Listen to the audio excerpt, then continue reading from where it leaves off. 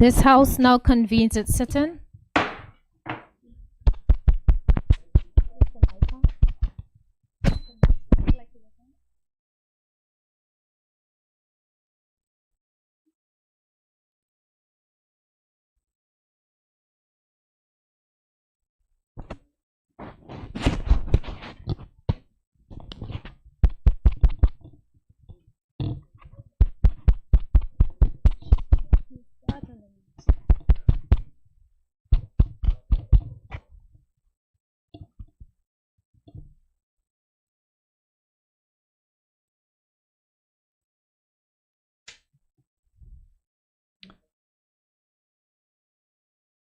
I call upon the clerk.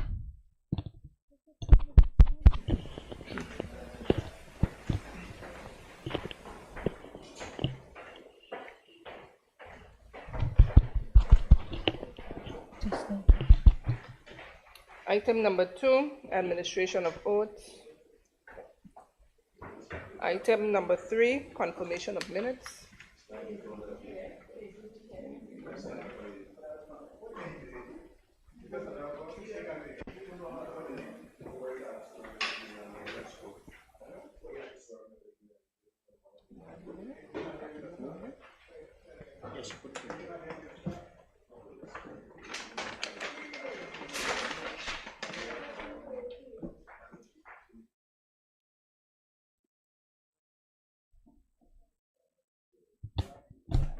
Members, let's take a quick recess, please.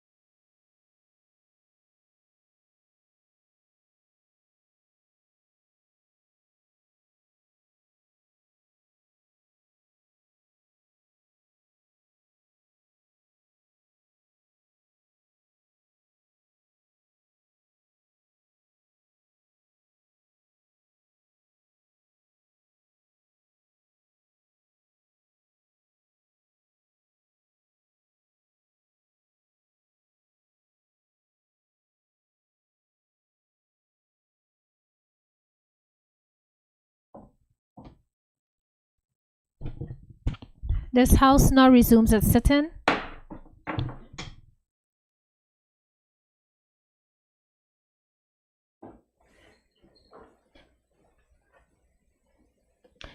Honorable members, is it your pleasure that the minutes of the meeting held on the 31st of January 2024, which have been circulated to members, be confirmed?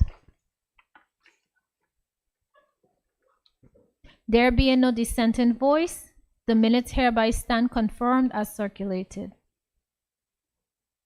Madam Clerk.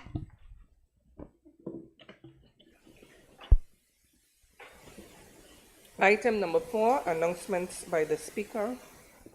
Item number 5, statements by ministers. Thank you. I call upon the Premier.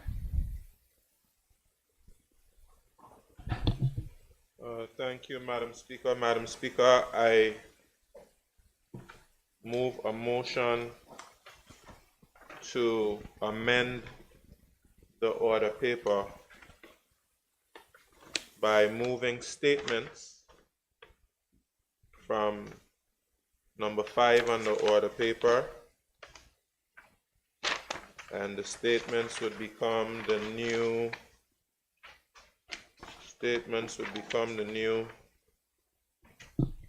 number 9.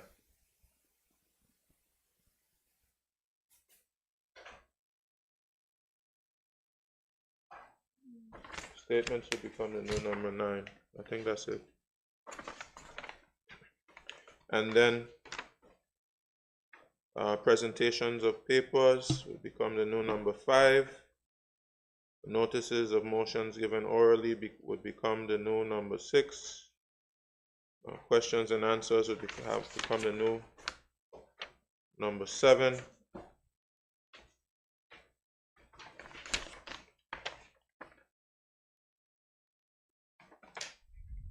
And public business would become the new number 8. Madam Speaker, in addition to that, I would amend the order paper to add documents to be laid on the presentation of papers.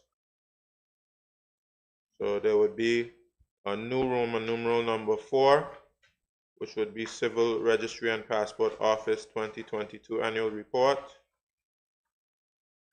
A new Roman numeral number 5, Department of Disaster Management 2022 Annual Report. A new Roman numeral number 6, Department of Human Resources 2020-2022 Annual Report.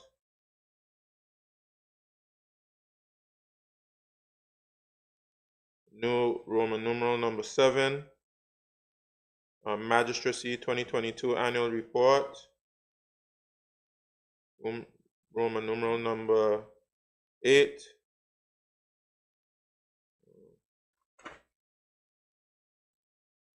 Office of the Governor 2023 Annual Report. Roman numeral number 9, Revised Immigration Policy 2024. Roman numeral 10, Virgin Islands Recovery and Development Agency Strategic Plan 2022-2026. And Roman numeral number 11, 2024-2026 Medium-Term Debt Strategy. In addition to that, Madam Speaker, we would add first readings under public business. Number 1, government business. We would add first readings for the Draft Stamps Amendment Act 2024. That would be new number 1 under 8.1. We would have under Roman numeral number 2, the Immigration and Passport Amendment Act 2024, and Roman numeral number 3, Crown's Lands Management Bill 2024. And then for the second and third readings, the Beneficial Ownership Secure Search System Amendment Bill 2023 would become Roman numeral number 4, is that correct? Roman numeral number 4. And the rest of the order paper would, of course, you would, I already mentioned statements would be number 9, and then the rest of the order paper would remain the same. I so move, Madam Speaker.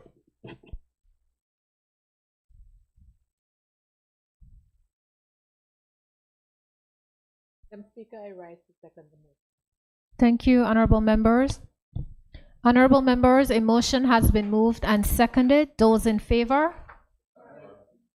Those against? The ayes have it. The motion has passed. The order paper is so amended.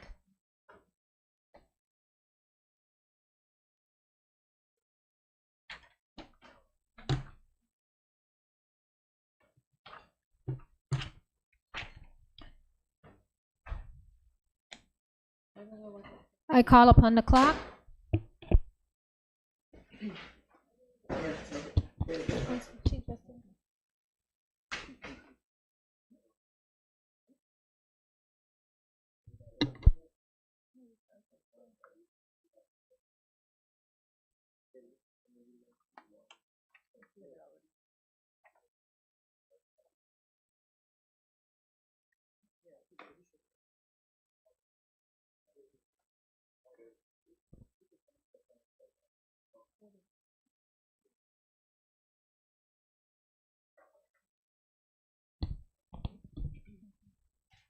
I call upon the clock. Item number 5, presentation of papers. I call upon the Premier Minister of Finance to lay his documents on the table. Thank you.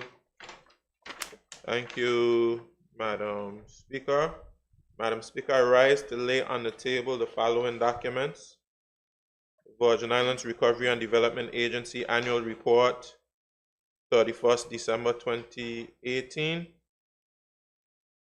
The Vetting Project, Virgin Islands Vetting Policy and Approach, International Police Assistance Service, 6th December 2023. Policy Brief, Governance of Grants to Institutions, British Virgin Islands, Social Policy Research Institute, January 2023.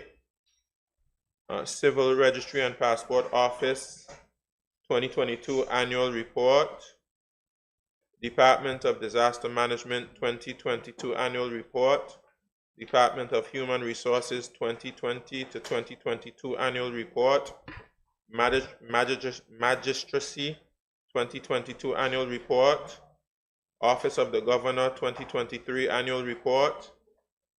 Revised Immigration Policy, 2024. Virgin Islands Recovery and Development Agency Strategic Plan, 2022 to 2026. And the 2024 to 2026 Medium Term Debt Strategy. Thank you, Madam Speaker. Hi.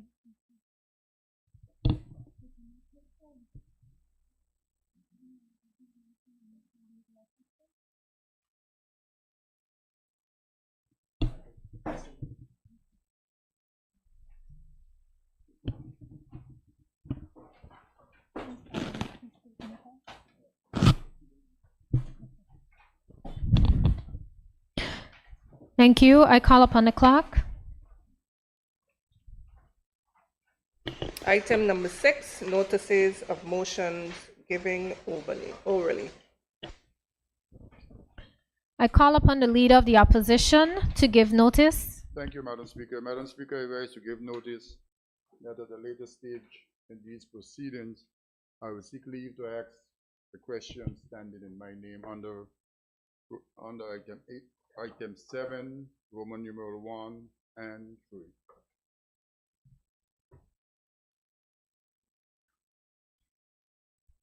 I call upon the Deputy Speaker to give notice.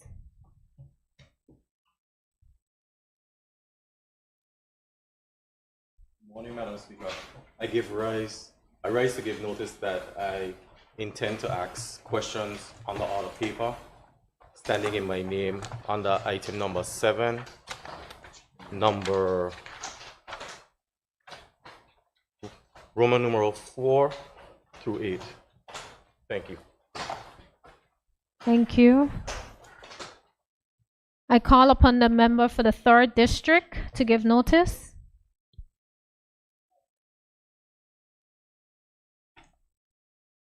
Madam Speaker. Madam Speaker, I give notice that at a later stage in the proceedings, I would seek leave to ask a question standing in my name under items 7, 9 through 7, 12 on the order of the day. Thank you. I call upon the member for the 8th District or his designee to give notice. Thank you, Madam Speaker. Madam Speaker, I give notice that at a later stage in the proceedings, the member for the 8th District will ask a question standing in his name under items 7, 13 through 7, 16 on the order of the day. Thank you. I call upon the member for the 6th District to give notice.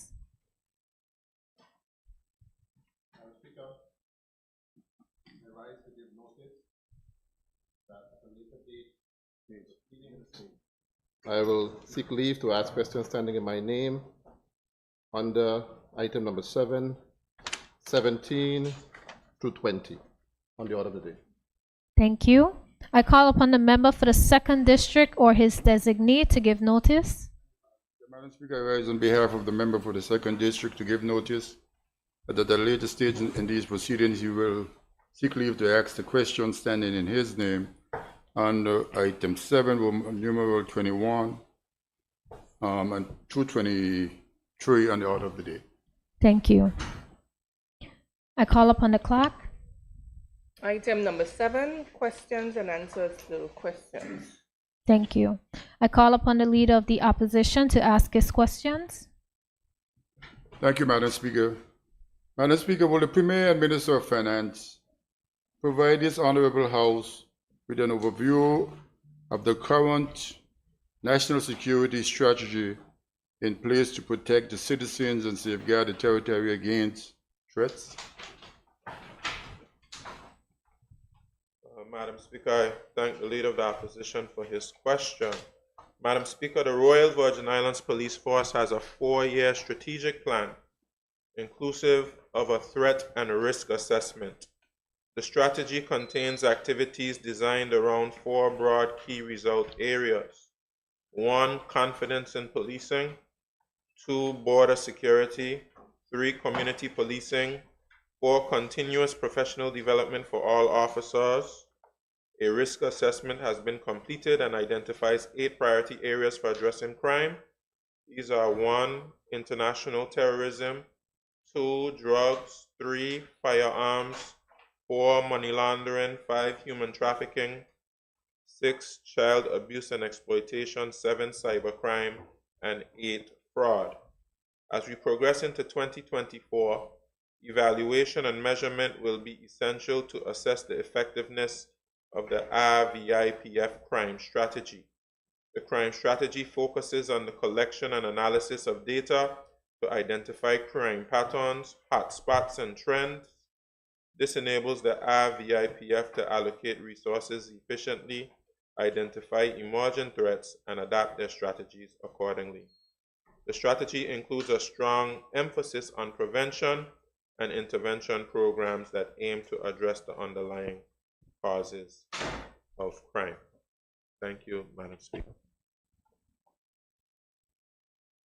Madam Speaker, just a short follow-up. I don't know if the Premier may be able to answer, but based on what he has read, are you satisfied, Madam Speaker, that this strategy is effective and can look after our territory?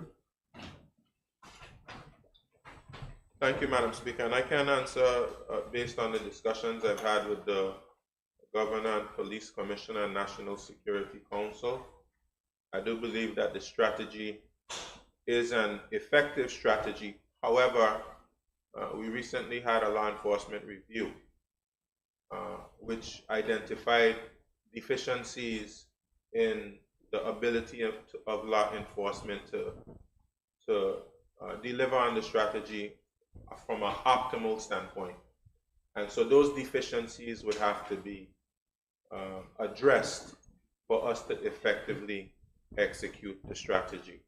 But I do commend all involved for the work that has been done up until now, but it is quite obvious based on our high standards as it pertains to crime prevention here in the territory that more must be done.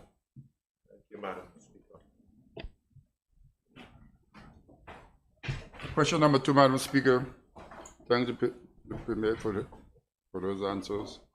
Madam Speaker, will the Premier and Minister of Finance please tell this Honorable House what efforts, if any, are being made to enhance the effectiveness of law enforcement agencies in combating crime and maintaining public order within the country?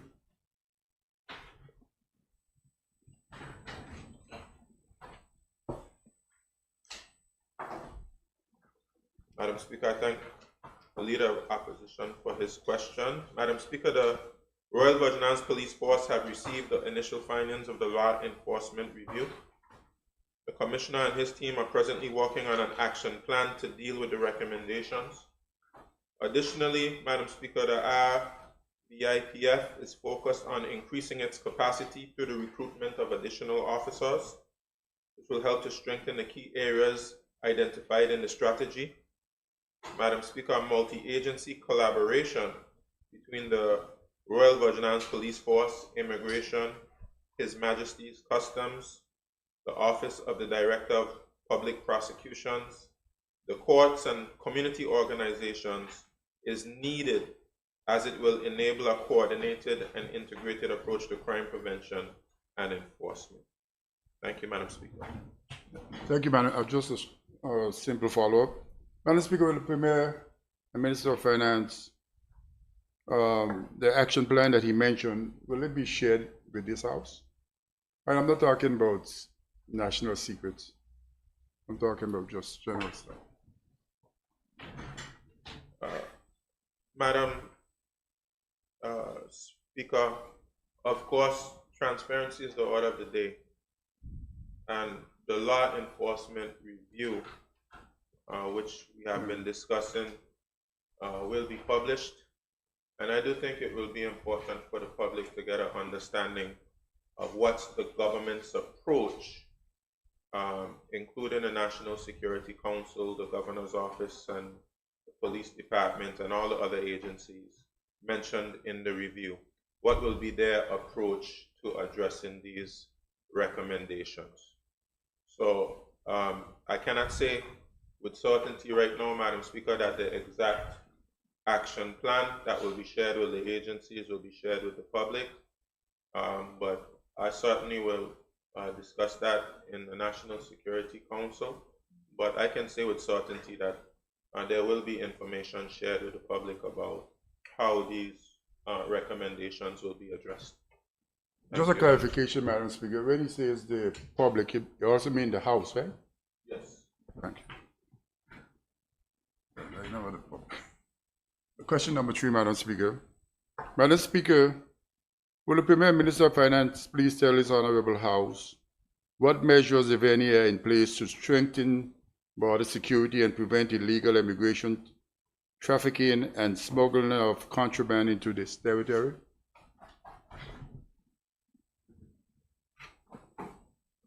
Thank you, Madam Speaker. It is a part of the government's mandate to make sure the borders of the Virgin Islands are as strong as possible. For example, it is a regular part of immigration's duties to engage with their counterparts, our neighbors, especially those in the USVI St. Martin, Antigua, and most recently Puerto Rico, to exchange information about such matters as illegal migration. The Immigration Department continues to modernize its processes with enhanced technological capabilities such as advanced passenger information that allows pre-surveillance analysis of manifests before persons arrive at our ports of entry. Additionally, Madam Speaker, the law enforcement review currently being conducted should eventually show progress in making sure that all responsible agencies are reporting to their respective government ministers to the National Security Council, and that follow-ups to requisite actions are addressed as mandated. Madam Speaker, I'd like this Honorable House to note the strides made by His Majesty's Customs in enhancing our operational capacity.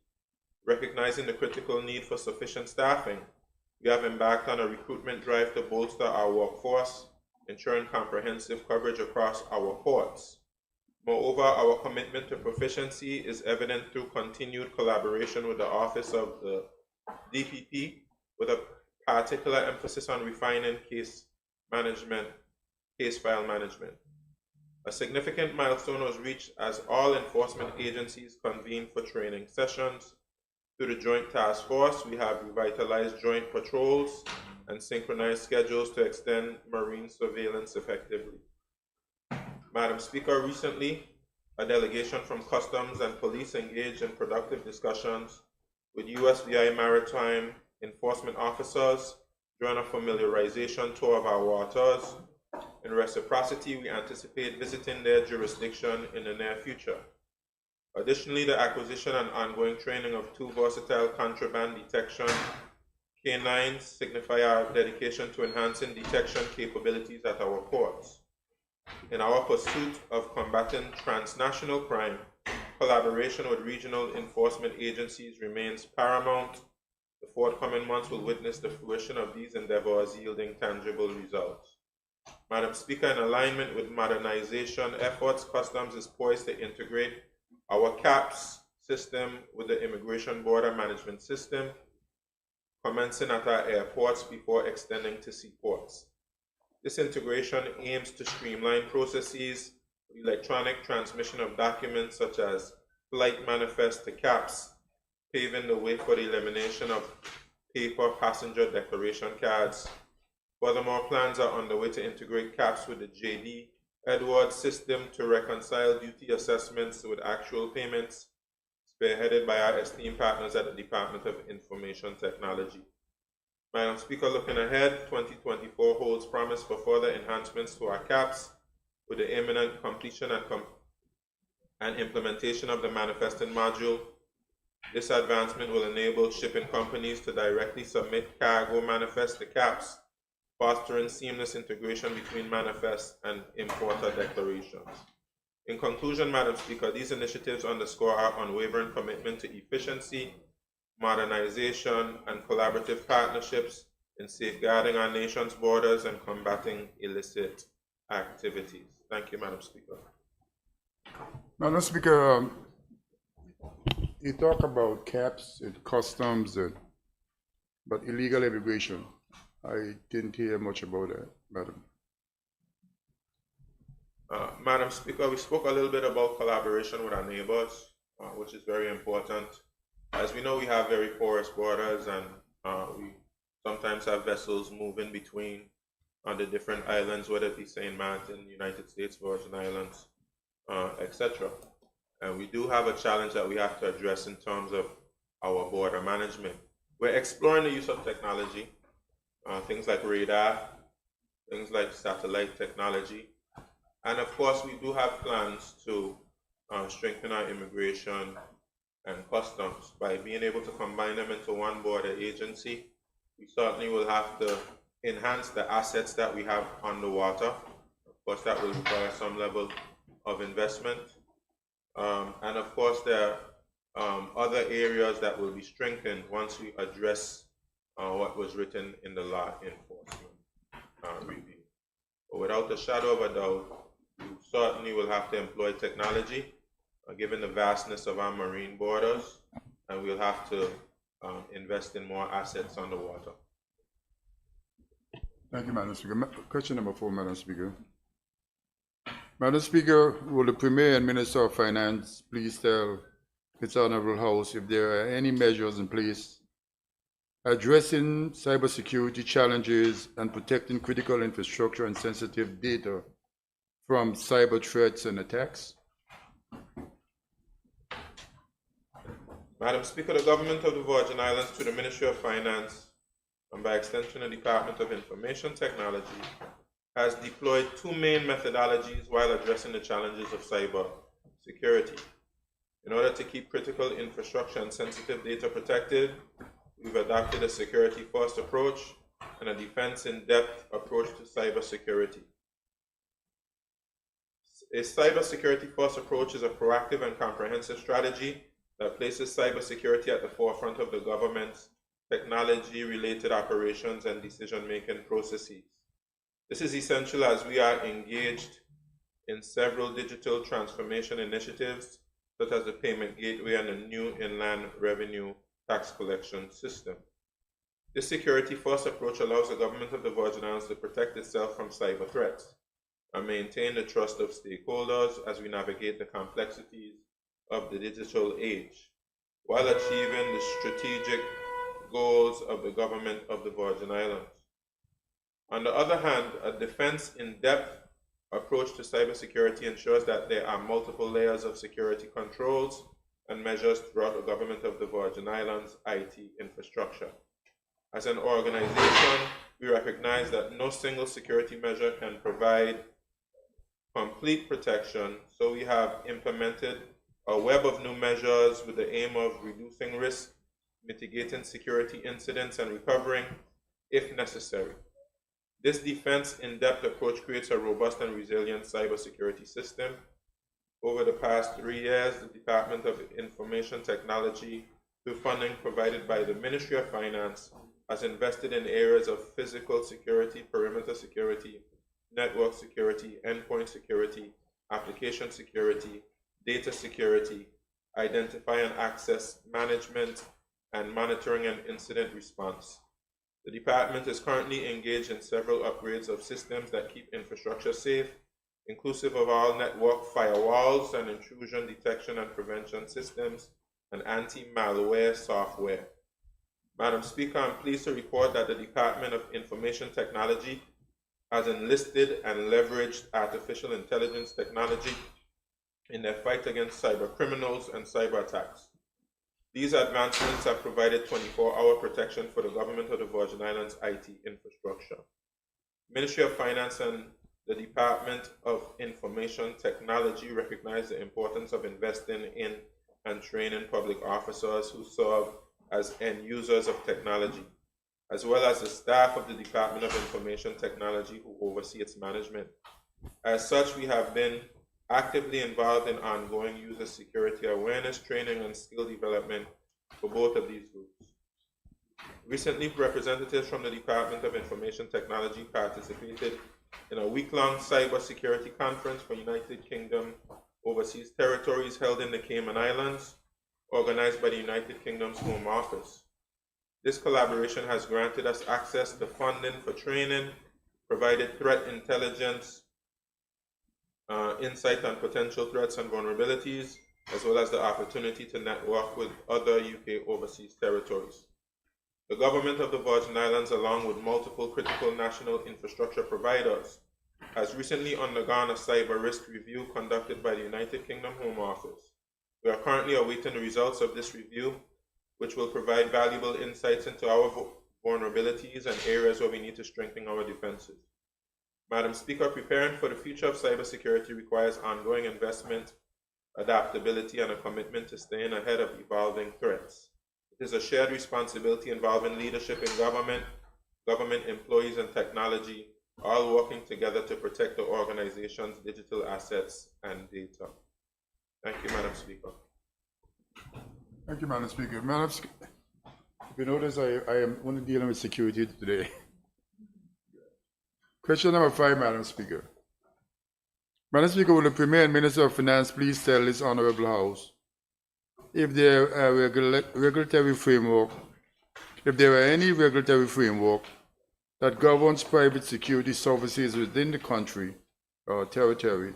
And how does the government oversee and ensure compliance with relevant laws and standards?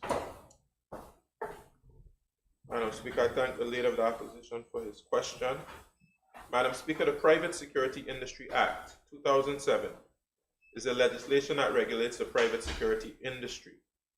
The minister responsible for the act is the minister responsible for trade. The government oversees compliance with relevant laws and standards through the licensing process. Before private security providers can obtain a license to operate, they are required to provide certain documentation and obtain approval from the Royal Virgin Islands Police Force. The training programs must be of an acceptable standard, including organizational standards for the company before the RVIPF issues the license. This license must be presented to the Department of Trade, Investment, Promotion, and Consumer Affairs to obtain a trade license. Thank you, Madam Speaker.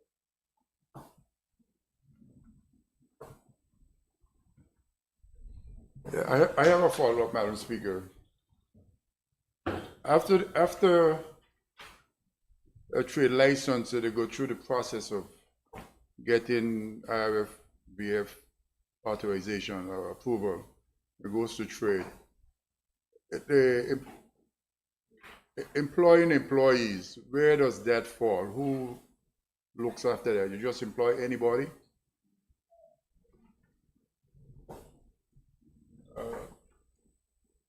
Madam Speaker, certainly I would have to perhaps go back and have a kind of detailed, I would admit the legislation itself I'm not familiar with.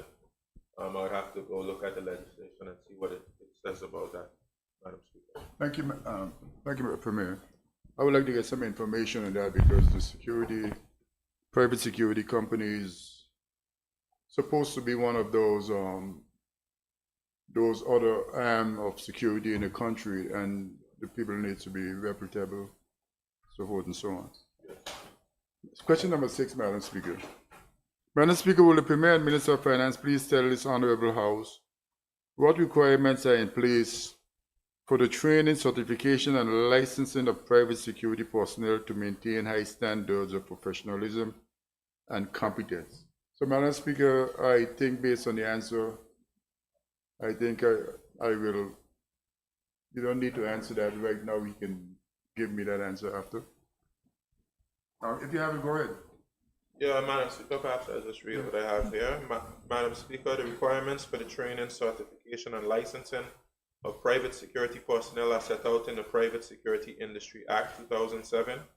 Section 4.2 outlines the type of documentation required to be submitted for persons applying to be licensed to operate as a private security services provider.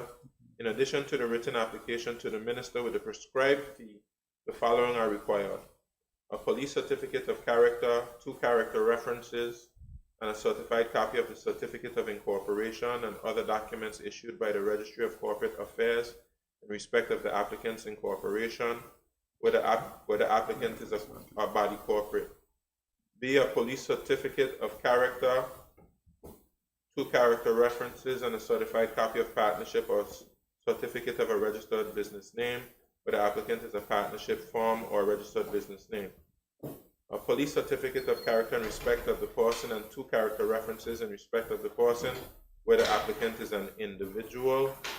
A detailed training program instituted by the applicant for the applicant's employees approved by the Commissioner of Police. A certified copy, where applicable, of the applicant's payroll tax and social security certificates of good standing. Madam Speaker, in addition to the above, Section 10(1)(a), one of the conditions prohibit a private security service provider from employing a person as a security guard unless the person has successfully completed a training program organized by the employer and approved by the Commissioner of Police. Thank you, Madam Speaker. Thank you, Madam Speaker. Madam Speaker, I thank the Premier for his answer, but he gave me the owner of the private security business requirements. I was asking more of the personnel in a private security company. Again, if you can provide that after, if you don't have it. Thank you, Madam Speaker. Madam Speaker, question number 7. Madam Speaker, will the Premier and Minister of Finance please tell this Honorable House, how does the government collaborate with private security firms to complement the efforts of public law enforcement agencies and enhance overall security in the territory? Madam Speaker, currently the Royal Virgin Islands Police Force collaborates with at least 2 private security firms to enhance overall security in the territory. Firstly, collaboration is done for services provided to immigration detainees. Secondly, the government has contracted private security firms to provide security services at the public secondary schools on Virgin Gorda and Tortola. Various statutory boards also engage the services of private security firms. The RVIPF works collaboratively with private security firms to help maintain law and order at the school compounds when requested, Madam Speaker. But those are just a few examples. There are more examples. Thank you, Madam Speaker.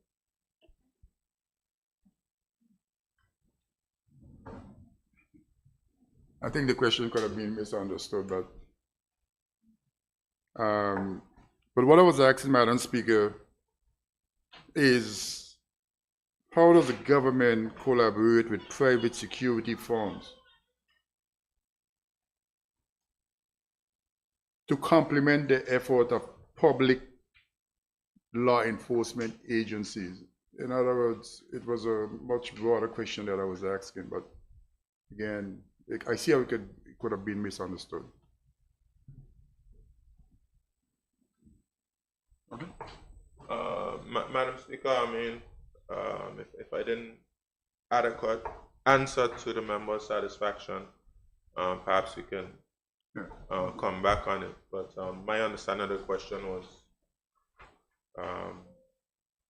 I guess, what's the role that private security companies play in complementing law enforcement?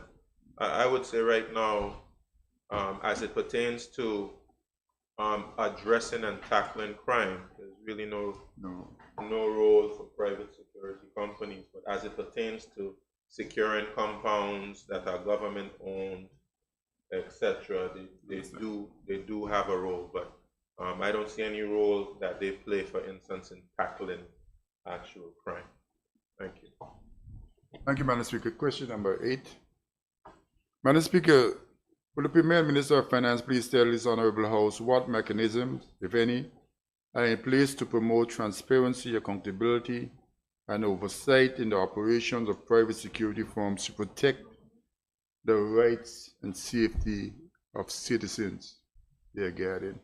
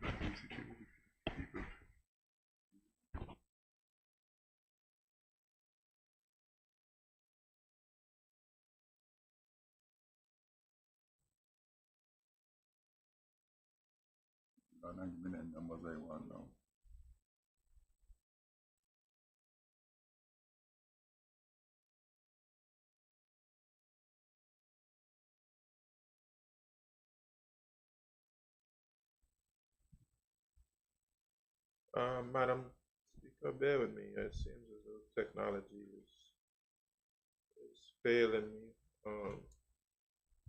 I know that the answer is there, but for whatever reason, the document doesn't reflect the answer for question 8.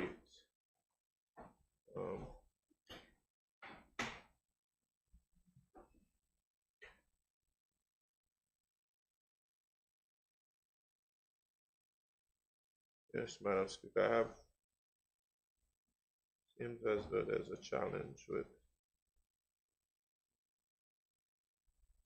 Madam Speaker, perhaps I can come back on questions 8 and 9, I have There's no 9. Only there's no 9? no, only 8. Okay, so so this is question 8. All right, Madam Speaker, let me attempt to answer based on what I have here. I have a problem with my document, but Madam Speaker, private security firms are not legally mandated to protect the rights and safety of citizens. They are governed by their own vision and mission.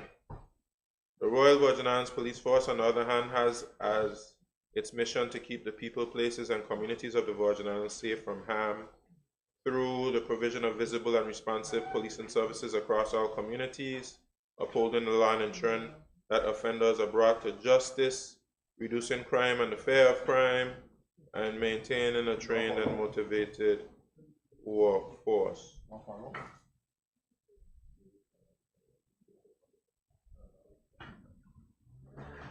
So, Madam Speaker, something doesn't quite seem right. Members, is this a question perhaps we can come back to? Yes, I think if the Premier is willing to do it. Yes, yes, there's a challenge with it. Because the answer was a challenge, Madam Speaker. Can I continue? Yes, continue and we'll. Thank you, Madam Speaker. To the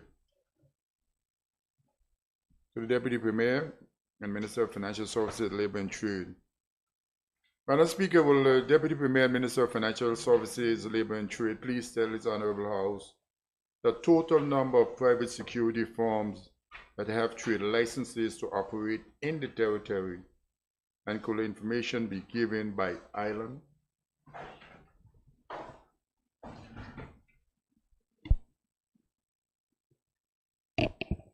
Thank you, Madam Speaker. Madam Speaker, there are a total of 23 businesses holding active trade licenses under the category of security guard services. These include investigation services, security systems, and the security guards. They operate on the islands of Tortola, Virgin Gorda, and Anegada. Here is a breakdown by island. Tortola, 19 businesses. Virgin Gorda, 3 businesses. And Anegada, 1 business. Thank you, Madam Speaker. Thank you, Madam Speaker. I don't think I have.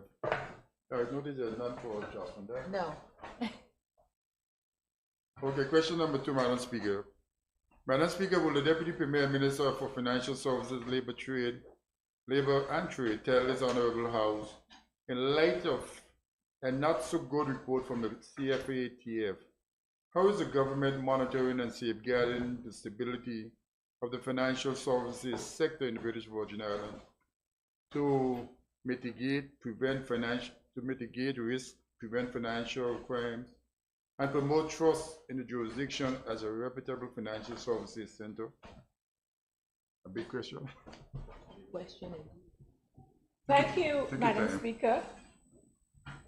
Madam Speaker, the government of the Virgin Islands has confirmed that it is committed to rigorously implementing the recommendations of the CFATF's report as laid out in the National Action Plan published on the same day as the report.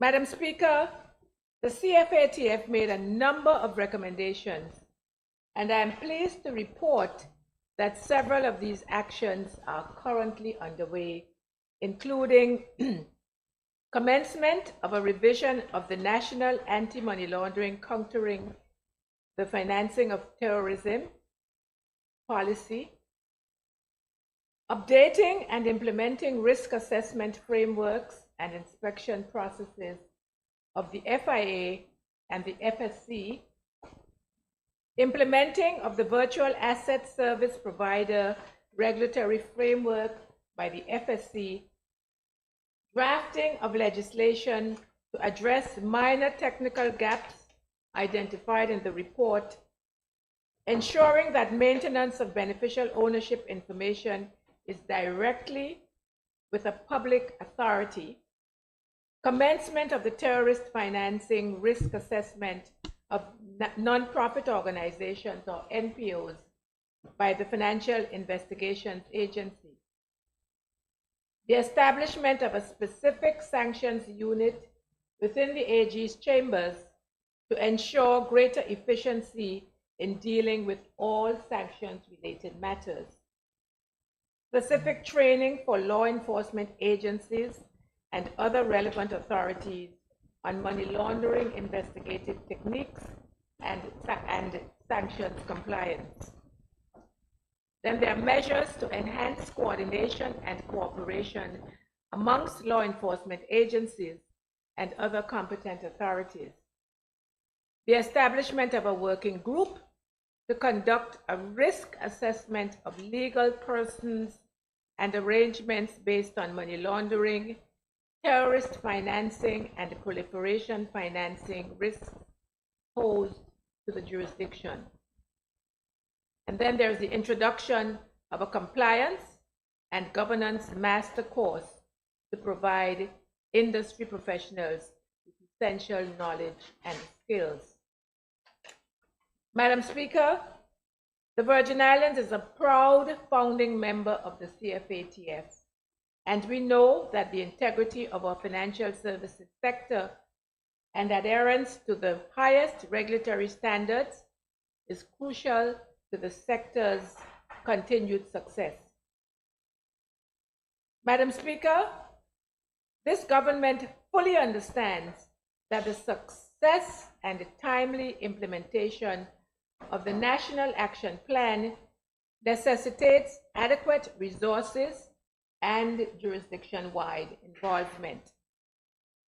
To this end, we have allocated the resources required and engaged implementation expert Claritas to assist us with our various agencies.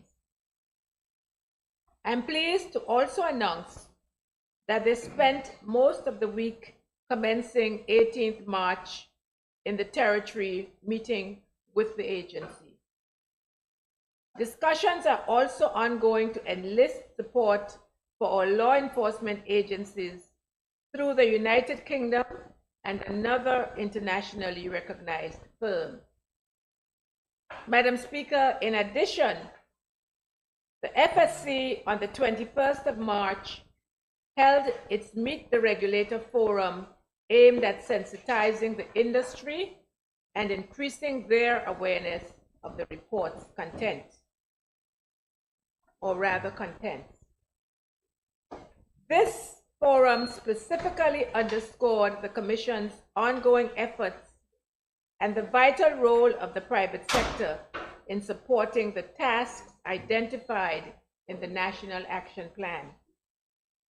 This engagement, Madam Speaker, was well received by the industry, and indeed it has also mobilized them to support the jurisdiction in its efforts. Madam Speaker, the BVI is determined to continue proving itself as a key partner in the global fight against illicit activity. This determination is manifested through our robust legislative framework, our partnership with the private sector, and our stringent supervisory regime. Equally important is our focus on enhancing the capacity of our law enforcement authorities. These concerted efforts are crucial for safeguarding our financial services sector, combating financial crime, mitigating risk, and promoting trust in the jurisdiction as a reputable financial services center. Thank you, Madam Speaker. Madam Speaker, just a small follow-up. Is there a time frame for the implementation of the most substantial one of these requirements? Is there a time frame for implementing 10 years, 5 years, 2 years? Is there one?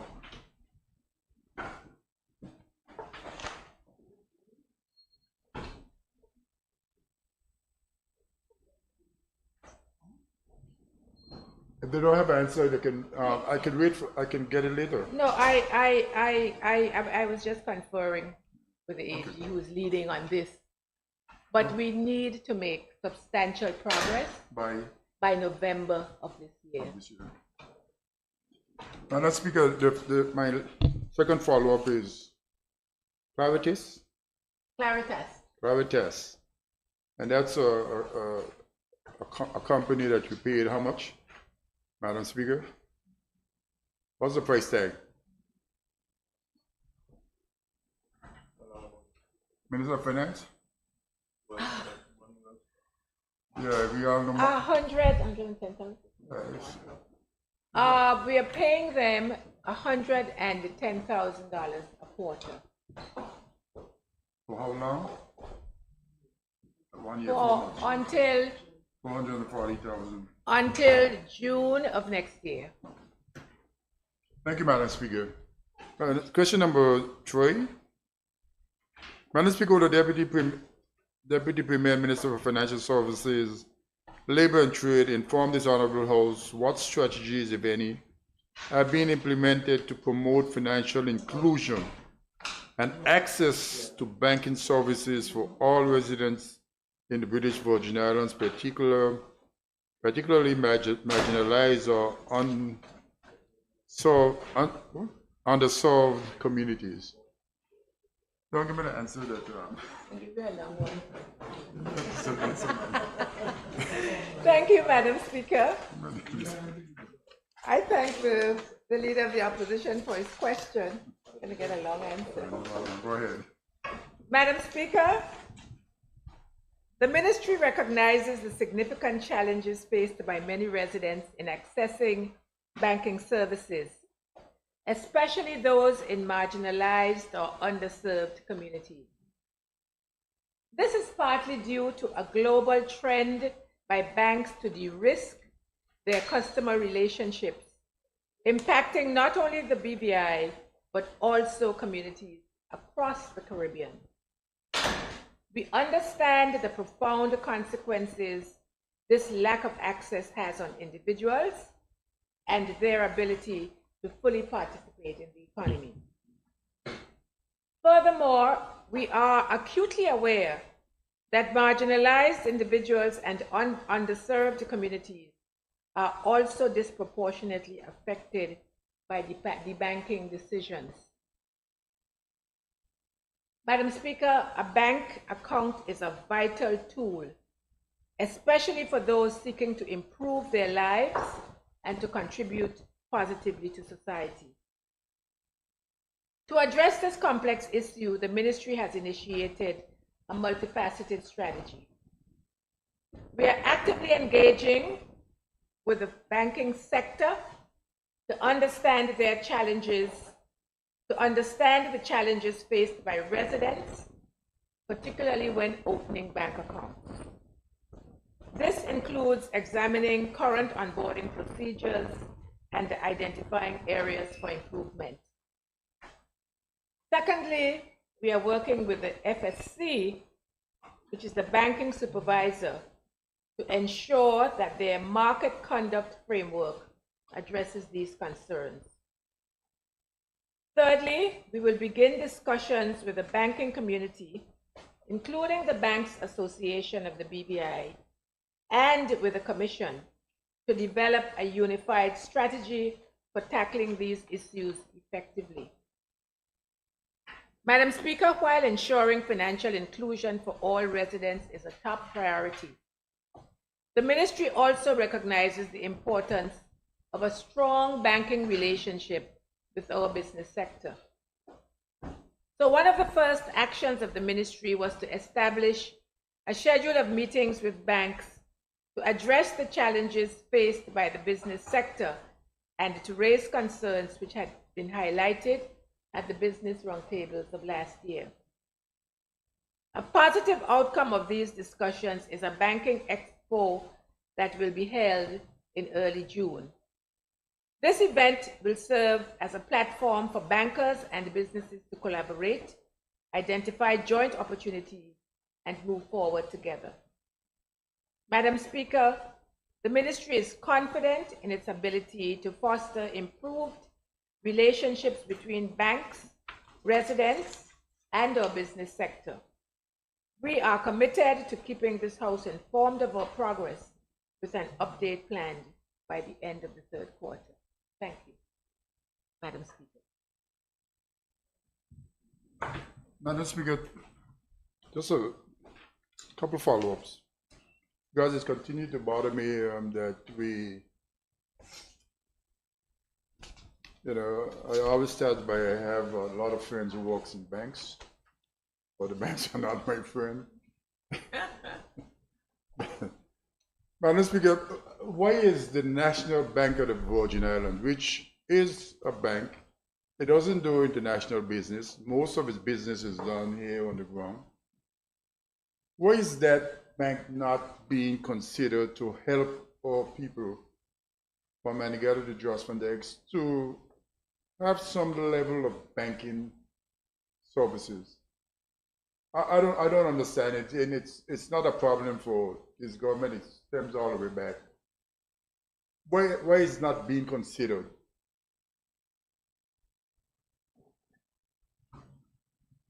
Madam Speaker, I do think that the bank does offer some services. Whether they are adequate is the question, and therefore there needs to be a policy decision taken to have the bank, the National Bank of the Virgin Islands, provide more services for the people of the British Virgin Islands. And I shall report on progress on that as well.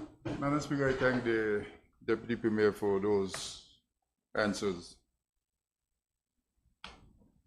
Question number 4.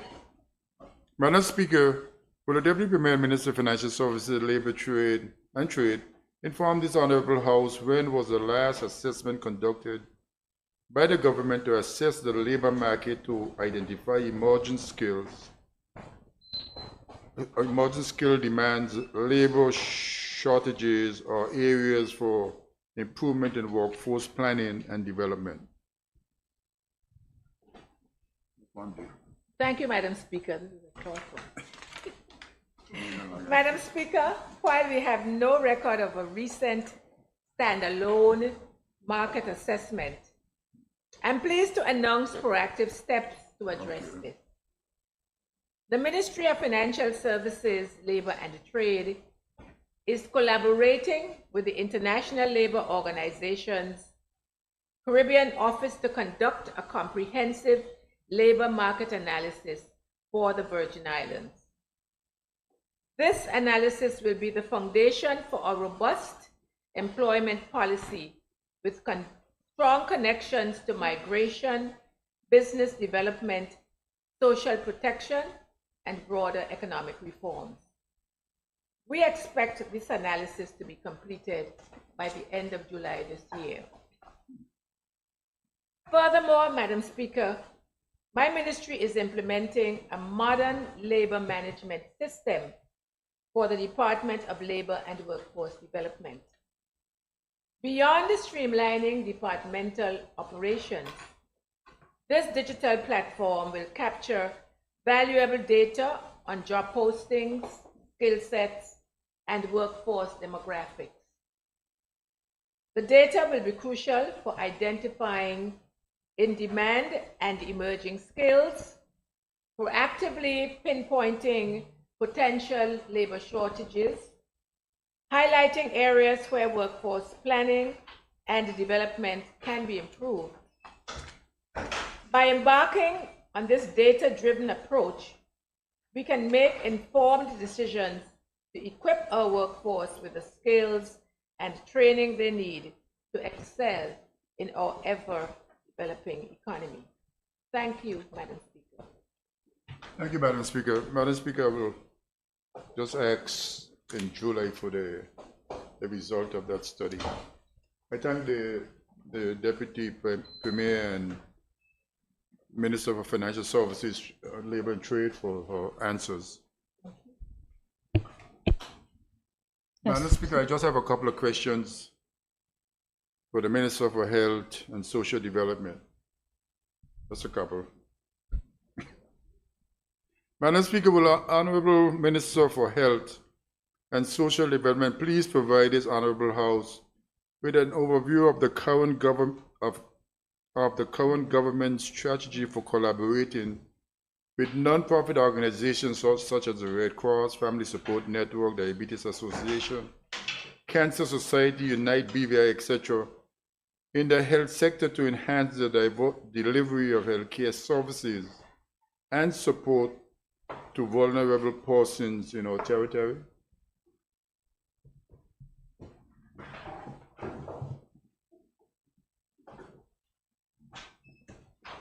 Thank you, Madam Speaker, and I thank the member for his very important question. Madam Speaker, the non-profit organization NPO in the Virgin Islands are regulated under the Non-Profit Organizations Act of 2012, administered by the Ministry of Health and Social Development through the Non-Profit Organizations Registration Board. The board is responsible for overseeing the registration, supervision of NPOs, including the annual reporting requirements and financial accountability. They are also subject to various financial reporting and compliance requirements through the Financial Investigation Agency. NPOs in the Virgin Islands serve specific groups and causes driven by community members who are deeply committed and bring valuable lived experience. They tirelessly advocate for and provide resources and services to their constituents and beneficiaries. The Ministry of Health and Social Development recognizes and values the unique insights and contributions these individuals bring to enhancing the broader health and social care systems. The ministry collaborates closely with various NPOs, including BVI Red Cross, Family Support Network, Diabetes Association, Cancer Society, Unite BVI, and the Virgin Islands Alzheimer's Association, among them. The ministry engages NPOs to provide representation for the development, revision, and implementation of legislation, protocols and manuals, and related policies. These organizations are also integral to our ongoing initiatives. For example, the Alzheimer's Association will play a significant role as we review the healthy aging policy. The Diabetes Association will continue to be a key partner in diabetes-related activities, and the Cancer Society will be crucial in developing the cancer registry. Madam Speaker, Unite BVI in particular has been a vital partner. This financial year, the ministry has signed an MOU with Unite BVI to support activities related to diabetes, sexual health, and to launch the BVI Moves physical activity program. Unite BVI has also agreed to sponsor training for a nurse educator. The Ministry of Health and Social Development acknowledges the essential role of NPOs and is committed to strengthening these partnerships as we continue to enhance our network of partners. Thank you, Madam Speaker. Thank you, Minister, for that answer. But just a follow-up, Madam Speaker. Except for Unite BVI, all the others were given subvention, and these subventions were like 10 years old, and they have never been given an increase in subvention since. How are they managing to do all of these things that you just mentioned in your answer? Thank you for your follow-up. It's a very astute observation. It's something I hope to rectify in short order, where we increase our subventions to them. But Madam Speaker, what we have seen, our very mindful private sector has been augmenting our contribution by also giving these organizations money. I was at a function, must have been a few months ago at the governor's office, and one company gave diabetes, I think, $25,000. Just got an extra 12 or something $1,000. So these bodies aren't waiting on government subvention alone to function. Yes, they assisted us with what we do, but also tapping into private funding to help augment what they're doing. Thank you, Madam Speaker. You know, Madam Speaker, one of the things that I have learned out being in the private sector is that the more government gives, the more the private sector gives. So it's like a chicken and an egg. Okay. Plan to increase it. Madam Speaker, question number 2. Madam Speaker, will the Honorable Minister for Health and Social Development please tell his Honorable House, how does the ministry evaluate the effectiveness of the partnership with a nonprofit organization in addressing health care challenges and improving health outcomes in the territory? Thank you, Madam Speaker, and I thank the member again for his very important question. Madam Speaker, the Ministry of Health and Social Development, through its nonprofit organizations board, regulates NPOs by ensuring they comply with the provisions of the Act in the first instance, including their internal corporate governance structures. In addition, the Financial Investigation Agency conducts its own training, evaluation, and supervision of entities under its jurisdiction to ensure compliance with anti-money laundering regulations and other financial provisions. Agencies that receive funding from the Ministry of Health and Social Development are required to submit annual reports detailing their activities. This accountability measure ensures that they have met the obligations agreed upon and have been responsible stewards of the funds allocated. They must, Madam Speaker, provide audited financial statements to further verify their compliance and effectiveness in utilizing the resources provided. Thank you, Madam Speaker.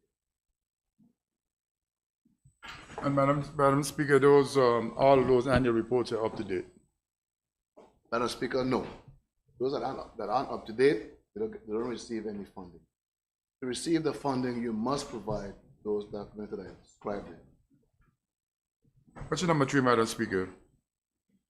Madam Speaker, will the Honorable Minister for Health and Social Development please tell his Honorable House what specific measures are being taken to ensure that nonprofit organizations receive adequate resources and support to effectively complement the efforts of the healthcare system? Thank you, Madam Speaker. Madam Speaker, during the annual budget exercise, Ministry of Health and Social Development submits recommendations to the Ministry of Finance regarding expenditures, including subventions for nonprofit organizations. The Ministry of Finance then provides guidance on these budget submissions considering its own constraints.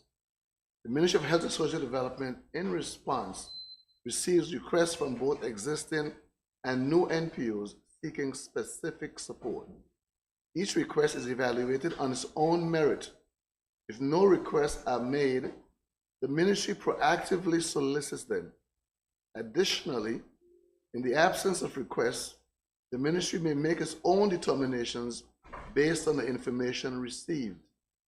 The perceived benefits and alignment with existing programs and policies before making a submission to the Ministry of Finance. This process also involves appearing before the Standing Finance Committee and subsequent debate in the House of Assembly, where the final decision on financial allocations are made to support the NPOs and their efforts, complementary to the healthcare system. The Ministry of Health and Social Development then provides direct financial support to these NPOs through annual subvention grants. Thank you, Madam Speaker.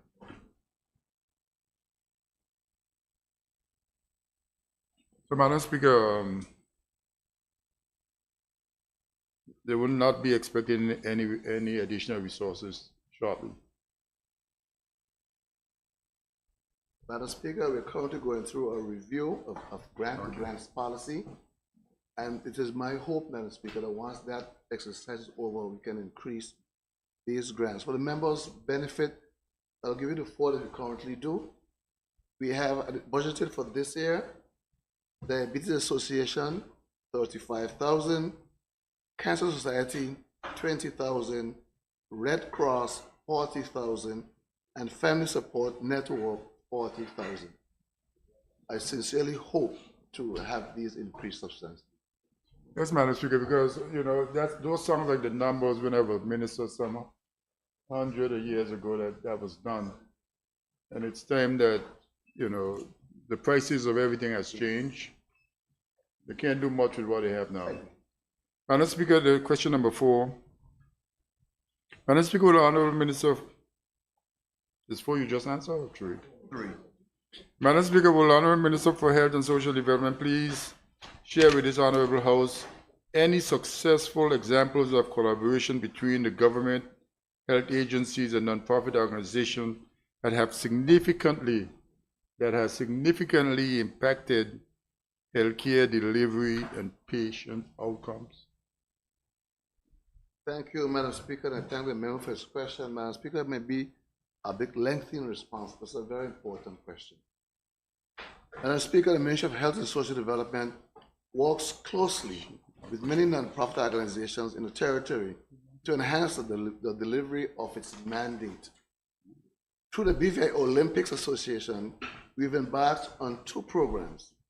The Healthy Schools program in conjunction with the Ministry of Education, Youth Affairs and Sports, and Sports for Life Canada, which focus on physical literacy.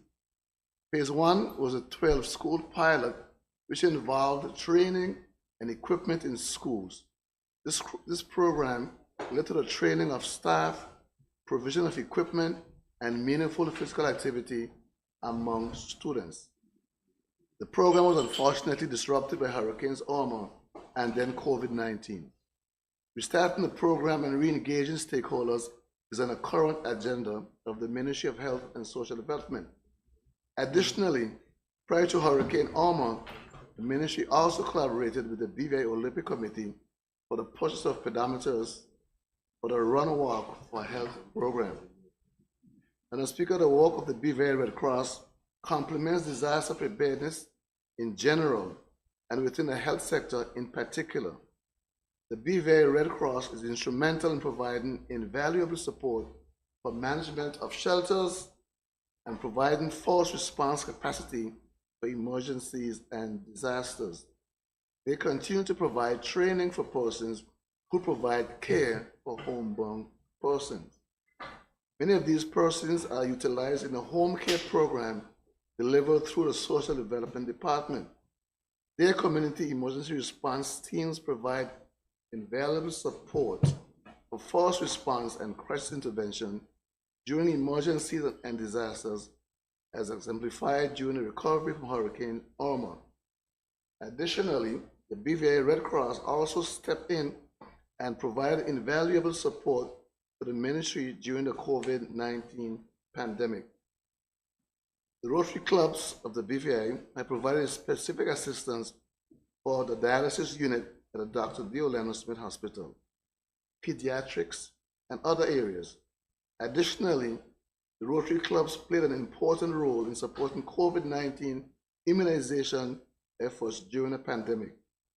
Polio elimination is also an important area of work for Rotary, and the ministry remains ever grateful for their input.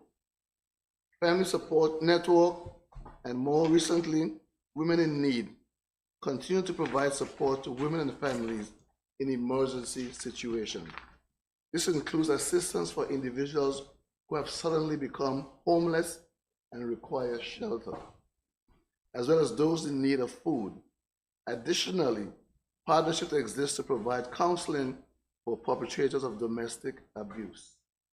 The Alzheimer's Association, Diabetes Association, and Cancer Society each concentrate on specific diseases, focusing their efforts on advocacy for stakeholders.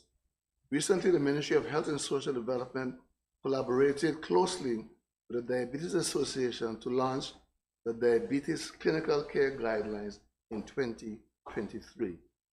Warner Trust, Unite BVI, North Sound Foundation, Kenny Chesney's Foundation, and others that provide tangible support to the BVI healthcare system through purchases of critical supplies, equipment, and providing other support for primary and secondary care on Tortola and on the sister islands.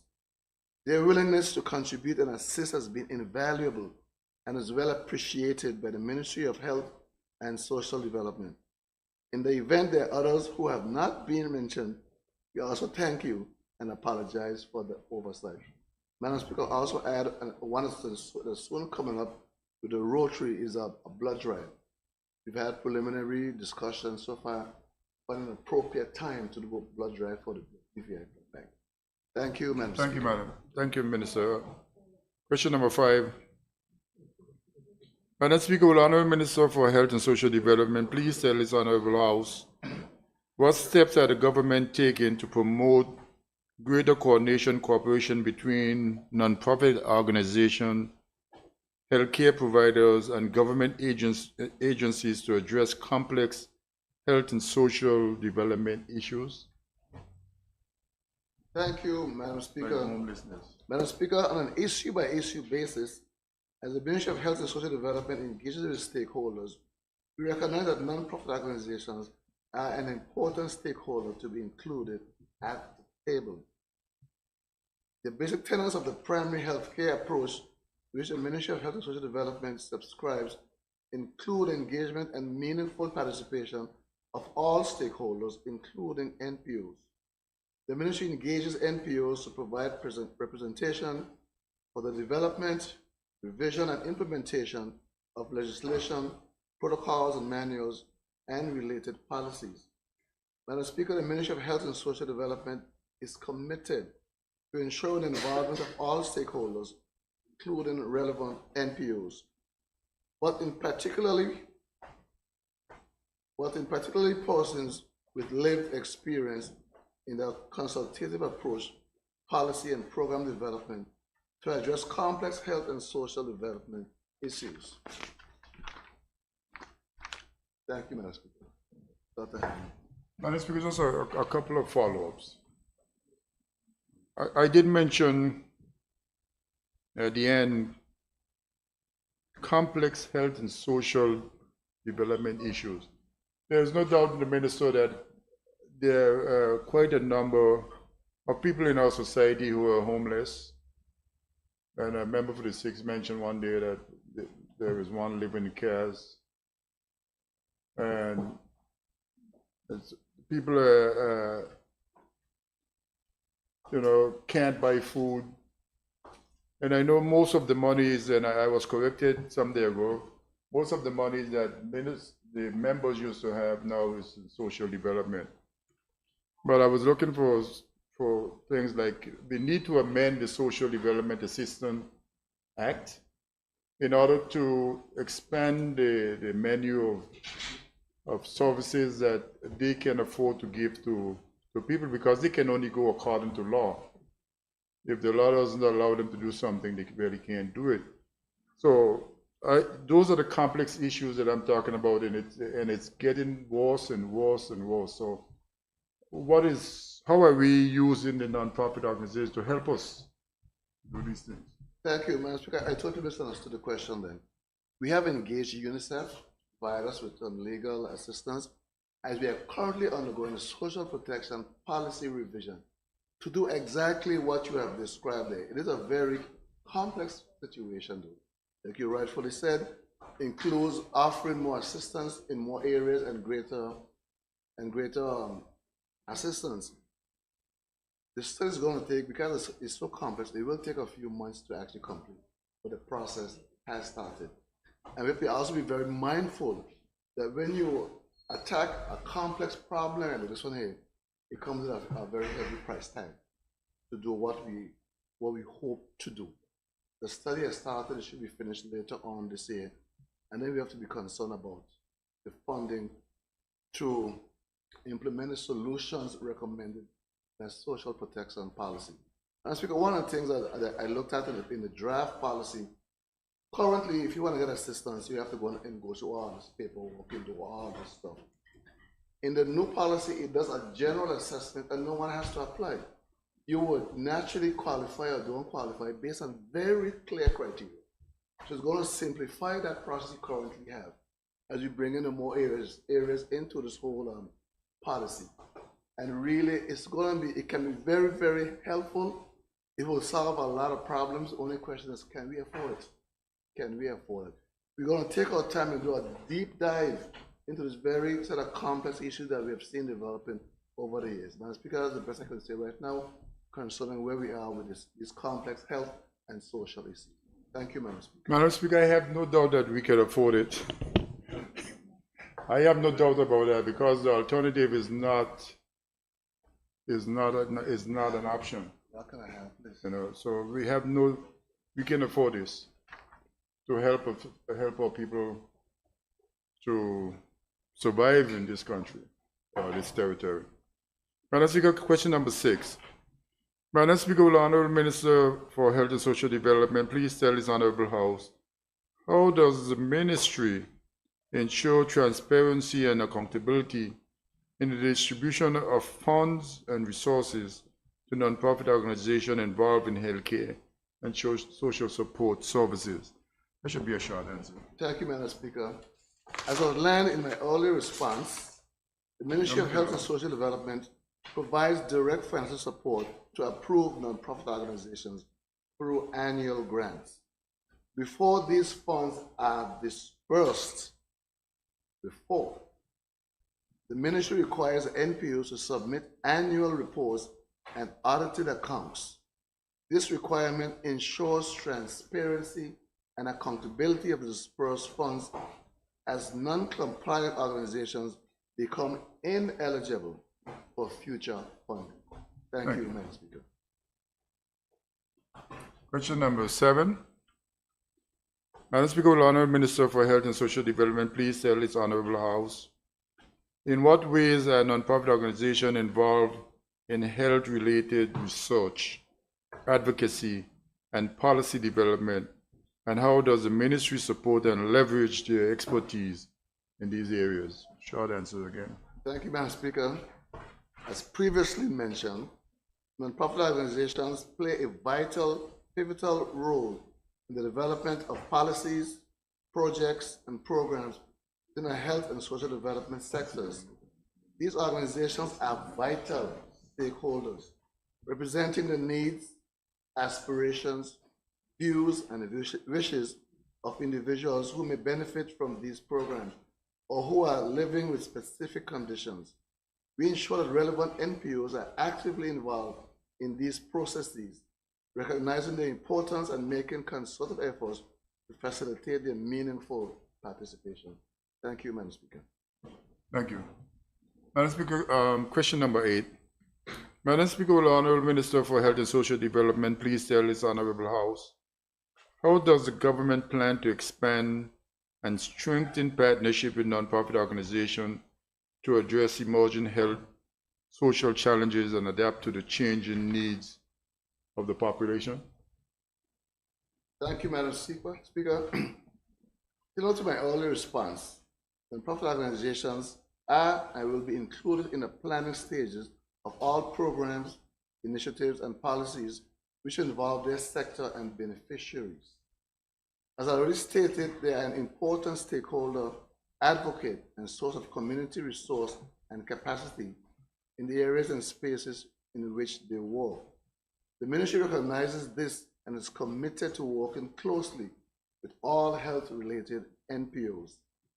As I already stated, through the Non-Profit Organization Board, the Ministry of Health and Social Development is charged with the regulation of the non-profit sector in conjunction with the Financial Investigation Agency and their very specific role.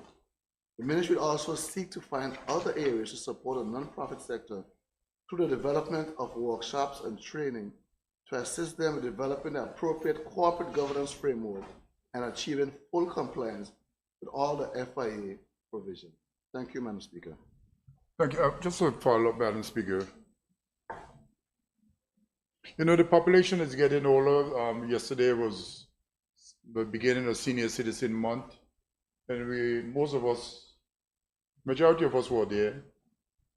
And we can see that the aging population needs assistance. Things like that they used to have, like home care basic, where we used to train a lot of people to go into people's homes to take care of the elderly. Is that program still in operation? Because I understand that the people are made to pay for this, or they're given some little grant that is not sufficient. Madam Speaker, the program is alive and well and also advanced. It is currently given through by the Red Cross. Yes, it's alive and well. I think it's one that started a few weeks ago. But yes, that program is alive and well, and it's also well attended by many persons. And so these persons aren't necessarily trying to find work. They're trying to get training to take care of their own family members. Some are doing it as a business, some for their own purposes. And I encourage persons to go to the Red Cross and sign up. It's invaluable. Madam Speaker, just a small follow-up. Does the minister have a number for the number of people in home care basic? In the program? Can I hold that and give my supplementary to?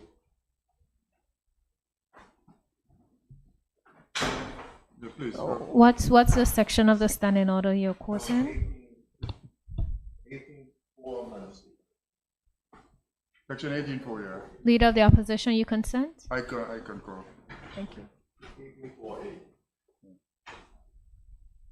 Yes, Madam Speaker. I just wanted to ask the minister if there's any plans. He said that he's encouraging persons to go and sign up and take these programs, but is there any plans from the ministry to help subsidize the costs? Because persons have been saying it's making it very difficult for a lot of them to pay for the costs of these programs. I agree the program is very important. It's an invaluable program, but I think it's one that the ministry should consider assisting some level of subsidy for persons who are interested in putting on these courses. I thank the member for his concern and for his follow-up. And yes, the course is vital. If they don't produce opportunity and no access, then might as well they don't do it. So it's something we'll have to look into. Once the interest is there, we know the need is there, but once the interest is there, I'll be happy to explore how it can be subsidized, if not in part fully. The course is that important, and I think the member is right. The population of persons living longer is increasing. Last year we had only 7 centenarians. So I think it's almost 10 this year. Persons clearly are living longer. I don't have the exact figures. You asked a question earlier. The number of persons currently enrolled in the program. I don't have that figure at this time, but I can get it. Thank you, Thank you. The leader of the opposition for allowing me the supplementary and thank the minister for responding in kind. Thank you. Question number 9, Madam Speaker. Madam Speaker, will the Honorable Minister for Health and Social Development please tell this Honorable House what role do non-profit organizations play in promoting community engagement, public health awareness, and preventive healthcare initiative, and how is the government collaborating with them in these areas? Thank you, Madam Speaker. Madam Speaker, the principal strength of non-profit organizations lies in advocacy. They excel at engaging and mobilizing their beneficiaries and donors, raising awareness within their groups and a broader public about the issues they tackle, the resources needed, and advocating for supportive policy change. I have provided several examples demonstrating how the nonprofit sector is actively involved in community engagement, raising awareness, and implementing preventative healthcare initiatives. Many of these collaborations will continue, and I have previously detailed some new areas in which we anticipate beginning partnerships with them. Anybody who's on social media could see the number of things that Alzheimer's and Red Cross and Rotary are doing. They really have been exceptional advocates of these policy changes and of getting the beneficiaries and donors together to help prevent some of these preventable non-communicable diseases. And I sincerely thank all of them for the work they have been doing, even being a Rotarian myself over the years. Thank you, Madam Speaker. Thank you, Madam Speaker. Madam Speaker was just going to ask a follow-up, but he answered. He gave me the textbook answer, and then he answered the question. So I thank you, Minister. The last question, Madam Speaker. Madam Speaker, will the Honourable Minister for Health and Social Development please tell this Honourable House how does the ministry plan to measure the impact and assess the outcomes of the collaborative effort between nonprofit organizations and government to the health and social development sectors. Thank you, Madam Speaker. As noted in the member's second question, the ministry receives annual reports and audited financial statements from all actively registered nonprofit organizations. These documents provide basic information on the activities and effectiveness of these organizations. Additionally, for specific programs where the ministry collaborates directly with an NPO, they are planning to implement monitoring and evaluation frameworks. These frameworks will be integrated into such projects to ensure ongoing assessments and measurements of their effectiveness moving forward. Thank you, Madam Speaker. Madam Speaker, just not to prolong, but what I'm getting from you, there are some reports that is submitted. I guess I'll have to ask the question for those reports another time. Thank you, Minister, for your answers. I think some reports are laid in the House already once they're completed. But like I said earlier, in order to receive the funding for the activities you say you're going to do, you must submit the report. So you can see the reports are evaluated. You say you're going to do 10 things, you saw you only did 6. I mean, it's not been effective for what you say you want to do. You do go through those reports, and based on a satisfactory report, you then get a check after you've done the activity. Not before. But Madam, you know, for public knowledge, for public consumption, he's talking about a check like the check is a lot of money. The 20,000 and 40,000 for a year's work. You know, they deserve more than that. Thank you, honorable members. I now call on the Deputy Speaker to ask his questions.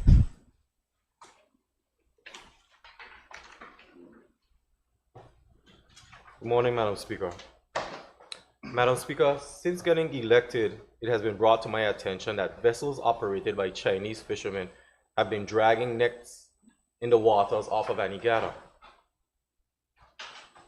many of which have washed up on our shores. Could the Honorable Premier and the Minister responsible for Fisheries please tell this Honorable House whether he is aware of this situation and what steps have the government taken to address this concern? Has there been any seizures of boats or crews concerning this illegal activity? Madam Speaker, I thank the Deputy Speaker for his question. Madam Speaker, the Department of Agriculture and Fisheries has no record of Chinese fishing vessels or fishermen illegally fishing in Virgin Islands waters since I was elected. As Minister responsible for Fisheries, I am not aware of illegal fishing activities conducted by Chinese fishermen, any seizures of vessels, or the detention of any crew member operating illegally in Virgin Islands waters since being elected. Though I am unaware of such activities by Chinese fishermen, there may very well be illegal fishing occurring in the Virgin Islands waters. In March 2020, the government sanctioned the formation and operation of the Joint Task Force, which is made up of officers of the Department of Immigration, His Majesty's Customs, and the Royal Virgin Islands Police Force to strengthen border security. Madam Speaker, it might be asked what these organizations do with fisheries. The Fisheries Act 1997 speaks to authorized officers who shall perform enforcement functions. The officers of the mentioned departments are empowered to carry out enforcement functions. Madam Speaker, in addition to the Joint Task Force, my government is working on legislation to strengthen the territory's legal framework, which would include the use of satellite technology to monitor the activities in the exclusive economic zone. Madam Speaker, I'd add to those things some of the same things I said to the leader of the opposition as it pertains to monitoring our borders, including radar, including enhancing our assets on the waters, including cooperation with our neighbors, St. Martin, the United States, Virgin Islands, etc. Thank you, Madam Speaker. Madam Speaker, I thank the Premier for his response, and I will say that we probably need to have a conversation about what is washing up on our shores, where they're coming from, especially these electronic FAD devices that are bearing Chinese, and other nationals' serial numbers. Madam Speaker, on to question 2. Madam Speaker, could the Premier and Minister of Finance inform this Honorable House of the following? A, does the transition to the new salaries have immediate effect on existing officers on contract? B, if yes, why would the new salaries not take effect upon negotiations of new contractual terms? C, how many public officers under contractual terms would have these adjustments within their existing contracts, and at what grade levels are these public officers classified? Public officers post classified. Madam Speaker, to answer the honorable member's questions, yes, the transition to the new salary structure also includes officers on contracts. Contract employees' salaries are linked to the salary structure, and as such, they would benefit from any adjustment being made to the structure. For example, Madam Speaker, if an officer was contracted at grade 11, step 6, if there are any increases in the salary for that particular grade and step, then the person appointed at that level would benefit. It is important to note, Madam Speaker, that the last salary structure was implemented in 2006. The salaries have been far below the market, which also impacted our ability to recruit and retain qualified contract employees. A total of 65 public officers are on contractual terms. Of these 65, one person was contracted at grade 6, and all the others are between grades 11 and 21. Thank you, Madam Speaker. Madam Speaker, once again, I thank the Premier for answering that question and putting that information into the public domain. Question number 3, Madam Speaker. Madam Speaker, in the press conference on March 15, 2024, the Premier and Minister of Finance indicated Cabinet approved for hiring the Governance Reform Delivery Manager. Could the Honorable Premier please tell this Honorable House, A, if this post was advertised? If not, could he indicate the section criteria applied for identifying prospective candidates? 1, how many candidates were shortlisted? 2, what is the anticipated term of engagement? B, could the Premier please provide a job description for the new post and outline the deliverables? C, identify how many duties of this post differ, or how the duties of this post differ from those of the current coordinator? And D, are these two posts expected to exist simultaneously? Madam Speaker, Mr. Kedrick Malone was appointed as the Governance Reform Delivery Manager, Chief Advisor to the Premier, and Director of Strategy and Effectiveness. The Premier has allowed up to 3 ministerial special advisors, so Mr. Malone was appointed to fill one of those slots. The position was not advertised because ministerial advisors are exempt from the procurement process as set out in Section 3B, Roman numeral 9 of the Public Procurement Act 2021. Madam Speaker, as the position was not advertised, there was no short listing of candidates. Madam Speaker, Mr. Malone's term of engagement is from the 2nd of April 2024 to the 1st April 2027. Madam Speaker, the job description for the post is attached. You'll receive that with my answers. Madam Speaker, the difference between Mr. Malone's duties and those of the current Director of the COI Implementation Unit is that the Director is responsible for the day-to-day running of the unit, including monitoring and tracking the actions coming out of the recommendations. She works with the ministries to complete their plans and issues extensive reports on the various activities to various groups, such as the tripartite steering and coordination committees, and the COI delivery manager. The Director of the COI unit now reports to the Governance Delivery Manager instead of to the Permanent Secretary in the Premier's office. The Governance Delivery Manager essentially takes over functions previously handled by the Permanent Secretary in the Premier's office, which included ensuring that the Premier delivers the government's overall recommendations in the committed time frame. This frees up the PS in the Premier's office to function on delivering the recommendations specific to the Premier, as well as the other responsibilities of that position. The Delivery Manager will now chair the steering committee meetings and now serves as the chief liaison to the Premier and the Governor on the delivery of COI reforms. The Governance Delivery Manager also manages the Governance Reform Coordinating Center, which is now the central hub for the COI implementation. Staff from the COI Implementation Unit and 2 members of staff from the Governor's Office now operate from the center. Madam Speaker, with respect to whether the posts are expected to exist simultaneously, as indicated in answer E, the duties of both posts are different. Thank you, Madam Speaker. Madam Speaker, supplementary. I thank the Premier for the response. I would wonder if he would be willing to give some input as to whether or not the Governance Reform Delivery Manager, as this position was made or created in March of this year, and we're now approaching May 31st for the COI recommendations to be delivered. Was this a recommendation that came out of around the time when Minister Rutley came to the territory and under consultation advised that this be done? The answer is yes, Madam Speaker. When Minister Rutley came, he gave a number of useful suggestions to us in terms of how we can become more efficient in delivering the recommendations. And I'm grateful to Minister Rutley for the constructive approach that he took in proposing solutions to increase efficiency. And that indeed was one suggestion and recommendation by Minister Rutley.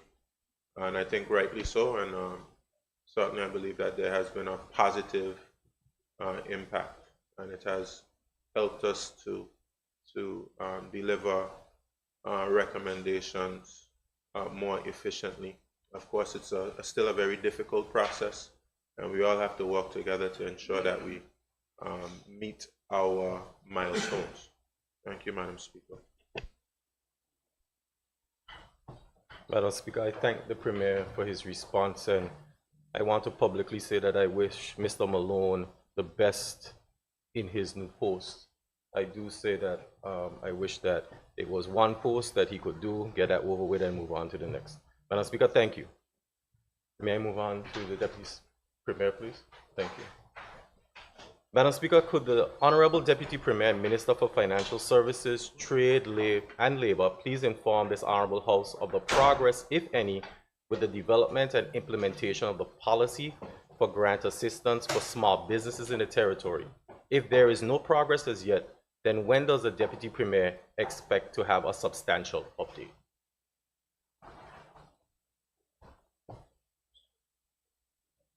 Thank you, Madam Speaker. Madam Speaker, I'm happy to inform the Honorable Deputy Speaker and this Honorable House that we have completed a draft grants policy which outlines the eligibility criteria, the application process, the selection procedures, and disbursement guidelines for grant funding offered to micro, small, and medium-sized enterprises. This policy aims to establish a transparent, efficient, and fair system for supporting business growth and development within the MSME sector. Following Cabinet's approval, which we anticipate in the coming weeks, our ministry will be happy to provide more details about the program, including the implementation timeline. Thank you, Madam Speaker. Madam Speaker, I want to thank the Deputy Premier for her response and also for the swiftness by which she provided the written response as well. Madam Speaker, moving on to the Minister of Communications and Works, please. Madam Speaker, as you drive around the territory, it can be noted that some places are not well lit in the evenings, such as the Brandywine Bay area, that's in the 7th District.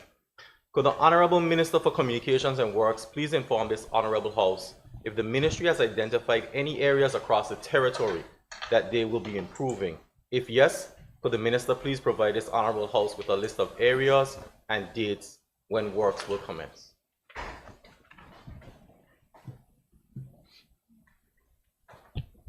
Thank you, Madam Speaker. Madam Speaker, to address the last part of the Honorable Member's question first, it is the intent to have all areas of these Virgin Islands properly illuminated. The installation of streetlights has been a continuous exercise, This year's budgetary allocation totaled $200,000, and we are reviewing applications and quotations. Earlier this year, lights were installed in various areas of the territory, including the Brandywine Bay area, as was mentioned. We are also awaiting the arrival of solar lights. Some areas in which solar lights will be installed includes the following: Antartola, from the areas between Popwood Pond and Towers; Virgin Gorda, in the area between Nail Bay and North Sound; Anegada, and Just Van Dyke. Thank you, Madam Speaker.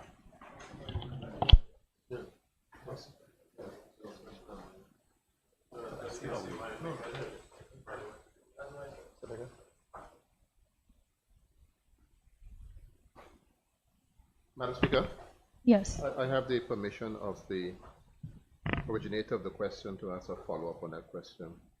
On what basis? Honorable? 1840. Yes, I was going to say that, to interrupt me. My I was going to say apologies. pursuant to 1840. Thank you. And just for the record, do you consent? Yes, Madam Speaker. Yes, I checked before I did that. It's just for the record. No problem. Just on the question of streetlights.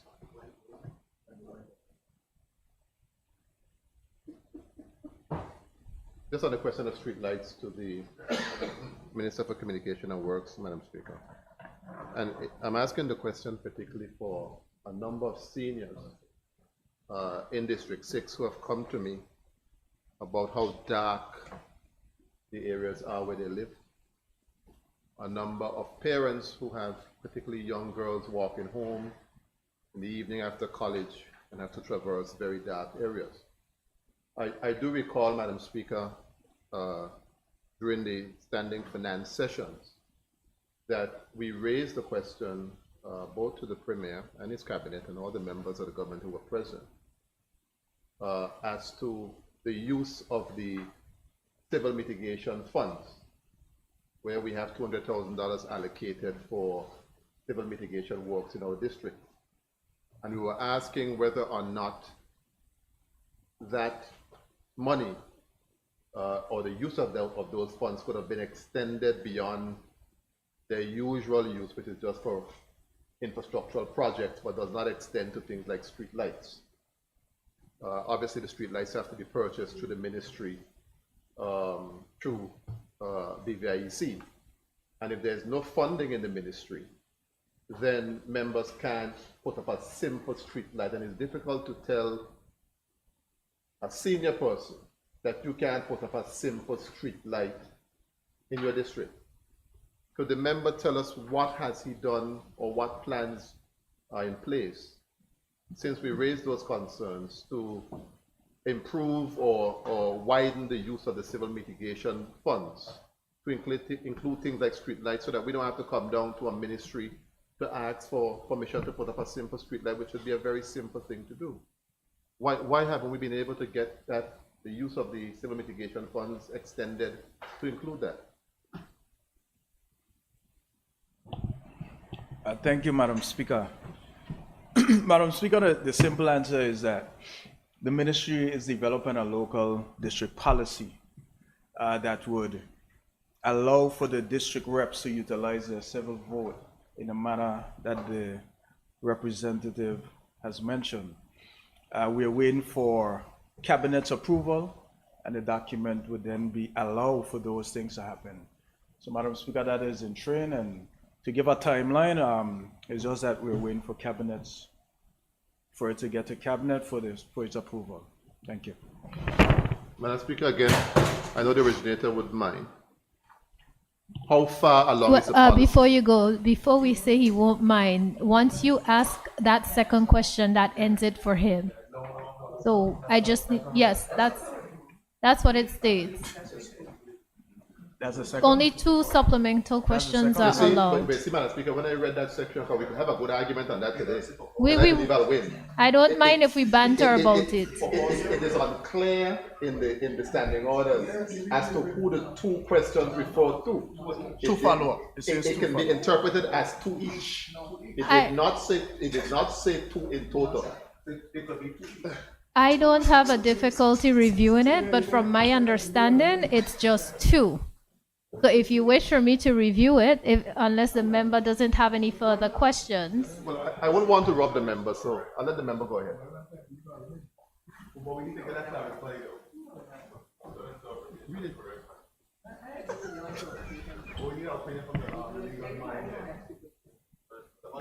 Go ahead, Deputy Speaker. Madam Speaker, if we can move along. Thank you. Members, please, members.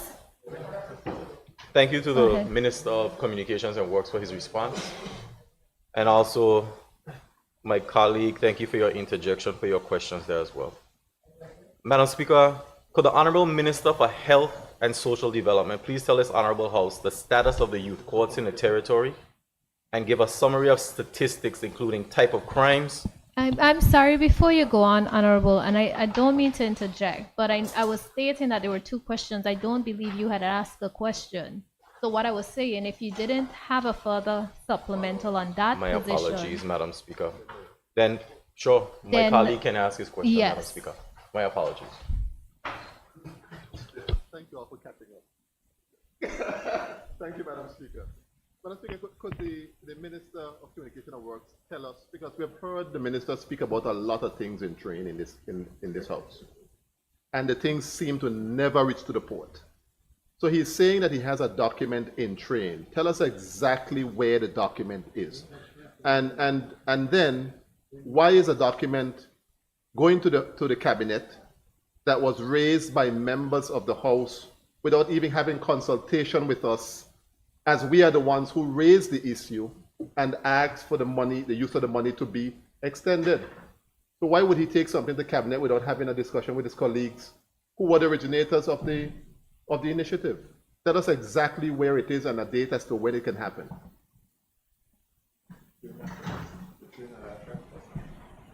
Thank you, Madam Speaker.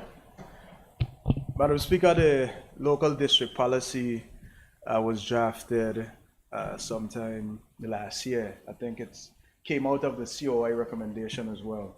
It is in line with the recommendation. After discussion as to some of the works that could be done within the local district policy, we then added and did some revision to it. Madam Speaker, the in-train document, we did cross ministry consultation as was required within the cabinet document, and we're on the verge of getting it to cabinet, Madam Speaker. Madam Speaker, the member didn't answer my question. He's speaking about cross-ministry.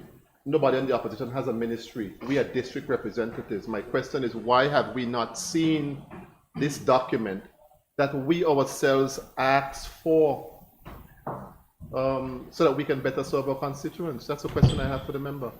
Thank you, Madam Speaker. I don't know if it's a document that we asked for. When the question came up, Madam Speaker, it was stated that there's a policy being drafted and it would be addressed within the policy. So I'm not sure the member saying that it was asked for or discussed, but it was something that was based on something that was being drafted and was amended to suit. Thank you. Thank you. Deputy Speaker. Thank you, Madam Speaker. Moving along to the Minister of Health. Madam Speaker, could the Minister for Health and Social Development please tell this Honorable House the status of the youth courts in the territory and give a summary of statistics, including the types of crimes, the frequency of those crimes, the ages, and the numbers of youth charged? Thank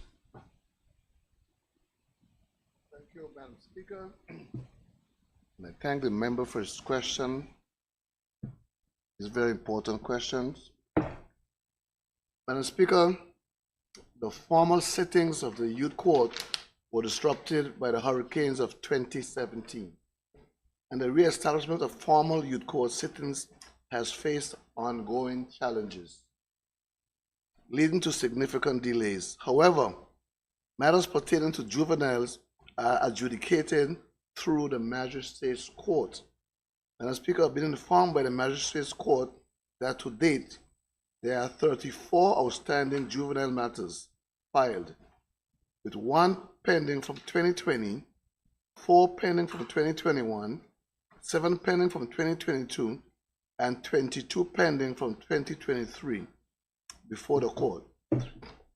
The type of offenses committed include common assault, indecent assault, assault occasioning actual bodily harm, theft, criminal damage, armed with an offensive weapon, assault with intent to prevent lawful apprehension, sexual intercourse with a minor under the age of 13, using a computer for child abuse material, burglary, handling stolen goods, escaping lawful custody, possession of a controlled drug, driving without due care and attention, drive without a driver's license, use of a vehicle not covered by insurance in respect of third party, driving without an identification plate, driving motorcycle without crash helmet, use of license plate on a motor vehicle to which it has not been assigned.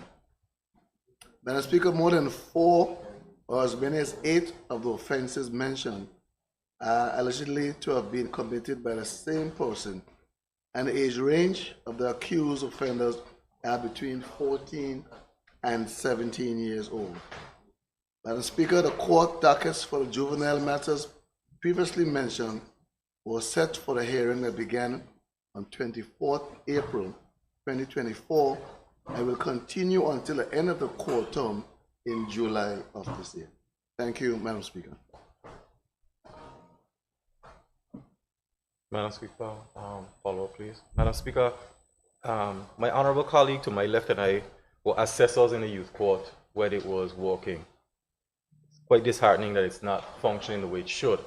Could the minister, if possible, shed some light on as to, seeing that the youth court is not functioning as it did, is the juvenile detention center at Her Majesty's prison or any of the youth being sentenced there, is it operational? Madam Speaker, I honestly cannot respond to that question as I do not know the answer at this time, but it should not be too difficult to find. Madam Speaker, one of the challenges we had with the courts is for a long time we only had 1 court. I think effective last month, we now have about 1 in Sakal, 2 in Purcell, 4 courts. So we got from 1 court to 4 courts, so I think these matters should be adjudicated in a very timely manner. But your question, I'll get back to you. Madam Speaker, seems like we don't have a youth court and we don't know what we're doing with the young people that are committing these crimes in our territory. That's very disheartening. Madam Speaker, if the minister could he elaborate, since we're not in a position to deal with youth crime, the judicial system for the youth is not there, we're not sure about the detention for them. Is there any cross-ministry work going on with you and other ministers to maybe help to alleviate some of what we're seeing? If you could mention anything that might be ongoing. Madam Speaker, nothing comes to mind as I hadn't done any research into this area, because it's not necessarily an area of my responsibility directly, only because of the social aspect and the youth aspect that we will get involved with it. But I guess the subsequent question will get a more detailed answer from the relevant person. Madam Speaker, I understand what my honorable colleague said to me, and I will have conversations with him as well about young people in our territory. Thank you, Madam Speaker.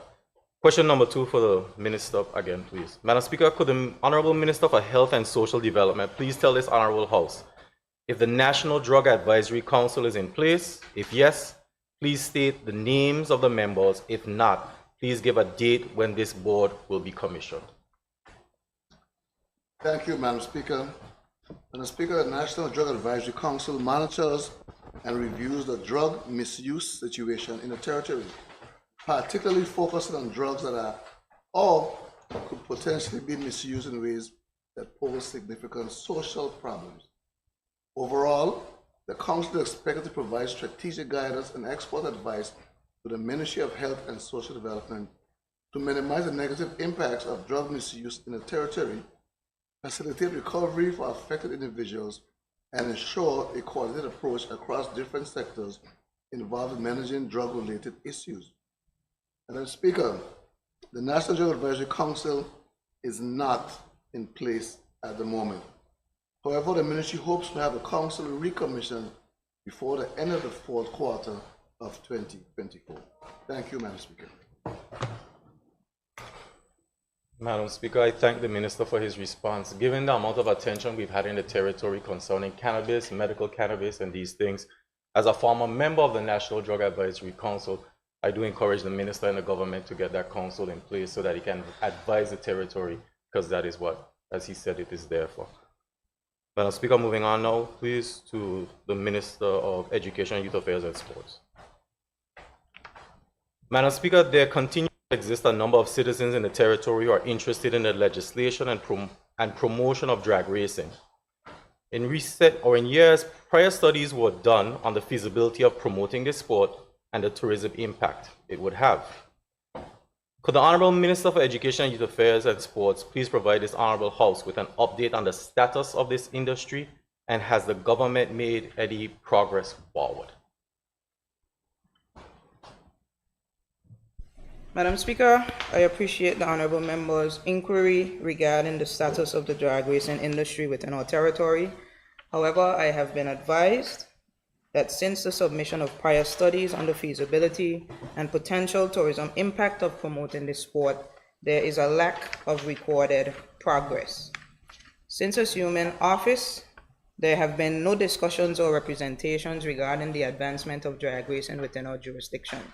Additionally, I must stress that the Ministry for Education, Youth Affairs and Sports faces pressing matters, including the urgent need for educational reform, youth empowerment initiatives, and sports development. Furthermore, I have staunchly advocated against the continuous decrease in the percentage of the budget allocation for our ministry. Given these circumstances, it is imperative that we prioritize our focus and funding on areas that yield immediate and tangible benefits for the majority of stakeholders. Madam Speaker, while I acknowledge the interest in drag racing, our limited resources must be directed towards initiatives that directly address the pressing needs of our citizens at this time. Thank you, Madam Speaker. Madam Speaker, follow-up. I would wonder if the Minister of Education has perhaps reached out to anyone within this sector to perhaps meet with them to hear their concerns or even proposals they may be willing to put forward. Madam Speaker, upon taking office, the Ministry of Education initiated stakeholder consultations in the three main areas: education, youth, and sports, of which the Department of Youth Affairs and Sports would have circulated invitations to all organizations listed within the database. And thus, from those meetings, I cannot specifically recall any individual attending that spoke to the drag racing industry. However, if the ministry receives representation, of course, discussion will unfold and we will see what possibilities exist for this sport in the territory. Thank you, Madam Speaker. Madam Speaker, I thank the Minister for her response, and I'm certain those who needed to hear what was said have heard it. Madam Speaker, moving on, please. Question number 2 for the Minister. Madam Speaker, just after the elections in 2023, the ministry announced territory-wide after-school programs. Could the Honorable Minister for Education, Youth Affairs and Sports please tell this Honorable House, A, the methods used for assessing the program's success, B, what changes were made, if any, to the programs offered, their duration, the number of schools engaged, and enrollment numbers for each location, and C, how much money has been spent to date on salaries and resources per school? Madam Speaker, I am delighted to address the inquiries of the Honourable Member regarding the territory-wide after-school programs initiated by the Ministry of Education, Youth Affairs and Sports in 2023 and 2024. Indeed, the revival of these programs after a decade-long hiatus is a testament to our commitment to holistic education and youth development. Madam Speaker, it is evident that after-school programs serve as an extension of the school day, enriching students' learning experiences and fostering skill acquisition. The data collected from these programs inform instructional practices, thereby enhancing student achievement and development. In assessing the success of these after-school programs, the ministry employs a multifaceted approach. We utilize quantitative data such as enrollment numbers, attendance rates, academic performance indicators, and qualitative feedback from students, parents, and faculty. Additionally, we conduct surveys and focus group discussions to gauge participant satisfaction and identify areas for improvement. Madam Speaker, I have been advised that the primary change implemented in the after-school program following consultations with stakeholders pertains to the daily duration of the program. Originally scheduled from 3:45 to 5:45 p.m., the program's timing has been adjusted to run from 3:45 p.m. to 5 p.m. This modification reflects a responsive approach to stakeholder feedback and aims to optimize participation while ensuring the effective use of resources. Moreover, it is imperative to recognize that the after-school programs are still within their inaugural year since reconvening. As such, they remain under continuous evaluation to assess their efficacy and impact. Adjustments will be made as necessary based on comprehensive analysis of data, ongoing feedback from participants and stakeholders, and the evolving needs of our educational landscape. Looking ahead, these insights will inform our planning and implementation strategies for the subsequent year, ensuring that the after-school programs evolve in alignment with the dynamic needs of our students and communities. Madam Speaker, while I can provide members with salaries per school, it would be a challenge to give those amounts for the program resources, as those items were purchased in bulk and distribution of resources to individual schools was determined based on enrollment numbers and program requirements. The total amount expended thus far on resources is $24,084.62. This, along with resources previously procured, are being used to support program delivery. Additional resources are currently under procurement to ensure that the program is well resourced to the end of the year. Madam Speaker, a breakdown of the salaries per school is attached at Appendix 1. Madam Speaker, I express my utmost confidence in the after-school programs implemented by the ministry. The feedback received from the students, parents, and faculty has been overwhelmingly positive, highlighting the significant progress made and the tremendous impact of these initiatives on our youth. We remain committed to nurturing the potential of every child and ensuring equitable access to quality education and enrichment opportunities. Madam Speaker, despite recent statements suggesting otherwise, I want to clarify that I, along with the senior officials in the ministry, am eager to meet with the honorable member to discuss matters pertaining to education and youth development. Contrary to misinformation, I have expressed a willingness to accommodate the member's schedule and engage in constructive dialogue. However, it is important to note that a previously scheduled meeting, February 23rd, 2024, was cancelled by the member, despite subsequent attempts by the ministry to reschedule and accommodate the member's availability. No response has been received. Let me take this opportunity to kindly request that the member refrains from suggesting inaccuracies and inform the ministry of his availability to offer his expertise by engaging in productive discussions that will benefit education and youth development in the territory. Thank you, Madam Speaker. Madam Speaker, I want to thank the Minister for answering the question, and I acknowledge the additional comments that she made that were not part of the question, but I appreciate them. And in this honorable house, I say that the Minister and I will have conversations. Madam Speaker, a supplementary on that question, please. Minister, if it is possible, you spoke about quantitative and qualitative analysis. In terms of that empirical data that you gathered, was it based on any industry benchmark or best practices for after-school programs? Madam Speaker, of course, given the department's consistent role in youth development across the territory, it is ensuring that all programs meet national, regional, and international benchmarks. Of course, as stated before, we are consistently reimagining the program and ensuring that it aligns with best practices across the world. And so, yes, the answer is that we ensure that our data is supported and actioned by the relative benchmarks across the region and the world. And we look forward to, upon completion of this year, looking at the data to ensure that whatever is actioned in future is very much in line with the expectations of the stakeholders. Thank you, Madam Speaker. Madam Speaker, I appreciate the Minister's response. One supplementary additional.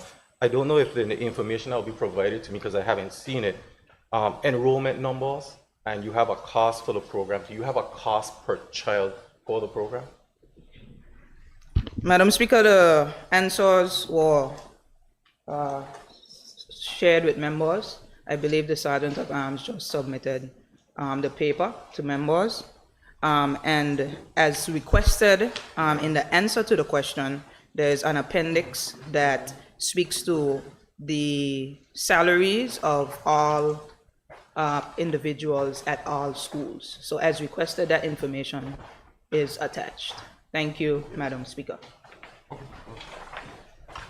Madam Speaker, I thank the Minister for the response. I wasn't given the document at that time, so I do apologize to the Minister. Madam Speaker, I think that's the end of my questions. I thank my honorable colleagues for their cooperation. Thank you, Honorable. I now call on the member for the 3rd District to ask his questions. Thank you, Madam Speaker. Madam Speaker, as I did at the last sitting, when I was so pleased that we had the opportunity to engage in other business, I would like to also, at this particular sitting, acknowledge the fact that the Premier has decided to follow protocol and even went beyond that by moving the statements down to the bottom of the list. He didn't have to go that far with them, but leaving the questions where they are, I'm pleased with that, Madam Speaker. I think that that's a step in the right direction. Madam Speaker, can the Honorable Premier and Minister of Finance please tell this Honorable House whether his government acknowledges spear fishing, commercial or otherwise, in the Virgin Islands as legitimate? A, if the answer is yes, can he quote for this Honorable House the section of law under which it is authorized and clearly state which type of fishing it prescribes? B, if the answer is no, can he tell this Honorable House whether any efforts are being made by his administration to accommodate spear fishing, especially commercial, in the Virgin Islands?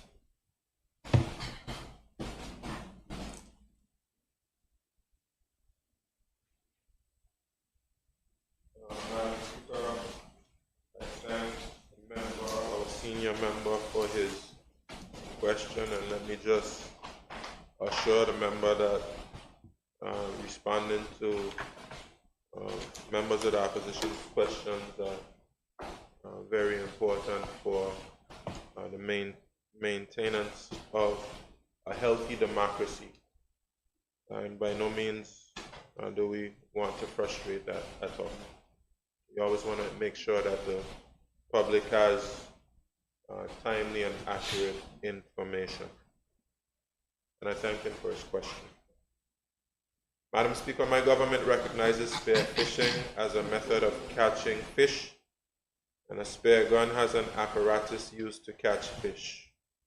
Though the Virgin Islands Food Security and Sustainability Act 2022 supports the technique of spear fishing, it has yet to come into force by notice published in the Gazette. While regulations are being drafted to support the Virgin Islands Food Security and Sustainability Act, I will instruct the Ministry of Environment, Natural Resources and Climate Change to review the Act to ensure legal compliance, assessments of impact to ensure legal compliance, to assess its impact, to gather expertise and input, and to align with policy objectives, to evaluate effectiveness, to ensure accountability, and manage risks effectively.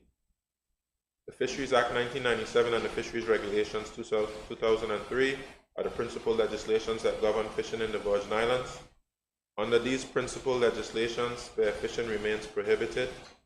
However, we intend to amend the Fisheries Act and regulations to allow the method of spear fishing before the end of this year's third quarter. Madam Speaker, Regulations 8 of the Fisheries Regulations 2003 mentions 3 categories of fishing licenses. They are pleasure fishing licenses, sports fishing licenses, and commercial fishing licenses. As advocates for sustainability, my government is carefully reviewing the category of fishing licenses under which spear fishing will fall. Thank you, Madam Speaker. Madam Speaker, can I ask a question on that? Premier, this is a long-standing matter. Goes back a long way, and every administration seeks to find ways to accommodate the folks in this area. What do you know? Do you know if there are any extenuating circumstances why we have not been able to accomplish through law the fishing by spear guns? If it isn't being argued against by other industries for specific reasons, one can be the depletion of stock, the other can be interference with activities taking place out in the waters. Thank you, Madam Speaker. Madam Speaker, of course, these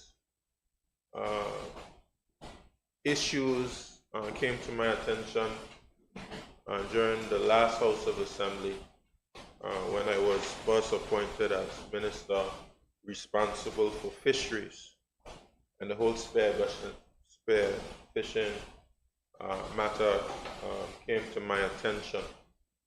And of course, there were arguments for and arguments against. I listened carefully to all of those arguments, and then I made a decision after consultation with various stakeholders, including the fisher persons themselves engaged in this practice. And once that decision was made, it was included in the Food Security and Sustainability Act 2022. Now, of course, I've been urging the ministry to bring that piece of legislation into force. I was advised by the ministry that it would be wise to ensure that the regulations were drafted to ensure that when the act came into force, there were regulations to support it. I certainly would admit, Madam Speaker, that that process has taken a lot longer than I would have liked. There has been an interim solution that has been put forward of amending the current act, but that too has taken some time. And I have asked the Permanent Secretary to expedite the process. So of course, as you have mentioned, there are arguments that some are making against the practice, but of course, it is for policymakers to make the policy and for legislators to legislate, and that issue has been settled, and I expect for it to be reflected in policy and law. Thank you, Madam Speaker.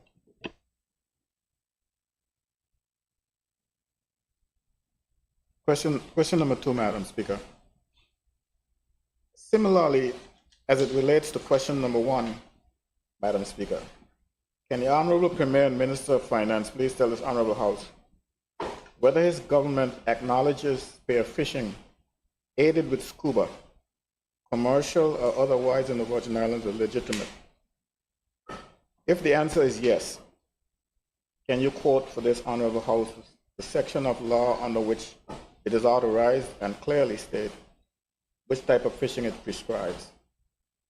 B, if the answer is no, can you tell this Honorable House whether any efforts are being made by your administration to accommodate spear fishing aided by scuba, especially commercial in the Virgin Islands?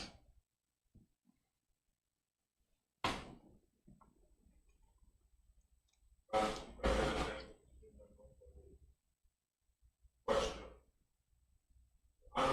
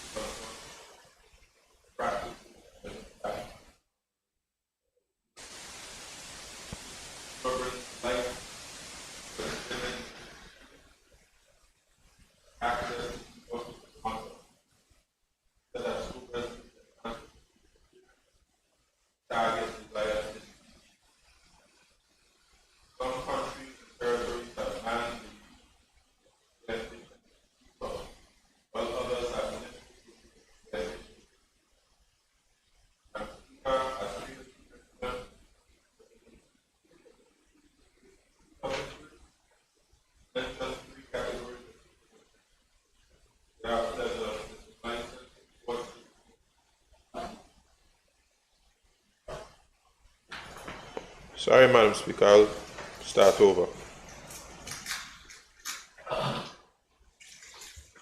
Madam Speaker, the honourable member raises an important question. Spearfishing aided by a self-contained underwater breathing apparatus, or SCUBA, has sparked discussion among stakeholders due to concerns about sustainable practices and the impact on marine ecosystems. Using SCUBA brings light to extending the fishing reach and access to deeper fishing waters. It is said that SCUBA is used to enhance the fishing experience and the targeting of desired fish species.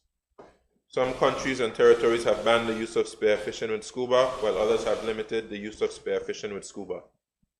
Madam Speaker, as previously mentioned, Regulations 8 of the Fisheries Regulations 2003 mentions 3 categories of fishing licenses. They are pleasure fishing licenses, sports fishing licenses, and commercial fishing licenses. Spearfishing, aided by a self-contained underwater breathing apparatus for pleasure, sport, or commercial fishing, is under review by my government. Until that review is completed and a decision is made, I encourage fishers to use authorized apparatus for fishing, which are fish traps or parts lines and nets. And Madam Speaker, let me just say, of course, under the Fisheries Act 1997, SCUBA is prohibited. But of course, I will admit, Madam Speaker, that when we were doing the Food Security and Sustainability Act, I hadn't had representation on SCUBA at that particular time.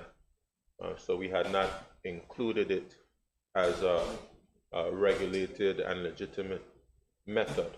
But that is always something that we can return to if we choose to, given some of the concerns of spearfishing aided by SCUBA.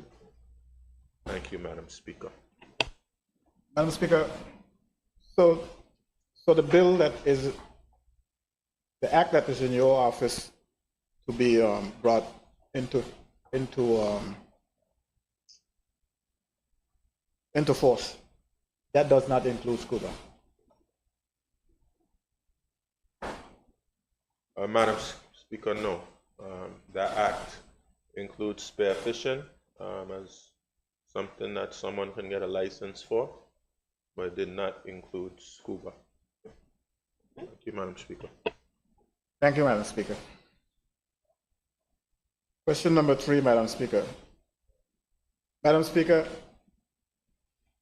given the massive sums of monies needed to provide adequately for our healthcare, education, and infrastructure, particularly water and roads, and given that the 2024 budget does not address these needs, can the Honorable Premier Minister of Finance please tell this Honorable House whether A, it is his intention to address these matters during the lifetime of this administration?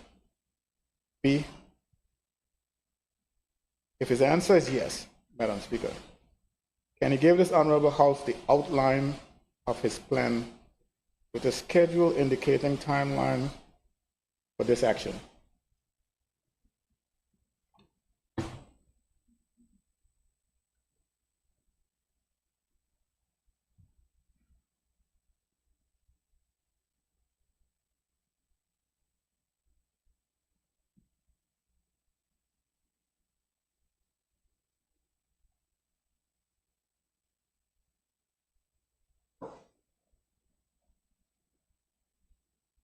Madam Speaker, I thank the member for his question. My government considers, among other priorities, the importance of these 3 sectors: healthcare, education, and infrastructural development. Addressing the needs in these sectors requires comprehensive plans and is expected to span multiple years. Madam Speaker, I can agree with the honourable member that adequately addressing the needs in these sectors requires massive sums of money that will be allocated over a number of years, and certainly surpassing the term of this House of Assembly. Funding for several projects and initiatives in these sectors has been allocated in the 2024 budget estimates to be funded from local recurrent surplus, fund balances, and debt financing. Madam Speaker, some of the infrastructural projects and initiatives that have been identified in these sectors for the medium term that has been included in the 2024 budget estimates are as follows. Total of $4 million has been allocated towards infrastructural development at the Dr. D. Orlando Smith Hospital to be funded under loan financing. A number of priority projects, which include clinic lobby renovation, audiology renovation, roof repairs, dental renovation, oxygen generating system, have been identified by the Health Services Authority, and the budgeted amount. What's happening here?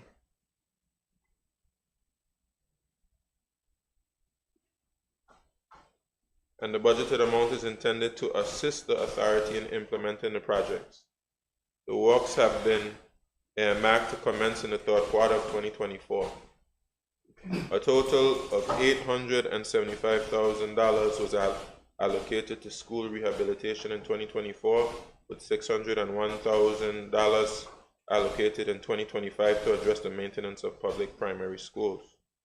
Madam Speaker, this work has already commenced, and the nature of school maintenance is such that funding will be assigned on an annual basis. $2,597,800 has been allocated between 2024 and 2025 for the construction of the new Eslin Henley Richer Learning Center. This work is well underway. $500,000 was allocated in 2024 towards development of Elmer Stout High School, with $100,000 allocated for 2025 and 2026. Madam Speaker, the government signed a memorandum of understanding with Unite BVI on the 23rd January 2024 for infrastructural, technological, and human resource upgrades to the education system over a 5-year period. 3 initial projects have been identified in the MOU, including reconstruction of the Altus Gatliff Primary School, roof repairs at the Willard Wheatley Primary School, and the purchase of playground equipment for 5 primary schools. The partnership created with the private sector under this MOU underscores my government's commitment to seeking innovative avenues to develop the education sector.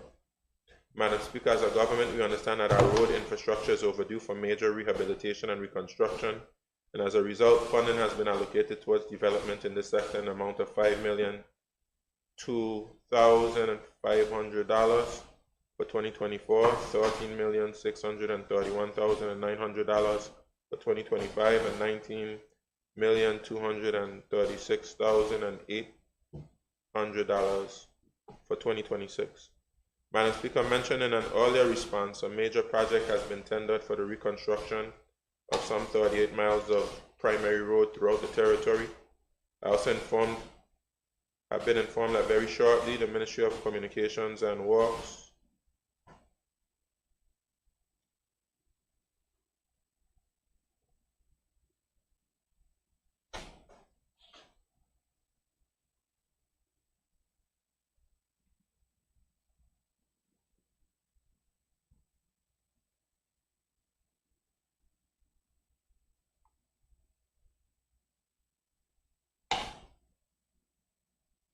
Ministry of Communications and Works through the Public Works Department will be conducting major asphalt overlaying works to address the most critical major connecting roads on Tortola. Works are expected to commence within the next few weeks. And finally, Madam Speaker, regarding development in our water network infrastructure, a total of $1,876,500 has been allocated in 2024. $4,705,900 in 2025, and $4,705,900 in 2026. In addition, we have projected the allocation of $4,705,900 for both 2027 and 2028, underscoring our commitment to significant upgrades and development to the water network infrastructure. Madam Speaker, in addition to continued maintenance to the distribution network, major works will coincide with the road infrastructure development projects that were previously discussed. This coordination will be key to the longevity and preservation of our investment in key public infrastructure. Thank you, Madam Speaker.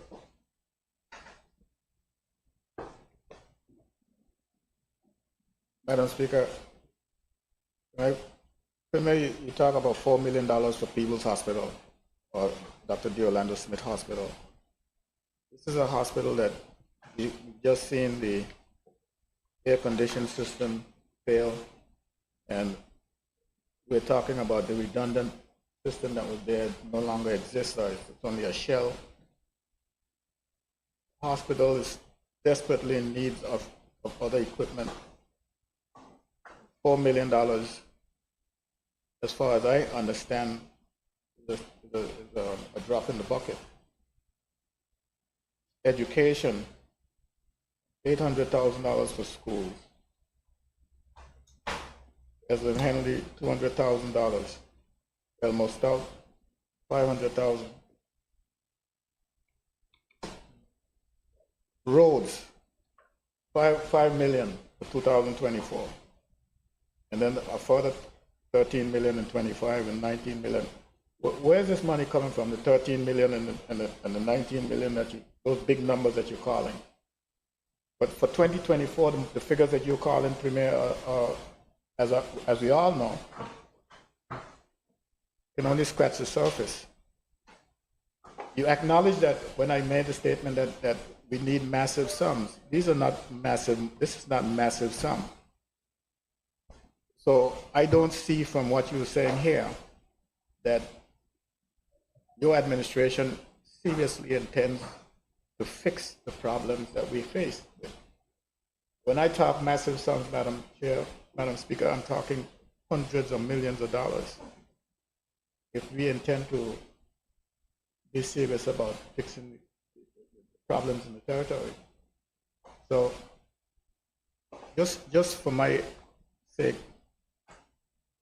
clear this up for me. I'm confused. This looks like budgeting as usual, hoping that the money never gets spent and use it for the following year as for budgeting purposes only. Help me.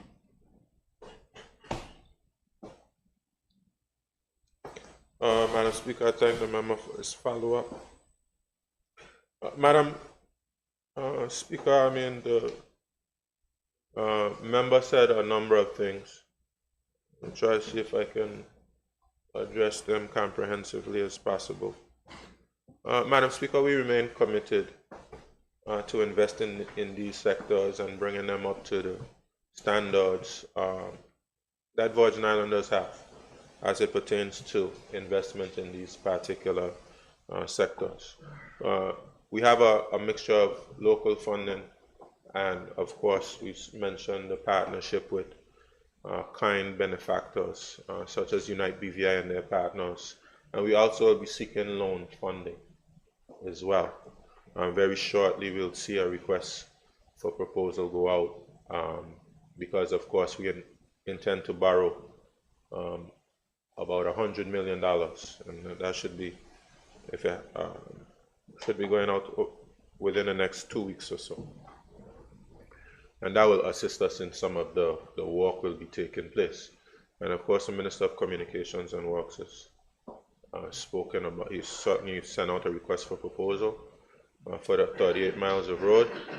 And that is at the forefront of our plans to make improvements to our road infrastructure. He'd be best to speak more about that.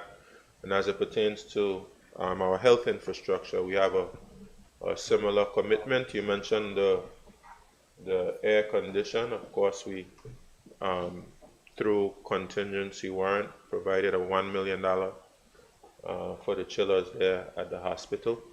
And of course, the plan there is to ensure that we have the redundancy that was there before the hurricanes, which the Minister of Health and Social Development is best placed to speak about. But when it comes to our health care, we need to discuss sustainable financing solution to support our health infrastructure and the provision of health care. And I'm looking forward to having a discussion with members opposite about that, as well as all the members of the House, about what measures can be put in place for more sustainable financing of the healthcare sector. Thank you, Madam Speaker.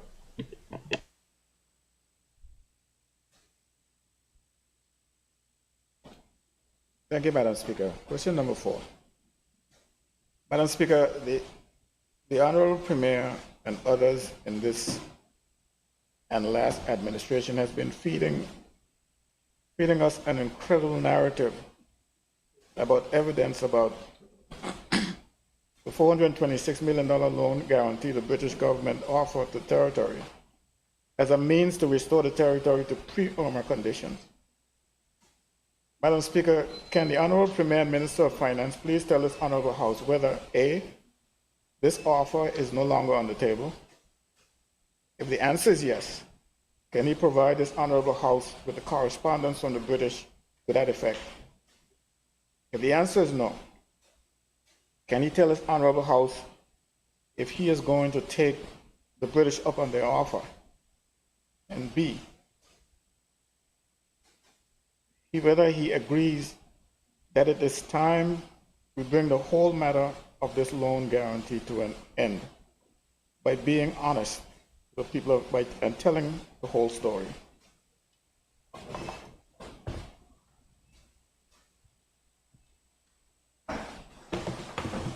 Madam Speaker, to the question as to whether the offer is still on the table, the answer is no. It's not. It's no longer on the table. These offers are finite. They have an expiration date, and the time has expired. Do I have written correspondence that says that? The answer is no. And we've been in discussions with the United Kingdom government about borrowing. We've sought their support about borrowing. We recently in Cabinet passed and we laid it on the table. Today, the 2024-2026 medium-term debt strategy, which is the first time we've produced such a document. It was mentioned in the medium-term fiscal plan, and I want to commend the macro fiscal unit for the fantastic work in this regard, this medium-term debt strategy to ensure that we have sustainable management of our debt among all the other obligations that we have. And I should mention as well that, of course, we are doing why is it escaping me in my mind? Standard and Poor's doing an assessment of our economy so that we can do a credit rating, a sovereign rating. And of course that will also help us to borrow more cheaply. We also continue to advocate to the United Nations and other bodies, the OECD and other bodies, that we should be assessed for eligibility for concessional finance on a metric that considers our vulnerability, especially to climate disaster. So we are not just sitting down and accepting the fact that we have to borrow at these expensive rates. We are certainly working towards a sustainable solution for cheaper borrowing and even for grants, especially considering that we're recovering from 2 Category 5 hurricanes, which everyone acknowledges is a result of climate change, something that we did not contribute in large part to, but the larger industrial nations are the ones who are primarily responsible for climate change. As it pertains to being honest and telling the whole story, I am being honest given the information that I have, but if you have more information, I'd be happy to hear it. Thank you, Madam Speaker. Madam Speaker, with a straight face, the Premier is going to say to me, or us, that this offer had a shelf life. It was not infinite. But at the same time, he can't present to us in writing where this expiration has taken place. When this offer was made, it was made in writing. There were enough of us sitting here who was in this room at the time when this was going on. And we've seen the correspondence on this matter. I am not going to sit here and buy, well, I know I wouldn't pay for it. I'm not going to accept it. You give it to me free. I'm not going to accept the fact that it's off the table. If it's off the table, you cannot sit in a room as the premier of this country with whomever and have someone tell you, Premier, that's off the table. Well, I think the easy thing for you to do is to say, well, put it in writing. If you have an interest in it, which you probably don't. I think the rest of us do.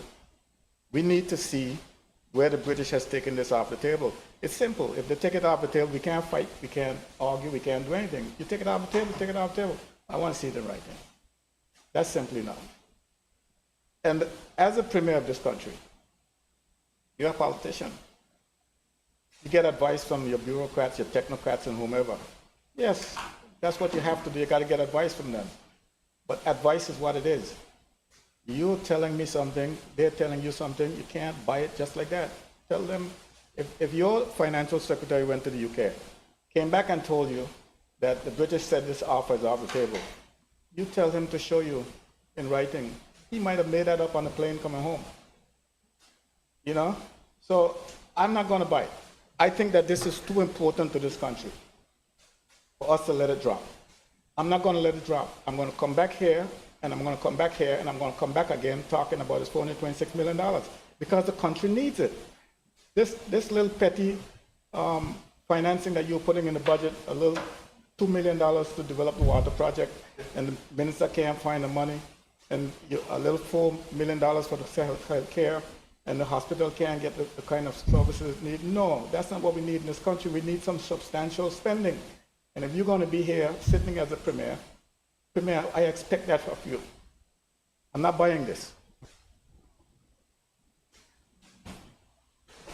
Madam Speaker, I will say that I had promised before to write to the UK about this loan guarantee so that the members could have it in writing, what I was told verbally.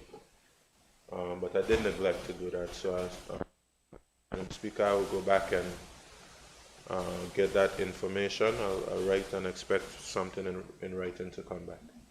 Thank you, Madam Speaker. Madam Speaker, I appreciate that very much. And I'm not going to tell you how to run the country. I would like to see it run. I'd like for you to write them and tell them, you still have interest in the money, please let us know what your position is. Don't write and tell them, send back something because these guys are harassing me. Thank you.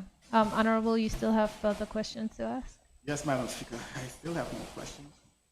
I don't know if you want to respond to what I just said last, but not, I will.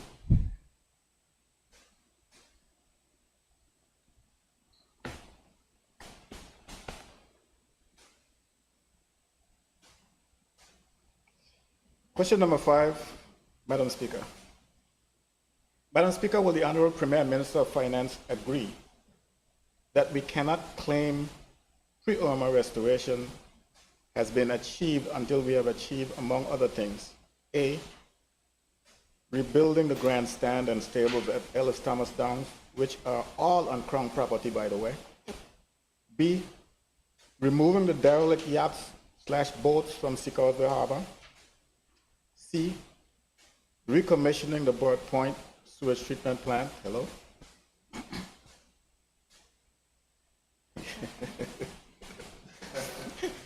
And D, realigning all of Drake's Highway from Fort Burt to Fort Recovery. And I just want to point out that these questions were submitted since April 28th. I mean, March 28th. March 28th. So when you see certain, don't jump up on Fort Butt Sewage Treatment Plant Commissioning. Madam Speaker, I wonder if the member's not happy about that. He can express questions are effective. his pleasure about that. And I heard the member ask that question a lot of times before, but perhaps maybe just having the right minister in place is also effective. But Madam Speaker, I thank the minister for his question. Yes, I will agree that we cannot claim pre-armor restoration has been achieved until we have achieved the rebuilding of the grandstand and stables at Ellis Thomas Downs, removing the derelict yachts, boats from the Seacoast Bay Harbor. Madam Speaker, the Board Point Sewage Treatment Plant has now been recommissioned, so we can cross that off the members' list. Madam Speaker, when the member says realign Drake's Highway from Fort Butt to Fort Recover, is he speaking about rehabilitating the road? I just want to understand, rehabilitating the road? You have to explain that one to me, Madam Speaker. Can you just get a clarification of that? Yes, Madam Speaker. I want the Premier to realize that at the time that road was constructed, he probably wasn't even born. And all we've been doing is dumping more asphalt on it. So it's a rudimentary solution to a problem that we had back in the 60s. So we want a modern constructed road. Bring in the Chinese, do something innovative to get the territory in the, you're a young minister, in the what century we're going to, 21st century or 22nd century you want a road done for? Tell the Premier 23rd century. That's what I mean. Don't just dump asphalt on it. Madam Speaker, as it pertains to that particular area, I have to rely on the Minister of Communications and Works as to whether that's particular project within his plans. But certainly the other areas, of course, we remain committed to resolving those particular issues. One of those has been crossed off the list, and we are anxious to cross the others off the list, Madam Speaker. Thank you.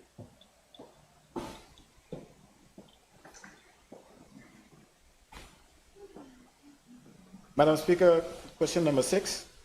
Can the Honorable Premier and Minister of Finance please share with this Honorable House his opinion for borrowing to restore the territory to pre-Irma conditions besides the $426 million loan guarantee to the British government? So do you agree, or would you support the notion that this territory needs to borrow money to restore the territory, or do you wish to continue using the local funds generated in the budget for budgetary purposes to go along, so that by the next 20 years we might get to pre-Irma conditions? Madam Speaker, we absolutely have to borrow, without a shadow of a doubt. Madam Speaker, Hurricanes Irma and Maria affected the territory almost 7 years ago. The recovery program has been aggressive over the years, and government has allocated significant monies to fund the recovery of the territory. Madam Speaker, my government has inherited the great work and ongoing programs of previous administrations, but the recovery has never been about restoring the territory to pre-Irma conditions. As a matter of reference, the roadmap for the recovery was embedded in the published document, Recovery to Development Plan of the Virgin Islands. The plan focused on moving the territory for a state of recovery while laying the foundation for a comprehensive national development plan to guide future growth of the Virgin Islands. Madam Speaker, thus far, government has borrowed $65 million from the Caribbean Development Bank to fund recovery and development projects in response to the damages caused during Irma and Maria. In addition, government also obtained a policy-based loan in 2018 in the amount of $50 million to assist with economic stability and resilience building. Madam Speaker, there were also 3 smaller immediate response loans from the Caribbean Development Bank totaling $2,250,000 to assist with the immediate response and cleanup of the territory following passage of the hurricanes. Madam Speaker, my government understands that in order to fund some of the major recovery and development projects, it will be necessary to engage in borrowing. In the 2024 budget address, I informed this Honorable House and the people of the Virgin Islands that based on the quantum of work that we are aiming to achieve, the government is considering borrowing at least $100 million, which will be an investment in the economy. Madam Speaker, the Ministry of Finance, with the support of the Commonwealth Secretariat, has drafted a 2024-2026 to 2026 medium-term debt strategy for the Virgin Islands, which will serve as a roadmap for government's debt management decisions, policies, and operations. This is the first time the government has produced such a comprehensive document to inform responsible borrowing. Incidentally, my government recognized that under Section 23 of the Protocols for Effective Financial Management, the United Kingdom government requested the government provide a medium-term debt strategy and debt sustainability analysis to be able to assess the sustainability of planned new borrowings in the short, medium, and long term. Madam Speaker, the anticipated timeline for borrowing is as follows. The medium-term debt strategy and annual borrowing plan have been drafted and will be reviewed. It has been reviewed by Cabinet actually just about a week ago.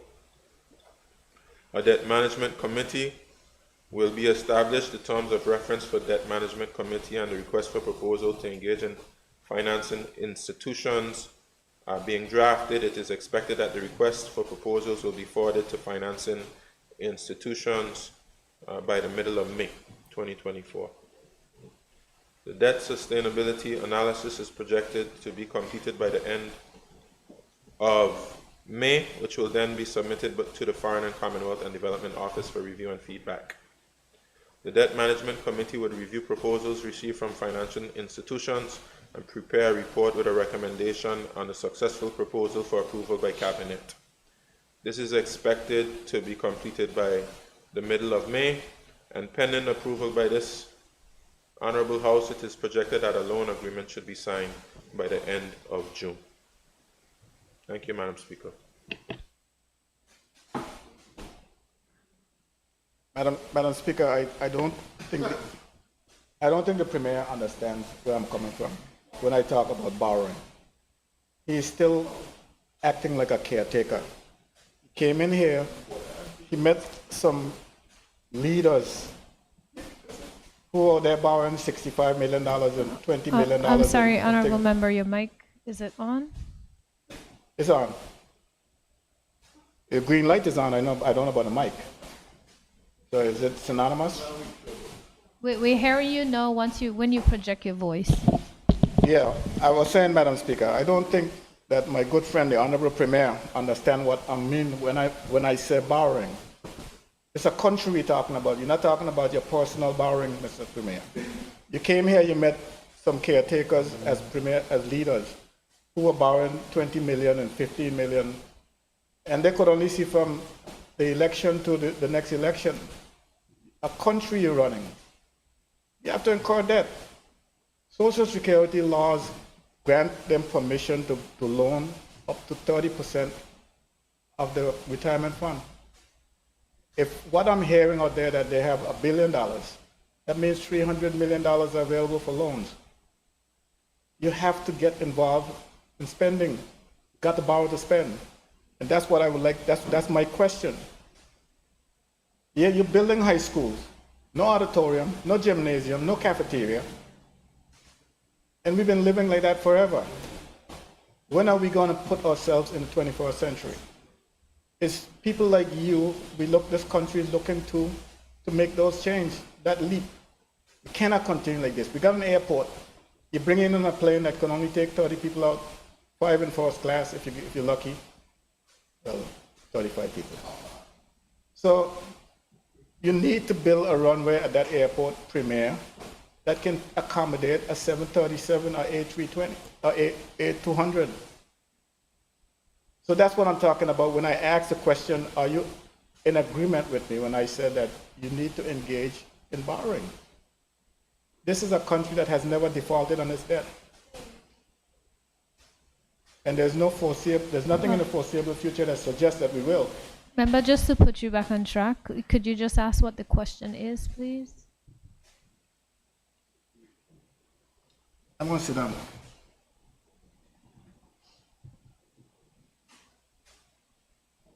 I think a statement will suffice. Yeah, Madam Speaker, just to say, I understand what the member is saying. He wants to see us borrowing some big numbers, but I started out speaking about the debt management strategy, and just because we haven't defaulted on a loan in the past doesn't mean that it can't happen in the future. And the way that you avoid that from happening is having an effective debt management strategy in place. We certainly would be grateful for cheaper borrowing. We want cheaper borrowing, and that was the advantage of the guarantee. And of course, we're seeking to achieve cheaper borrowing through different means like the sovereign rating, etc. And also being acknowledged from the United Nations, OECD, IMF, all of the other bodies that we deserve to be assessed based on our vulnerability to a number of hazards, including climate disaster. But as it pertains to the quantum of money that you borrow, you have to make sure you can borrow money that you can effectively service the debt for, as well as maintaining our ever-increasing obligations. So we do have to have a strategy where we stimulate the economy, where we make more revenue, where we manage our debt, where we seek to, as much as possible, cut down on our expenses through things like getting back into the administration complex, through doing things like, of course, having a pension scheme that we contribute to, and a number of other ways, whether it's through utilizing the power of the sun to produce electricity, a number of things that need to be done to make sure that we are able to cut down on our expenses as much as possible. And then, of course, we borrow based on what we can sustainably service. One thing I have to say as well, Madam Speaker, and I'm going to continue saying this, we're quite hard on ourselves, but we were devastated by 2 Category 5 hurricanes and the worst disasters in the history of the Virgin Islands that caused over probably $2 or $3 billion worth of damage. And while we just want to be able to jump back in a couple years like nothing ever happened, it's just not realistic. And the fact that we are not receiving any assistance or very little assistance, we're grateful for whatever assistance we've received. But for the most part, we've been on our own in recovering from this disaster. When other countries, they get big $50 million loan, $50 million grant, $60 million grant. They get concessional financing, all types of different concessions they get, and we, as overseas territories, we are on our own. And it is unfair, and we have to continue to send the message that it is unfair. And we shouldn't blame ourselves. We are not the ones who caused Irma and Maria to be visited upon these territories. That's a result of climate change caused by the industrialized countries, who have to acknowledge their responsibility in supporting small island developing states as it pertains to the loss and damage that is incurred from these disasters, as it pertains to assisting, the responsibility to assist us to adapt and mitigate against the ill effects of climate change. Thank you, Madam Speaker. Thank you. Members, let me disrupt at this moment. Let's take the lunch break, please, and return at 3 p.m. No,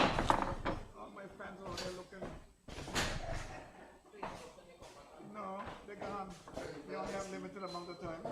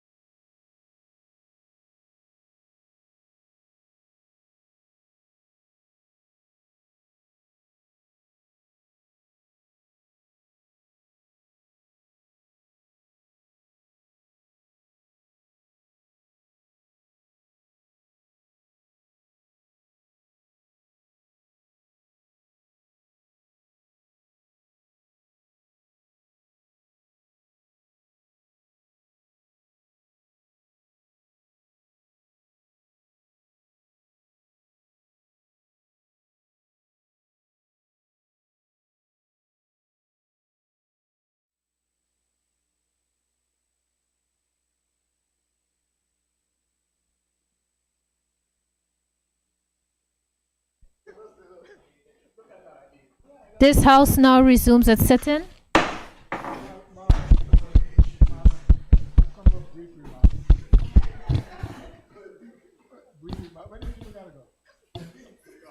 I call on the member for the 3rd District to continue with his questions. Thank you, Madam Speaker. Madam Speaker, if I am inaudible at any point, let me know, because I understand that the mic needs close attention. Madam Speaker, like I said before, these questions were posed and submitted since March 28th, so they might be a little dated in cases, but at least it will show the effectiveness of asking questions. Madam Speaker, water is being rationed on a daily basis to the cries of many residents, especially my constituents in the 3rd District. Can the Minister for Communications and Works, A, please tell this Honorable House why he tolerates this inability to execute the task to deliver by his department? And B, can he please tell this Honorable House the reasons for such inabilities?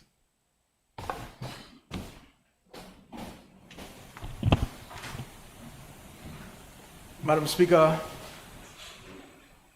I would like to address the challenges faced by the Water and Sewage Department. It is no secret that these challenges have been discussed time and time again.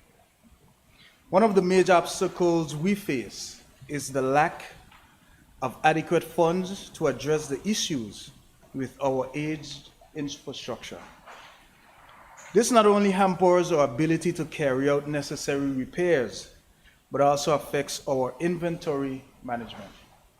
Furthermore, the department's human resources have been diminishing over time, which has direct impact on our response times when issues arise.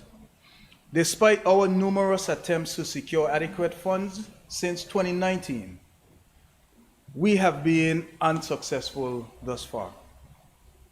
However, there's a glimmer of hope as we are aware of the loan funding being sought through the Ministry of Finance, as it includes provisions for the water infrastructure. Madam Speaker, the challenges, as I mentioned, are due primarily to inadequate funds. Madam Speaker, I'm glad that the Minister took the approach that he took. Some people will get offended and look towards the negative in directions of somebody might call the Director of Water and Sewage a phrase that's beating up on you. But that's far from the case, Madam Speaker. I just wanted to be candid. I thought he was very candid in his answer. The lack of resources is something that I've been hearing not last year, not the year before, not the year before the year before. I've been hearing all along, and I can see it is obvious. Why is it, Madam Speaker? What kind of pushback are you getting when clearly in the face of everyone, including the Minister of Finance, that particular sector needs funds? What kind of pushback are you getting? Why can't is it the bureaucrats in Ministry of Finance, or is it the Minister himself who is pushing back on this issue, the issue of assistance to water and sewage? Where is it coming from? You are not. Thank you, Madam Speaker. I presume that will be a question posed to the Minister of Finance, because we all sit going through the standing finance phase, and the questions are asked, we see what is being requested, and we come to this Honorable House and we go through the budget and we see what is allocated, what is approved. So, Madam Speaker, I would ask the good senior member to let that question be posed to the Minister of Finance. Madam Speaker, the minister doesn't have to answer this question if he doesn't know, if he doesn't want to commit himself. But if I was to ask you, how much money would you need immediately to make a difference over the next year or next 2 years? How much money would you need immediately to make a difference? Madam Speaker, I think the ministry, they have done a comprehensive plan as to the entire water infrastructure, and based on the bill of quantities that came out of that, we were seeking upward of $20 million. That includes reservoirs, repairs, placing new pipes, pressure management, PRVs, new metering, an extensive program. So, but Madam Speaker, he said in the immediate term, yes, I would say to get water to people's home, I could take at least half of that, and I'll be okay. And Madam Speaker, to be realistic, even if he gets half of 20, which is 10 million, I don't think he'll get it spent by the end of this year. So even if you get $5 million right now, it should make a big difference, shouldn't it?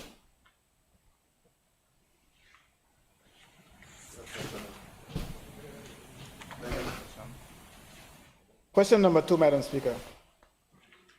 Madam Speaker, the government is obligated to pay 7Cs for 2.3 million gallons of water each day, whether government takes the water or not, provided the water is produced. If there is a failure in production due to a fault of the government. Can the Minister for Communications and Works please tell this Honorable House how much money have we paid to 7Cs for the year 2023, giving the months and the dates for the water we did not take daily? That is the quantity between what we took and the 2.3 million gallons. And B, give the reasons on each occasion for not taking the full 2.3 million gallons of water.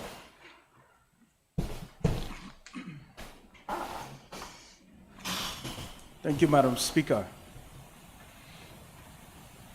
Madam Speaker, in 2023, the government of the Virgin Islands paid a total of $14,075,680.37 to 7Cs for the water received from their desalination plant.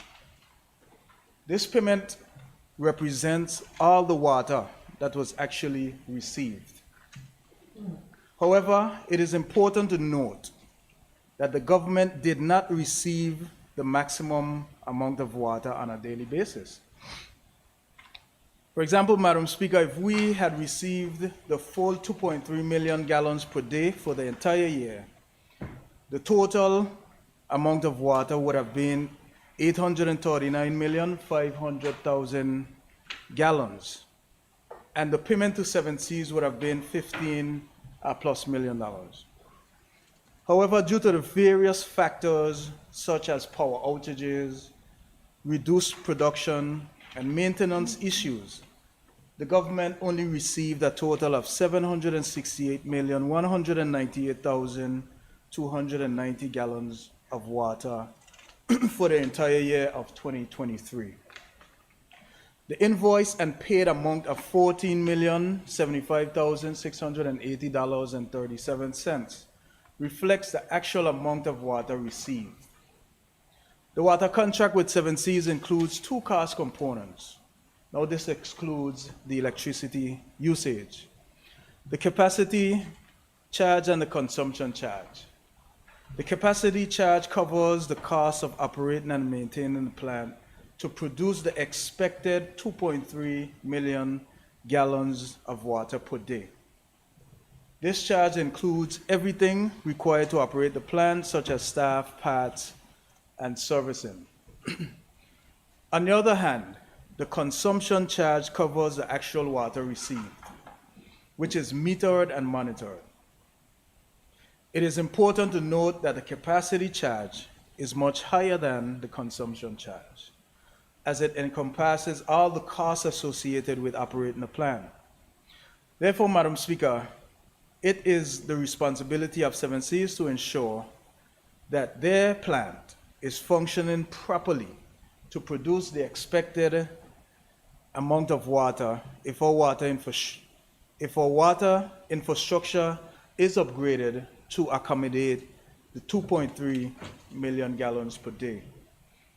B, Madam Speaker, as explained previously, government does not pay for 2.3 million gallons of water per day. What the government pays is a plant operational cost for 7 Seas to ensure that it maintains an ability to be able to produce 2.3 million gallons per day. So therefore, the government pays an operational charge and a consumption charge. On average, the government receives over 2 million gallons per day, with the exception of days when the plant is taken offline for operational and maintenance procedures. Madam Speaker, a breakdown, given the months and the dates during the year 2023, is attached to table in appendix number 1. Madam Speaker, I want to make the minister a promise that when I analyze these figures, I'll be back, because I hope you have the consumption charge for 2023. Do you have that? Is it included in your answer? The consumption charge for 2023. Sure. Because once I got a consumption charge, I'll be able to tell you exactly how much gallons you didn't use for the year. But Madam Speaker, I wonder if the minister can tell me whether he has his department has the ability to monitor the amount of water the government gets from 7 Seas on a daily basis. Madam Speaker, there is a meter at the site that we actually share with 7 Seas, but we're in the process of adding meters to all the reservoirs for receiving and what leaves. So that is a tender now with the RDA, and hopefully that should be done in a couple of months. Madam Speaker, I wonder if the minister doesn't think that a commodity with such a heavy price tag on it, the thing is like 20 million you pay 7 Seas a year. You pay like 27 million total in water. Well, maybe you paid 7 Seas 20 million. If you don't think that it is important enough to have staff monitoring the amount of water you get from that plant each year accurately, monitoring it accurately, because we're talking about a lot of money. And I'm not talking about a staff of one and a half. It could be up to 5 people. Believe me, it's worth it. And I'm wondering if you don't feel the same way. Thank you, Madam Speaker. Hence the reason I said that we're working on getting the monitoring so that we can confirm. And just to confirm, Madam Speaker, I know the member mentioned 27 million to 7 Seas, but based on total water. or for total water. 7 Seas might be 20, I said. Okay, the 2/3 cost component to water production for 7 Seas, we only paid 14 million. 14,075,680.37. Yeah. I get electricity, about 6-7 million. Question number 3, Madam Speaker.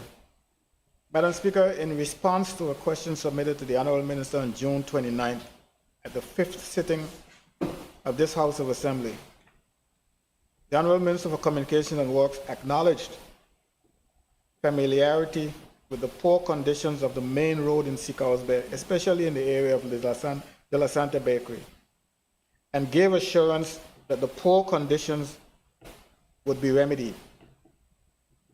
Madam Speaker, some patching was done since, but it is currently as bad now, or worse than it was then. Can the minister please tell this honorable House why this condition is allowed to persist? And B, can he give a date for a substantial fix to that is for a substantial fix that is permanent in nature. Madam Speaker, I thank the member for this question. I acknowledge the statement made. Madam Speaker, yes, he mentioned some patching was done by the public works in the area. The comprehensive approach to road repair is being planned for the area mentioned, the De La Santa Bakery area, in the comprehensive road repair schedule. Madam Speaker, I make reference to the recently allocated funds to do resurfacing. Madam Speaker, the contracts are now being vetted and works will commence thereafter. This includes an entire road resurfacing. It will be analyzed if the area needs to be milled and resurfaced. If not, we will do a comprehensive road resurfacing. And Madam Speaker, this derived from the funds received from the Minister of Finance recently, in upwards of $1.8 million. Madam Speaker, we are not unable to give a date at present due to the fact that we are currently awaiting the contracts to be vetted prior to the commencing of resurfacing. Madam Speaker, it's when you hear people talk about, ministers talk about comprehensive this and comprehensive that, the only thing that it triggers in my mind is that we're talking about down the road, years. And while having a comprehensive fix to anything is good, Madam Speaker, it is not good for politics. As a politician, what you need to have done is now. You want to wait, do something now, and then you wait for it to get done late, the comprehensive fix later. Meanwhile, all you're doing is generating animosity. Every time somebody hit one of those holes, they start hating. So I think, Madam Speaker, what I'm asking for, I'm not asking for this comprehensive fix, really. I'm looking for you to do something better than you did the last time, because I was involved in that last fix too. Guy with a truck, a 3-yard truck, and a shovel, and he just dropped some asphalt behind and run the truck over it 2 times, and that's it. That can't work. That ain't gonna work. You have to get something better than that. So I want to know when you're going to do something. And when you give me the response, also tell me what this comprehensive fix entails. Thank you, Madam Speaker. Madam Speaker, I'm not sure if you understood where I mentioned comprehensive. The approach is for the area that he mentioned. I also mentioned we'll do the assessment if we are supposed to do the milling of the area or just add the resurfacing. I'm happy that the member acknowledged that he was involved, as most members I try to get involved in doing the road patching to make the road a bit more easier traverse for the residents. But Madam Speaker, in terms of the timeline, comprehensive, as I said, refers to the area, De La Santa Bakery area. The timeline depends on when we get the contracts back, as they're being vetted, and we will certainly address the area mentioned. Madam Speaker, you have to bear with me because I have interest in this particular matter. These contracts you're talking about, what's the scope of the work you're talking about? What kind of contracts are they? Thank you, Madam Speaker. Madam Speaker, we were able to get $1.8 million from the Premier Minister of Finance. $400,000 of that $1.8 million goes to purchasing high definition pipes, HDPE pipes, that we will be laying in those most critical areas. 1.4, those contracts include a company to do the resurfacing, the bitumen, the aggregates, all the material needed to do the asphalt production and laying. So we are waiting on those contracts to be vetted and to be signed, and then we'll be able to do the resurfacing thereafter.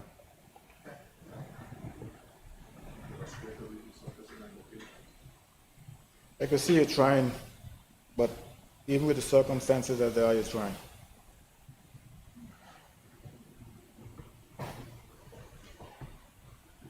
Madam Speaker,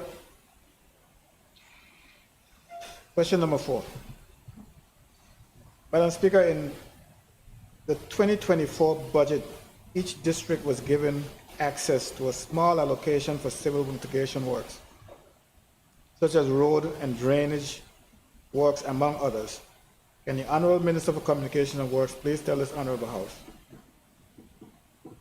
how much of that allocation for the 3rd district has been spent to date?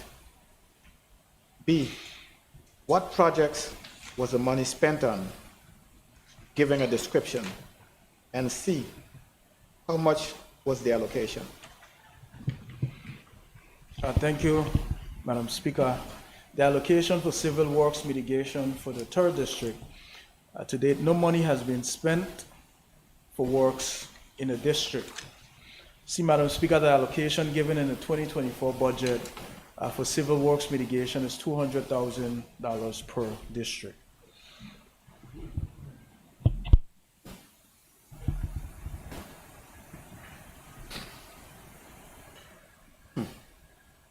I'm not going to ask a follow-up on that because it may reflect poorly on both of us.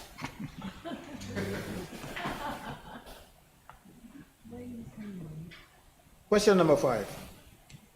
Madam Speaker, with regards to the 2023 civil mitigation vote of $250,000 for District 3, can the Honorable Minister for Communication and Works please tell this Honorable House, A, how much of the $250,000 allocated for the 3rd district was spent on projects completed in 2022? B, why weren't those projects charged to the 2022 civil mitigation vote? Thank you, Madam Speaker.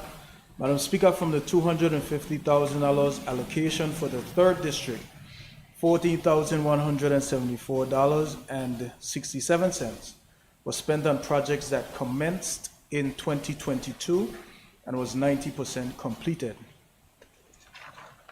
Madam Speaker, the Ministry of Finance has a policy that monies in the previous budget year do not roll over into the current budget year's estimate. As a result, the outstanding balance of the contracts in 2022 are expected to be paid from the 2023 civil mitigation vote. Madam Speaker, those projects, that project was completed in 2022. It was completed in 2022. Albeit may have been late in the year, but was completed. Madam Speaker, the physical works probably was completed, but the contractor had some paperwork matters that were not produced in the year of completion, and therefore they were produced in 2023. That's when payment was made. Question number 6, Madam Speaker. Madam Speaker, with regards to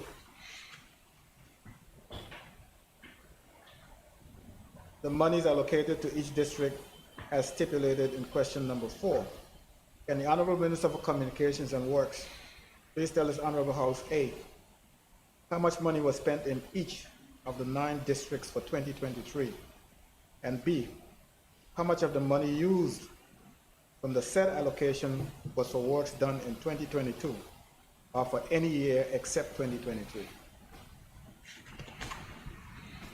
Thank you, Madam Speaker.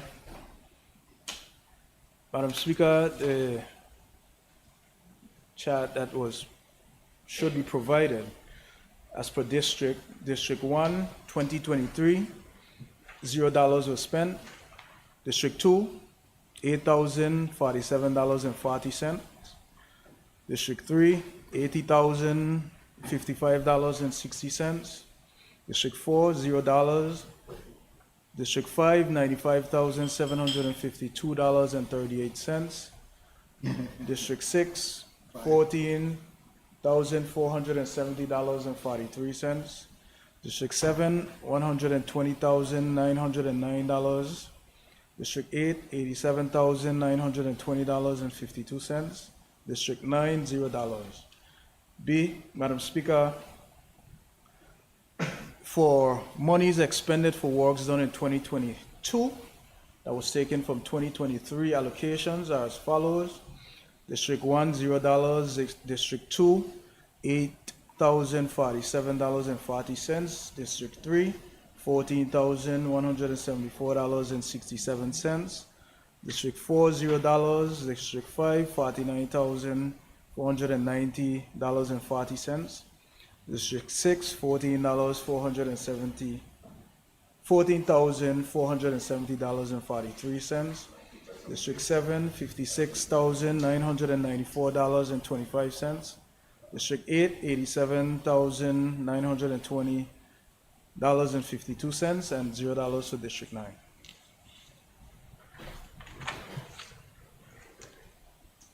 Madam Speaker, I wonder if the minister would be able to tell me, since he has the figures and I don't, how much money went back? From a total of what? 250 times 9? How much money went back? That was not spent. Madam Speaker, I would have to go and do a little subtraction and multiplication to get the correct answer, and I will and come back. I was supposed to give you all of those figures to hold. You know, there's a supplementary questions. We don't have the questions. Okay, Madam Speaker. Question number 7. Madam Speaker, on Sunday, March 17th, my constituents reported not getting water for 3 days. That's since Thursday, 14th.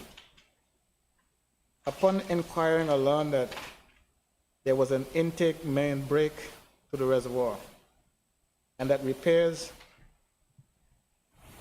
priority was promised for Monday, 18th. However, even if successful, residents would not expect water for at least a few more days due to curing time necessary. Madam Speaker, can the Honorable Minister for Communications and Works please tell this Honorable House, A, why would a situation like that be allowed to go on for 3 days before a scheduled attempt to be fixed? B, how many repair crews does the department have? And C, is there a dedicated crew for evening and weekend emergencies? Thank you, Madam Speaker. And before I start, I would like to acknowledge the hardship that they felt during that time, and I could sincerely apologize for the results of our age-old aging infrastructure. So, Madam Speaker, I was advised that on the 17th of March 2024, the Water and Sewage Department was made aware of a water main break, and they took immediate action. The assessment revealed that a comprehensive repair required procuring components that had to be special ordered from an overseas supplier. Notwithstanding, the department completed a temporary repair to ensure that the residents of Sicawsby received water, albeit in a rationed manner. The permanent repair was subsequently completed.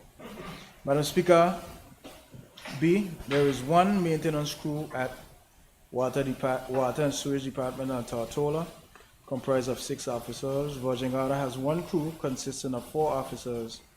Just Van Dyke has one crew consisting of 2 officers, and Igata one crew, 1 officer.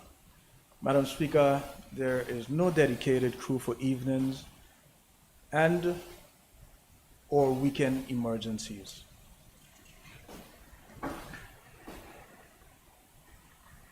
Madam Speaker, this matter was so crucial that even the Deputy Premier, I had to get involved in that. I said to myself, why should I take this? Let me pass it on to her. She should be as restless as I am. Right? I had to do it. Madam Speaker, can the Minister tell me how many crews did Water and Sewage have had in days past. They're down to one now. How many they had in days past? And if it's less than what it used to be, why? I think I answered that question sometime back, Madam Speaker. I think it was 4 at that time. And, due to retirement, resignation, hiring freeze, the crews were not replenished. But we are in the process of doing that exercise right now.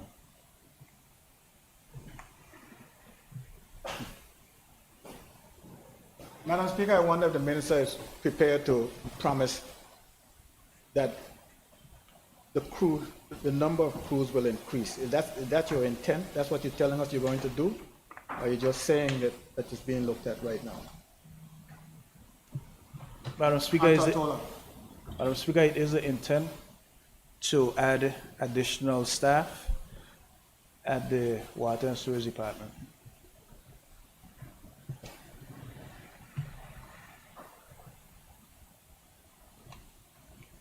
Madam Speaker, can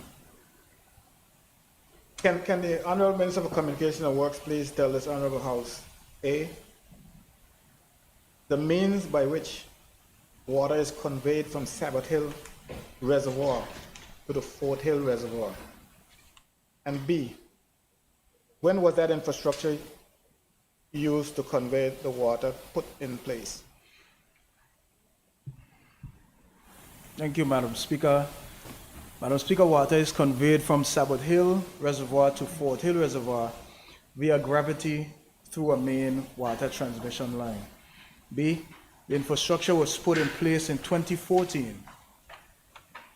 Since 1990, when the Barbers Bay desalination plant was operable, water was pumped to the Fort Hill Reservoir. From Fort Hill, water was then pumped up to Sabbath Hill Reservoir via a pumping main.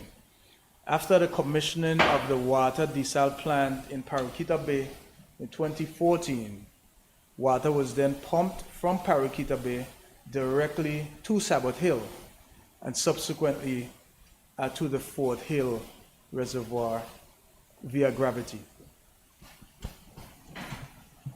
Madam Speaker, the minister said the infrastructure was put in place in 2014. Meaning that you installed new pipes from Fort Hill to Sabbath Hill in 2014. Am I understanding you correct to say that?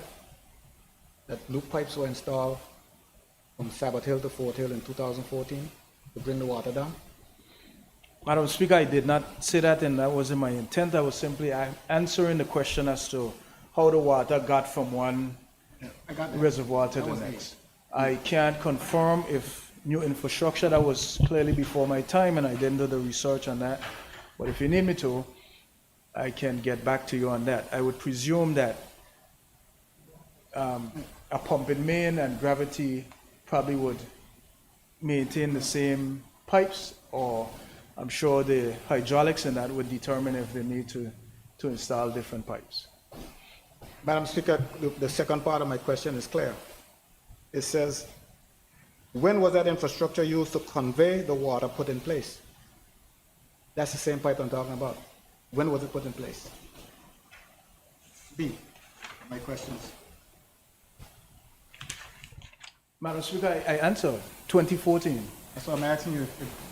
If those pipes were installed in 2014, that's what you said? Yes, that's what you're saying.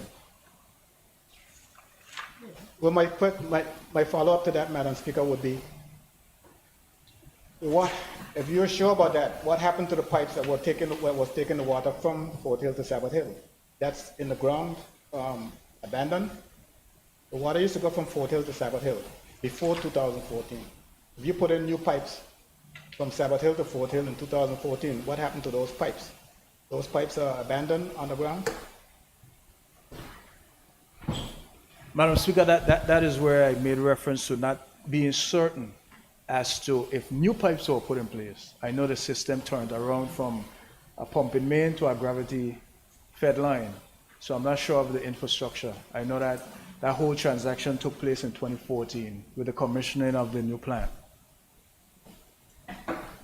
Madam Speaker, I think, let me say it slowly. Because you mentioned the year 2014. If that has nothing to do with the infrastructure, then say that. The commission of the plant was 2014, good, we understand that. How is the water getting from Sabbath Hill to Fort Hill? Yes, it's coming by pipes. Are those the same old pipes that were there, or did you put in new pipes? You don't know.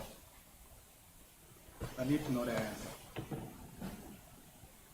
So, if you had that answer for the next time, got you.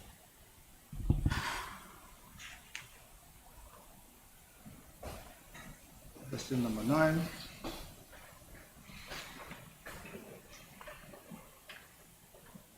Madam Speaker, can the Honorable Minister for Communications and Works please tell this Honorable House how far west does the Fort Hill Reservoir currently serve? And B, how far west can it realistically serve with effectiveness? West name coming down by me. Thank you, Madam Speaker. The Fort Hill Reservoir serves as far west as the bottom. B, and as answered above, the current infrastructure, the bottom is as far westward as the reservoir can serve based on the setup of the system.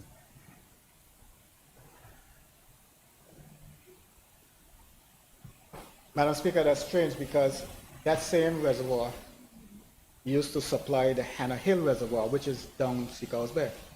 So unless they went and cut the pipes at the bottom, I don't see why it can't come back, continue to come down.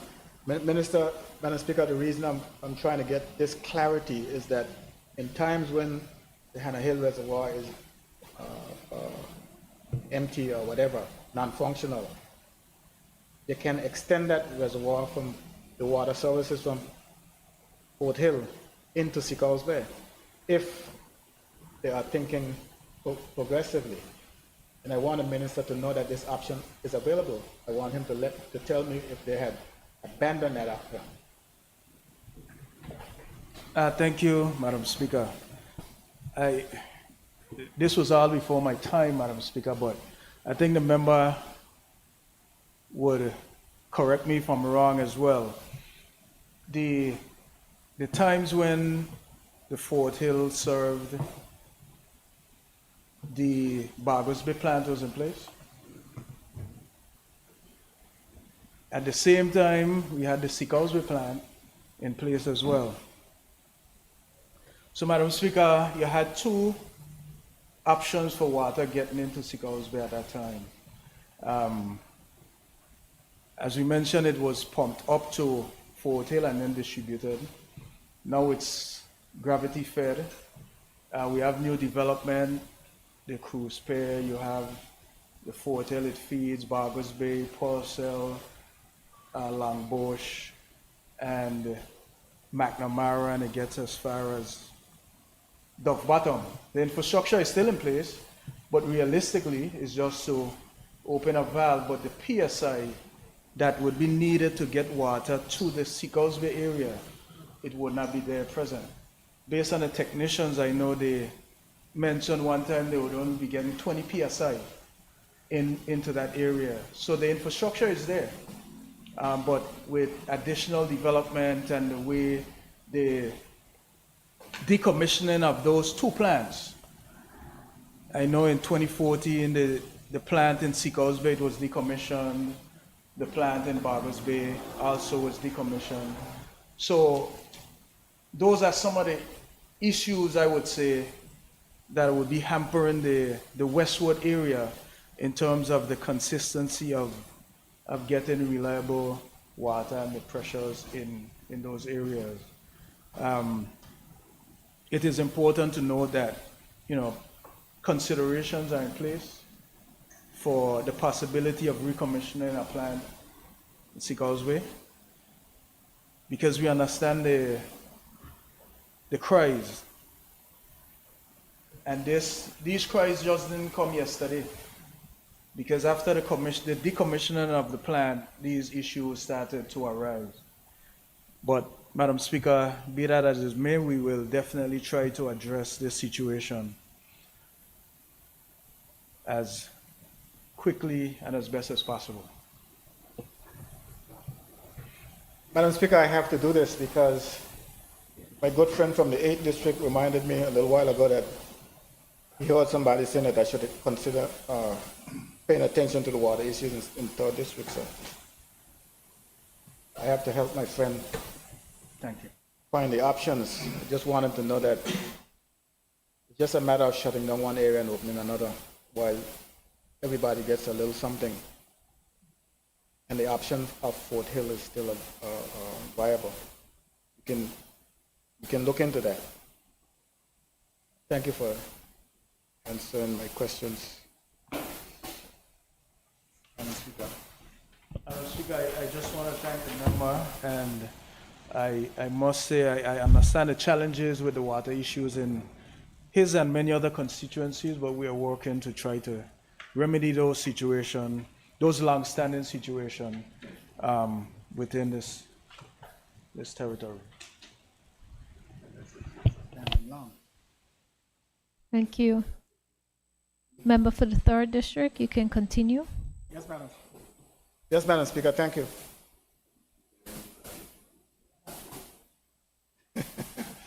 There's a little fight brewing over here that I enjoy entertaining. When does the statute of limitation run out?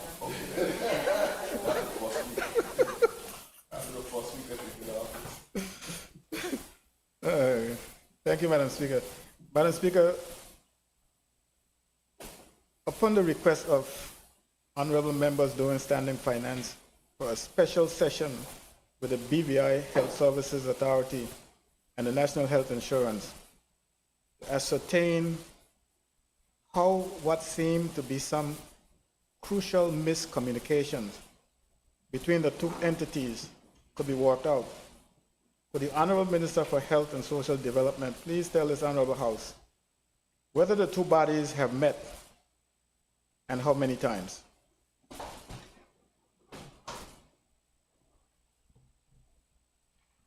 Thank you, Madam Speaker. Madam Speaker, the Contract Committee, which is a forum set up for the National Health Insurance and BVA Health Service Authority, collaboration and decision-making was recommissioned in January 2024. The committee meets on a monthly basis and have met twice to date. Where scheduling conflicts have prevented meetings from being held in the past month, the work of the committee continues to progress. Thank you, Madam Speaker.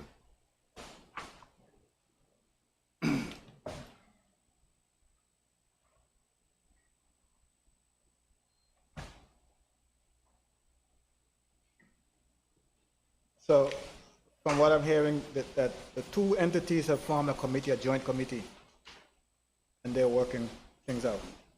That's correct. Question number 2.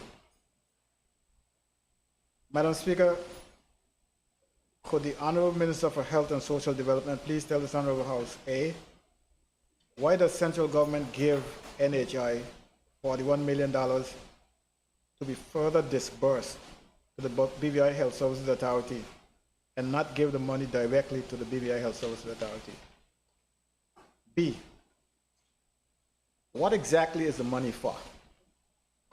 C, can the minister please present this House with the policy outlining how the money is to be disbursed? Thank you, Madam Speaker. And I thank the honorable member for his question. Madam Speaker, please bear with me. It's a not too short answer. Madam Speaker, for the members' benefit, please note that the correct amount disbursed to the BVI HSA on an annual basis is $42 million and not 41 as mentioned in the question. Madam Speaker, to adequately answer this question, some historical context and information is required. That's the point. Hence, I indulge me to go through this. Yellow point. The BVI HSA and National Health Insurance signed an alliance agreement to govern the reimbursement of the BVI HSA for services provided to NHI covered beneficiaries on 4 December 2015. The purpose of this alliance agreement was to ensure that the BVI HSA and the NHI work in a collaborative way to improve the health of the residents of the territory. The alliance agreement was divided into 2 phases. Phase 1 was expected to last from January 1st, 2016 to 31st December 2016. This phase entailed an estimated budget and standard operations during which information will have been collected to move to Phase 2 the following year. Phase 2 entailed a number of measures to ensure accountability, including monthly reimbursements and a strong component of utilization review and utilization management to ensure quality and value of services provided. Following which, the alliance agreement will continue in perpetuity while being managed by a contract committee, which included the Ministry of Health and Social Development. The role of the committee is to ensure that the alliance agreement meets its objectives through regular reviews, changes to policies, and where necessary, amendments to the reimbursement strategy for the BVI HSA to provide NHI beneficiaries with covered health care services. In so doing, the range of services, reimbursement levels and strategies, evaluations and monitoring would have been addressed by the committee based on information and experiences from year to year. Madam Speaker, the NHS system includes regulations which exempt specific persons from making contributions to the NHI fund. Section 22(6) of the Social Security Regulations 2015 states, the contributions of dependent children, unemployed seniors, indigent persons, and of wards of the state shall be such sum as is appropriated by the House of Assembly in each financial year for that purpose. As such, Madam Speaker, the government of the Virgin Islands, who by regulations have exempted these persons from paying for health services, must therefore make contributions on their behalf. For expediency, during the startup of the NHI fund, calculations at a time provided a starter figure, which will include the contributions for the exempted persons, together with other contributions for the purpose of covering the cost of operating the BVI HSA for the provision of NHI coverage healthcare services. Unfortunately, Madam Speaker, during the initial operation of the contract committee, the BVI HSA was not able to provide the necessary data for evaluation of the contract or to effectively move from Phase 1 to Phase 2 due to lack of capacity within health information system. A decision was later made to engage in the procurement of a modern health information system which will be able to both manage the operation more effectively and to provide the information required to firstly evaluate the contract and secondly move expeditiously from Phase 1 to Phase 2. In 2017, the BVI is struck with a historical level of flooding and then 2 twin disasters of Hurricanes Irma and Maria. The territory, while struggling with that recovery, then faced along with the global community the onslaught of the COVID-19 pandemic. Unfortunately, due to these events and lack of information, the proper functioning of this alliance agreement was not revisited. Adequate utilization management capacity was also never developed to properly manage the alliance agreement. All of these issues put the alliance agreement and the work of the contract committee on the back burner.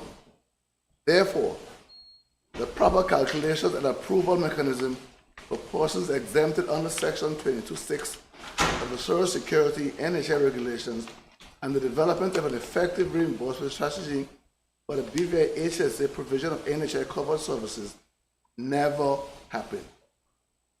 In the interim, however, the BVI HSA have installed the Meditech Health Information System and the contract committee of the alliance agreement between the NHI and BVI HSA. has been reconstituted. The committee has been meeting and is chaired by the Ministry of Health and Social Development. The committee is working assiduously to review the current situation and make recommendations for the way forward. At present, the BVI-HSA continues to provide services for NHI-covered persons, and the committee's recommendations will include how the reimbursement for services by NHI should be carried out to ensure not only adequate compensation, but also to ensure adequate accountability, cost control, and value for money. The committee will also need to make recommendations concerning how government compensates the NHI insurance for persons who have been exempted from paying NHI payments to ensure that the fund remains viable. These recommendations, in accordance with regulations, is subject to the approval of Cabinet with the requisite amendments submitted for the approval of the House of Assembly. The NHI will also be carrying out an actuarial study this year, which is a statutory requirement, and this information will be needed to be included into the calculations to ensure the sustainability of the funds. Essentially, Madam Speaker, the $42 million is an arbitrary commingling of budgetary support for the BVI-HSA and the reimbursement of NHI for persons who have been exempted from paying NHI statutory payments as mandated by the regulations. Unfortunately, this has been paid directly to the BVI-HSA through the NHI without adjustments over the years. This practice has complicated both the funding of NHI and the BVI-HSA. By its very nature, severely limits the sustainability of the NHI and funding for the BVI-HSA. The Ministry of Health and Social Development is committed to completely reviewing and solving these long-standing issues, Madam Speaker. Both NHI and BVI-HSA continue to work together with the Ministry of Health and Social Development through the Contract Committee to bring forward recommendations on both the policy and strategy for effective funding of NHI and reimbursement of the BVI-HSA to provide NHI-covered services to beneficiaries while controlling costs and ensuring accountability for resources. The Ministry of Health and Social Development therefore expects that arising out of the work of the Contract Committee, that a more sustainable funding strategy will be devised for Cabinet's approval. What exactly is the money for? Madam Speaker, my previous answer and historical context clearly outlined what this money is for. To recap, this money is for both funding of the BVI-HSA to provide NHI-covered services and to compensate for persons who have been exempted from paying NHI contributions by Section 22(6) of the Social Security Regulations of 2015. Could the Minister please present us with a policy outlining how the money will be disbursed? The current existing policy for the disbursement of money to the BVI-HSA is the alliance agreement between the Virgin Islands Social Security Board and the BVI Health Services Authority. This agreement calls for a quarterly payment in advance. This is the same agreement the Contract Committee is reviewing and will be making recommendations for improvement along with other necessary policies to streamline and addressing the funding of both NHI and BVI-HSA. Once those recommendations have been considered and approved by Cabinet and signed by parties, it will then be shared, Madam Speaker. I thank you.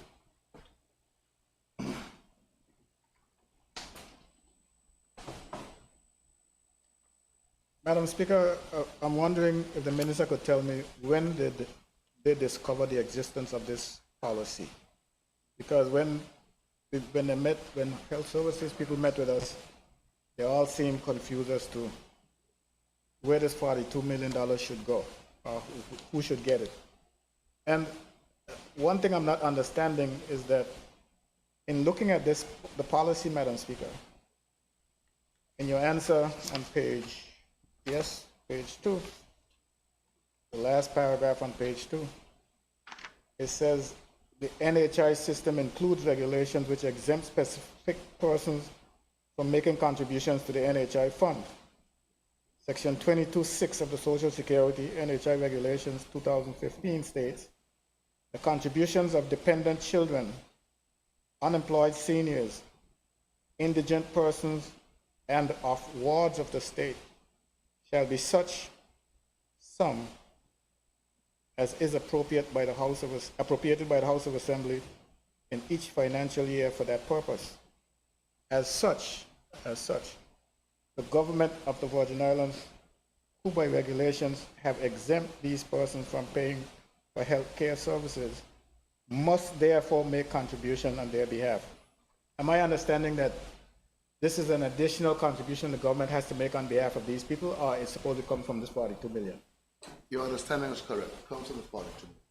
But I think, like you rightly said, there's been some confusion over the years as to exactly whether it's intentional or unintentional. There's been some confusion as to what exactly this money used for. Probably a convenient misunderstanding. But the Conscious Committee is being reviewed, like I said earlier, to make sure there's no confusion and to make sure we understand in here that when we pass that budget, the money we put in there is the money that can be spent and no more. Thank you, Madam Speaker. I think I was arguing the opposite because I don't understand the statement itself as it reads. It says, as such, the government of the Virgin Islands, who by regulations have exempt these persons from paying for health services, must therefore make contribution on their behalf. And you were saying that must therefore make contribution on their behalf. The contribution is coming through the $42 million and not going directly from the government outside of NHI as a different contribution. It's part of this $42 million. That is correct. That's your interpretation. That's my understanding. And you're sticking with it? Yes. Okay. Question number 3. Madam Speaker, could the Honorable Minister for Health and Social Development please tell this Honorable House, A, how much of the $42 million given to NHI since 2019 was transferred to the BVI Health Services Authority each year? B, if at any time did NHI not transfer the full amount, A, how much was withheld, and B, why? Thank you, Madam Speaker. Appendix A, which I hope the member got, shows the annual transfer of funds from the $42 million allocated to the NHI to the BVI HSA each year since 2019, and the funds withheld for the same period. Madam Speaker, based on the information outlined in Appendix A, funds at times were withheld for the following reasons: NHI and Social Security contributions, 2, Milliman Care Guidelines, annual subscriptions. It is a software that the NHI and BVI HSA share. The annual cost is split 50-50. Plexus scope of work entail building connectivity between Meditech, the software used by BVI HSA, and NHI. Plexus claims management software, PCM. Thank you, Madam Speaker.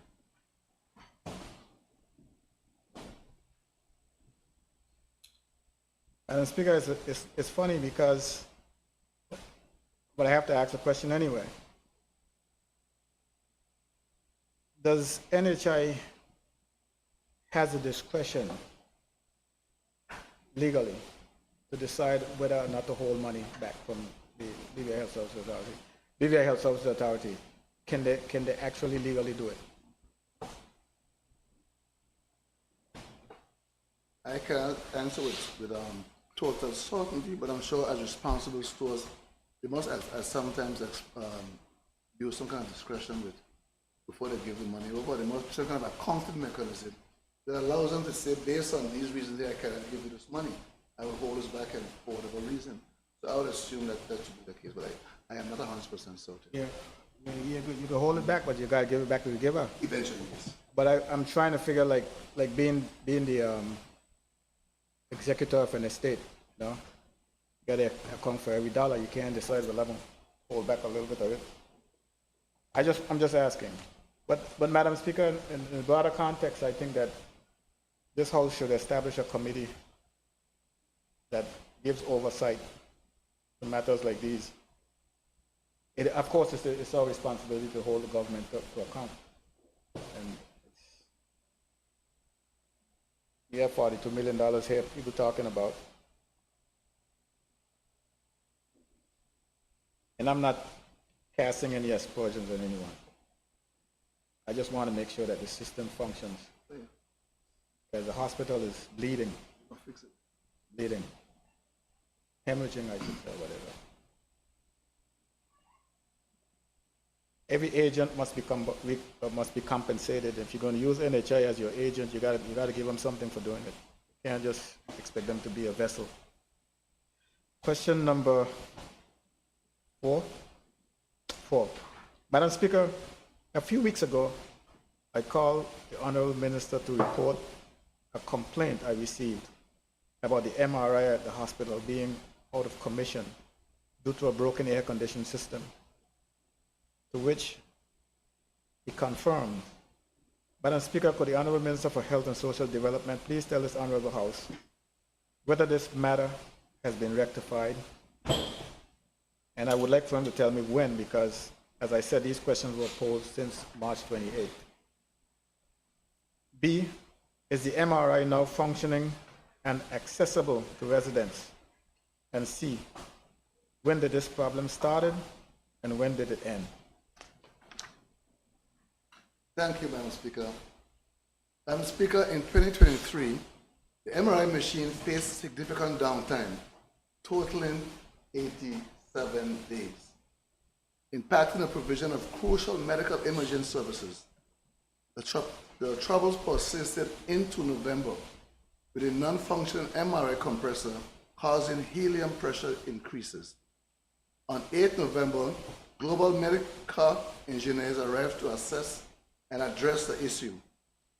Following the procurement of necessary components to alleviate the persistent problems with this medical equipment, the MRI was functional by 20th December 2023.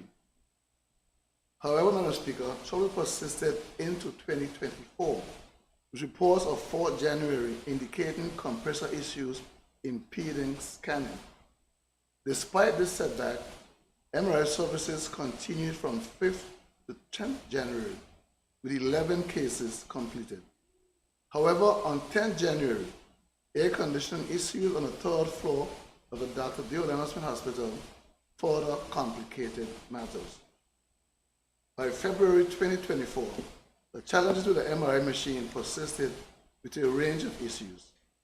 However, Madam Speaker, I'm happy to inform the Honorable House that the service parts for the MRI were sourced and the engineer has rectified the issue and the MRI machine is now functional.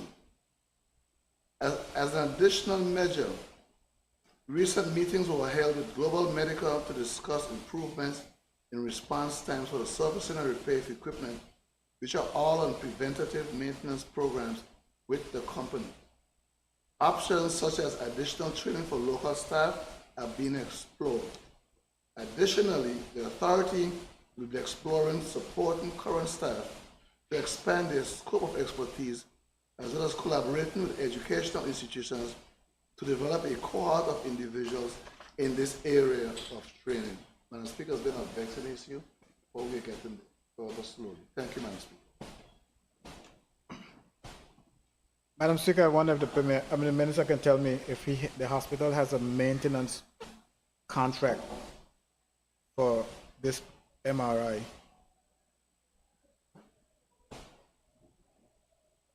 Madam Speaker, I cannot say for sure, but I'll make sure I find out and get back to the member on that.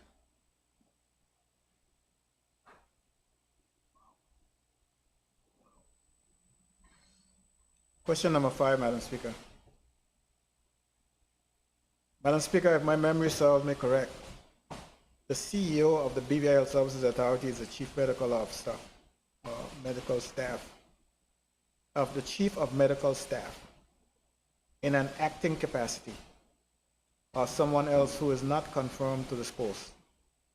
Madam Speaker, can the Honorable Minister for Health and Social Development please tell this Honorable House, A, whether the CEO position at BVI Health Services Authority is being held in an acting capacity, A, or one? If yes, who is in that position and why? And B, if not, if no, who is in the position and when was the post filled? And C, how long has the substantive post been unfilled? Thank you, Madam Speaker. Madam Speaker, Dr. Joan Samuel is the acting interim CEO at the BVI Health Services Authority. Madam Speaker, the CEO position has been vacant since November 2020, spanning 2 chairmen of the Board of Directors, 3 ministers of health and social development, and 2 permanent secretaries. The CEO position was finally advertised and interviews are conducted under the former chairman of the BVI Health Social Authority Board. Despite the candidate being recommended by the board, the candidate respectfully requested for his application to be withdrawn. Since then, a new chairman was appointed and the post was subsequently re-advertised. Following the new recruitment and interview process, the board has made a recommendation which has been submitted to the Ministry of Health and Social Development. The recommendation is being considered for transmission to Cabinet that the request, not that the requested supporting documents have been received. Thank you, Madam Speaker. You have time to ask me a question.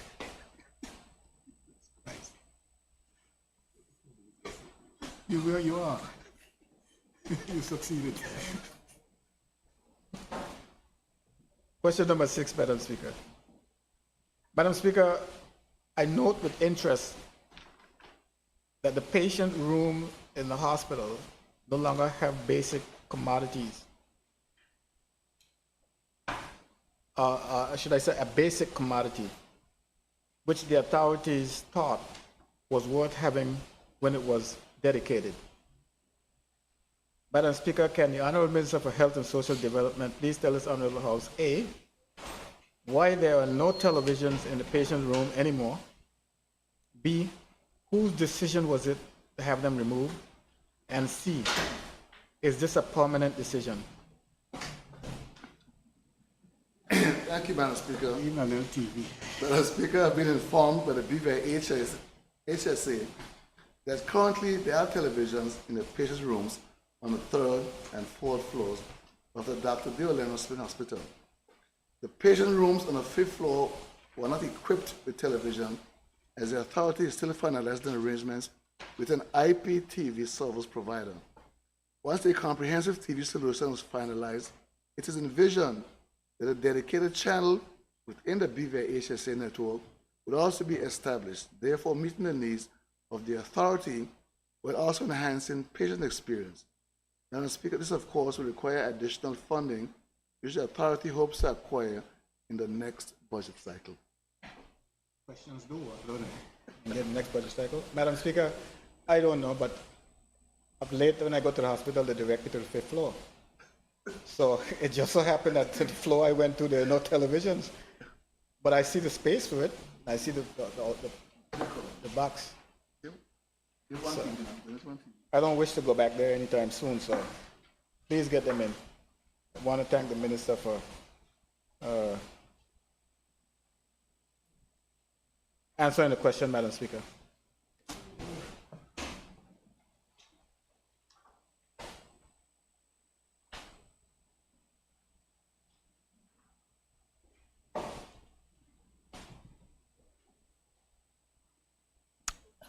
Member for the 3rd, you can continue. Yeah, I got another question for my good friend in front of me. Just look straight ahead of me now. Madam Speaker, since 2019, during the last administration and this, there have been some significant activities as relates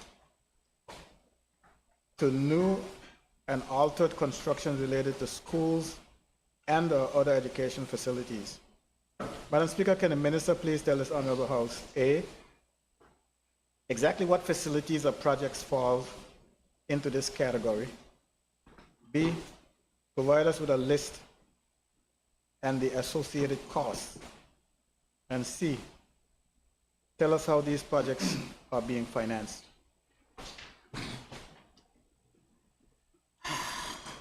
Madam Speaker, I appreciate the inquiry regarding the significant activities related to new and altered construction in educational facilities since 2019, and I am pleased to provide a detailed response. Extensive works have indeed been undertaken on various education facilities across the territory since 2019. These include major redevelopments completed at the Elmore Stout High School and the Just Van Dyke Primary School, as well as ongoing redevelopment works at the Eslin Henley Richer Learning Center. Additionally, multiple projects for remedial works have been executed at all other schools spanning across all islands in the territory. Madam Speaker, I am pleased to inform this Honorable House that a comprehensive list highlighting all the educational facilities, their associated costs, and how the projects have been financed is attached at Appendix 2. This detailed table offers insight into the investments made in education, infrastructure, and development over the specified period, providing transparency and accountability regarding the allocation of resources. In terms of financing, these projects have been funded through a combination of sources, including government allocations, loans, and donor funding. The ministry has diligently pursued funding opportunities to ensure the successful implementation of these infrastructural developments, recognizing the critical importance of providing conducive, safe, and comfortable environments for both teachers and students to facilitate effective teaching and learning. Madam Speaker, infrastructural development in education is indeed an arduous task, but it is one that the ministry remains steadfastly committed to. Our teachers and students deserve nothing less than environments that support and enhance their educational experiences, and these investments underscore our dedication to fulfilling that commitment. Thank you, Madam Speaker, for the opportunity to address this important matter. Thank the Minister, Madam Speaker. Thank the Minister. Thank you, Honorable. I call on the member for the 8th District to ask his questions.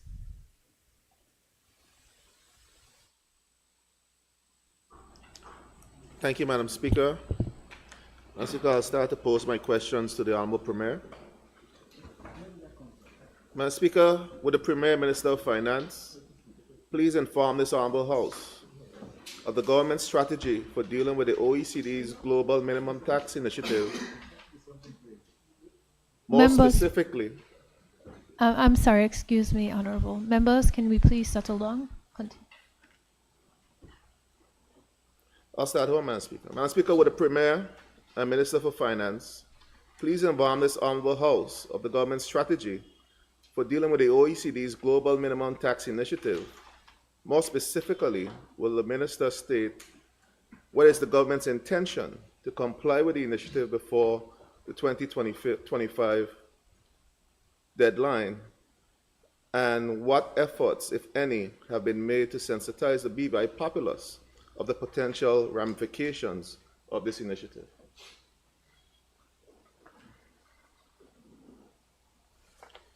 Madam Speaker, I thank the member for his question. The Global Minimum Tax Initiative consists of Pillar 1 and Pillar 2. These pillars will affect any jurisdiction implementing the same in different ways. Given the current tax regime of the BVI, the more relevant aspect of the Global Minimum Tax Initiative is Pillar 2. In this regard, the Ministry of Finance has already begun an assessment into the impact that the implementation of Pillar 2 would potentially have on the BVI. Madam Speaker, the International Tax Authority began this assessment in 2023, which included a review of confidential data to evaluate the potential entities that would be the subject of any legislation implemented with regard to Pillar 2. Following the completion of this assessment, it was determined that further work needs to be conducted so that the government of the Virgin Islands is able to make an informed decision. Madam Speaker, on the 22nd January 2024, a notice was published inviting qualified professional experience and resourceful firms to submit proposals to the government of the Virgin Islands to provide consultancy services surrounding the possible implementation of Pillar 2. The scope of services includes the following: collate and analyze current available data with a view to profiling entities into different groups to determine the relevant tax issues and compliance burden associated with operating each entity type in the BVI. Identify, qualify, and where applicable, quantify all possible impacts to the BVI and its stakeholders, inclusive of socio-economic and financial impacts, should government decide to implement Pillar 2. Develop appropriate tax and other policy responses by the government that are required to support a decision to implement Pillar 2, and identify plausible pros and cons associated with each response. Develop and administer a questionnaire and focus workshops on the implementation of Pillar 2 with stakeholders across key industries in the BVI. Develop a proposed roadmap and framework for successful implementation of recommended Pillar 2 policy options, inclusive of key activities, timelines, and milestones. And identify and map all other risks associated with a successful implementation of Pillar 2 in the BVI and provide recommendations on how these risks should be managed and mitigated. Madam Speaker, on the 1st February 2024, the pre-tender meeting was held and the tenders were subsequently opened on the 27th February 2024. As per the procurement procedure, an evaluation committee was established to consider these proposals. After considering the competence, qualifications, experience of the firms, and the adequacy of the proposals provided, it was clear that all candidates demonstrated a range of expertise that would ultimately benefit the government of the Virgin Islands. This report was submitted to the Central Tenders Board, which was subsequently forwarded to Cabinet for consideration. Cabinet made a decision, and the successful tenderer will now be invited to negotiate a contract.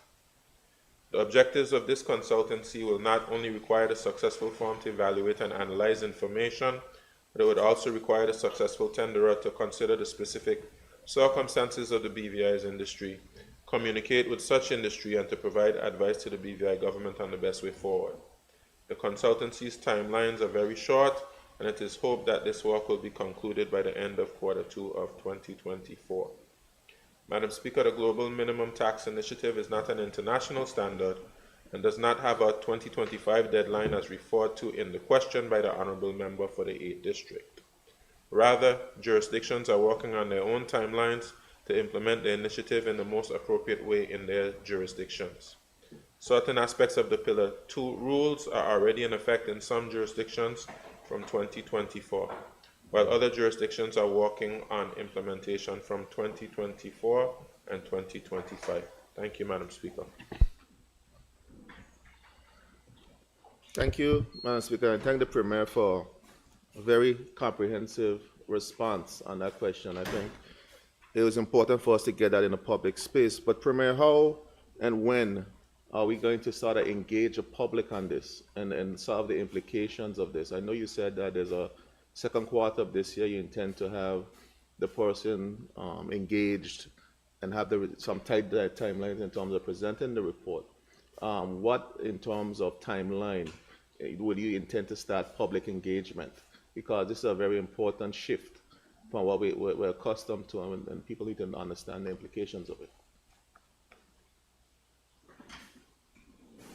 Madam Speaker, after the consultant does their work, they gather the information, they analyze it, they present their report, and then Cabinet can consider that report, and certainly we can engage other stakeholders at that time as well, so that we can make a decision as to what we should go forward considering the recommendations of the report. But after receiving the information, then we can do the appropriate consultations with stakeholders.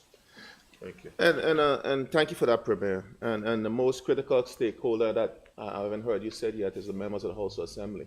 I continue to discuss in this House the importance for us to have a committee of the House, to have a regular discussion and discourse on these particular circumstances that impact the territory, the industry, and the members are not fair. Because once you make these recommendations, Premier, and the consultant make these recommendations, you have to come to this House to make the necessary adjustments in terms of legislative framework and so forth. And yet, we're out to a consultant, and we haven't had a conversation as a House consulted some of the perceived implications of this. When is it intended for us as a House to have a discussion on this matter in a way that we ourselves, once the conversation is had, could have that conversation with our constituencies on its implication and some of the adjustments that we have to make as a territory? Well, Madam Speaker, just to say, it's not a foregone conclusion that any changes will be made. But let me just say to the member that I have no challenge whatsoever in having a conversation with all members of the House of Assembly. I think it would be healthy, of course. Whatever we decide, we'd want maximum buy-in. And of course, we know we have members on the other side who have experience, they have knowledge, and I find very helpful in a number of instances.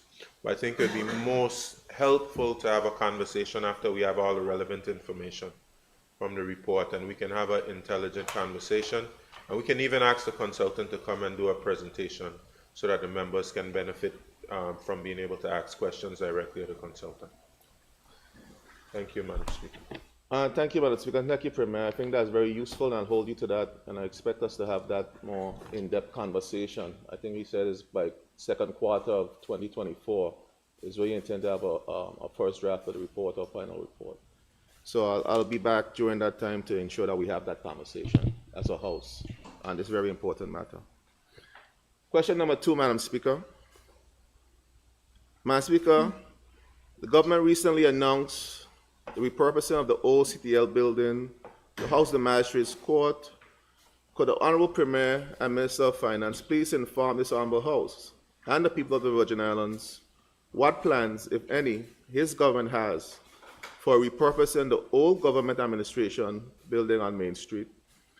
Will the Minister agree that this building is of immense cultural and historical value to the territory, and that leaving it in its followed state, in its current dilapidated state, in deteriorating state, will be a national travesty when there are so many critical public purposes for which it can be rehabilitated? Speaker, I thank the member for his question. I agree that the building is of immense cultural and historical value to the territory. It's for this reason, Madam Speaker, that we have... Your mic. Thank you. Madam Speaker, I thank the member for his question. I agree that the building is of immense cultural and historical value to the territory. It is for this reason, Madam Speaker, that we have been very cautious in determining what plans are necessary to reestablish its use. Madam Speaker, the Office of the Deputy Governor requested funding in the 2024 budget to shore up the external facade of the building that is now creating a hazard for pedestrians and vehicles. This work will commence shortly following the necessary procurement arrangements. The annex in the back will be restored for use by the archives unit, therefore providing additional space for the retention and management of important historical documents dating back to the 19th century. Moreover, repairs to the roof of the old administration building will be undertaken. A tender is expected to be issued shortly. In addition to these restoration works, the Office of the Deputy Governor, in collaboration with the Ministry of Tourism, Culture and Sustainable Development, plan to develop a proposal for the restoration of the section of the building referred to as the admin building that previously housed the government's operations. This will require a team of engineers and architects that specialize in the restoration of historical buildings to establish the design components and to determine the best use for the building as well as the overall cost associated with additional restoration works. Yes. Thank you, Madam Speaker.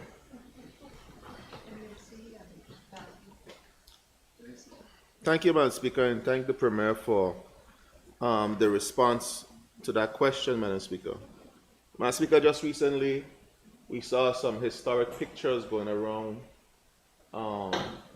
through the territory with old buildings that used to be but no longer is or no longer there anymore. And that building was one where that building in its heyday was one of those pictures depicted. And Madam Speaker, Premier, we need to get some specific timelines in terms of what we're trying to do with that building, because I passed there some evening ago, member for the tour, when I got the message to carry to you, and I saw a young man living in that building. There are people living in the building right now. I shudder to understand the condition of that building. A young man who is out and about through town, causing some disturbance, who obviously have some mental challenges, is living in that building, Premier. Seems like he's been living in that building. So I'm wondering, in terms of timeline and these things that you mentioned, he didn't say anything specific in terms of timeline. What is the sense of urgency to deal with a building like that in terms of the historical value to us as a territory? Do you have any timelines? I didn't hear any. If I missed it, please enlighten me in terms of the sense of urgency and budgetary allocation to get this done. Madam Speaker, I don't have any specific timelines, of course, but I know that, of course, in the answer would have indicated that procurement is imminent. So as soon as, of course, we get the procurement information together and requests for proposals go out, or open tender as the case may be, we'll have a little bit more information in terms of when the job actually can be completed.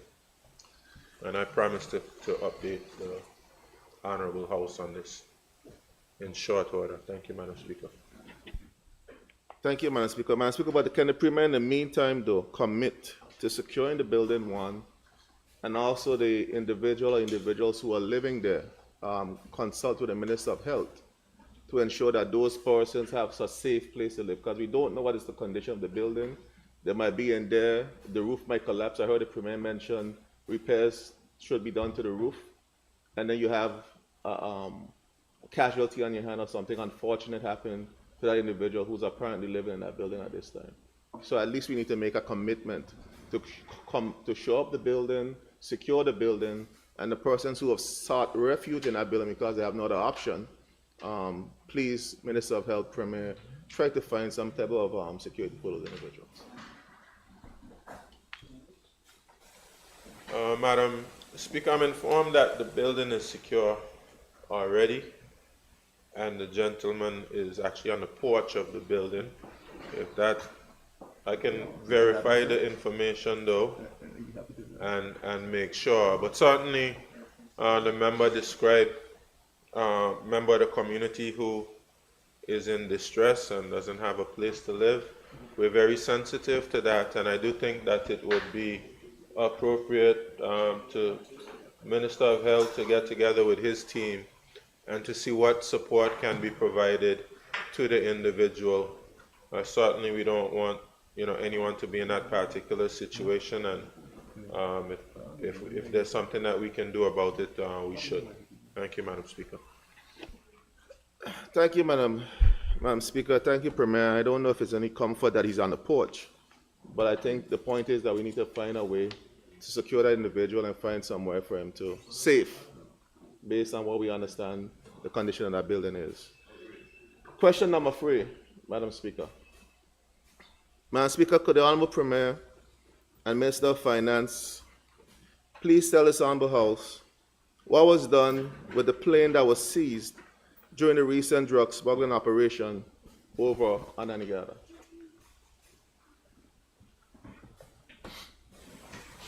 Madam Speaker, I thank the member for his question. The plane is at the TB Letsam International Airport for safekeeping. It was a U.S. operation, and once the relevant paperwork is completed, the plane will be returned to the U.S. Thank you, Madam Speaker. What else was in there? Yeah, the plane. I don't understand. You say it was a U.S. operations, Madam Speaker, so it was, I don't understand. Is a U.S. registered plane? I don't. So the plane is not. The process happened on BVI soil. It was I know when normally you seize boats and so forth when it proceeds of criminal conduct. I think it's on the Proceeds of Criminal Conduct Act. Assets, that's not part of that whole regime, or is it something separately that happened that we laymen are unaware of? Madam Speaker, perhaps it would be better if we get the Attorney General's chambers to speak on that particular matter. From my knowledge, of course, even if you have an operation that starts in U.S. territory and it ends up in British territory, we have a memorandum of understanding with United States authorities. But of course, we do have laws as it pertains to the criminal conduct and the forfeiture of assets that govern these matters as it pertains to. I'm not sure if there's any reason for us to hold on to a damaged plane in that respect. And I'm not sure whether this plane is evidence that's going to be used in a case. But that's the situation as has presented to me, Madam Speaker, and any matters of a legal nature perhaps should be directed to the Honorable Attorney General. Thank you. Thank you, Premier. And I wouldn't deep, since it's probably still a legal matter, I wouldn't go any further with that in the House, in the public space. But it seems like when anything of value goes back to the USVI, but when they send the people here, when the process starts in the USVI, you have to keep them and repatriate them. So I don't understand how this level of double standard that we continue to say is a friendship, but I digress. Question number 4. Madam Speaker, could the Honorable Premier and Minister of Finance please give this Honorable House an update on the public-private partnership between the Premier's office and the BVI Football Association, and when does the office intend to fulfill its obligation of the asphalt overlay for the surface for the track? Madam Speaker, I thank the member for his question. The Ministry of Environment, Natural Resources and Climate Change is in receipt of an application from the BVI Football Association to extend the lease to cover a period of 25 years. The current lease agreement has a total of 10 years remaining. The Ministry of Environment, Natural Resources and Climate Change met with representatives of the association on Thursday of last week and is scheduled to meet again during the course of this week to discuss a few more changes that the association is requesting to the lease agreement.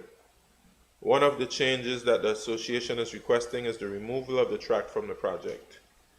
The BVI Football Association has requested the extension in order to qualify for the grant funding from FIFA International to construct the stadium. Thank you, Madam Speaker. Thank you, Madam Speaker, and thank you, Premier, for that update. I think it would have been useful if the district rep would have been invited to those conversations, since it lands and it sits smack dab in the heart of my district. And the fact that when we first had this discussion, the community was critically involved in that process.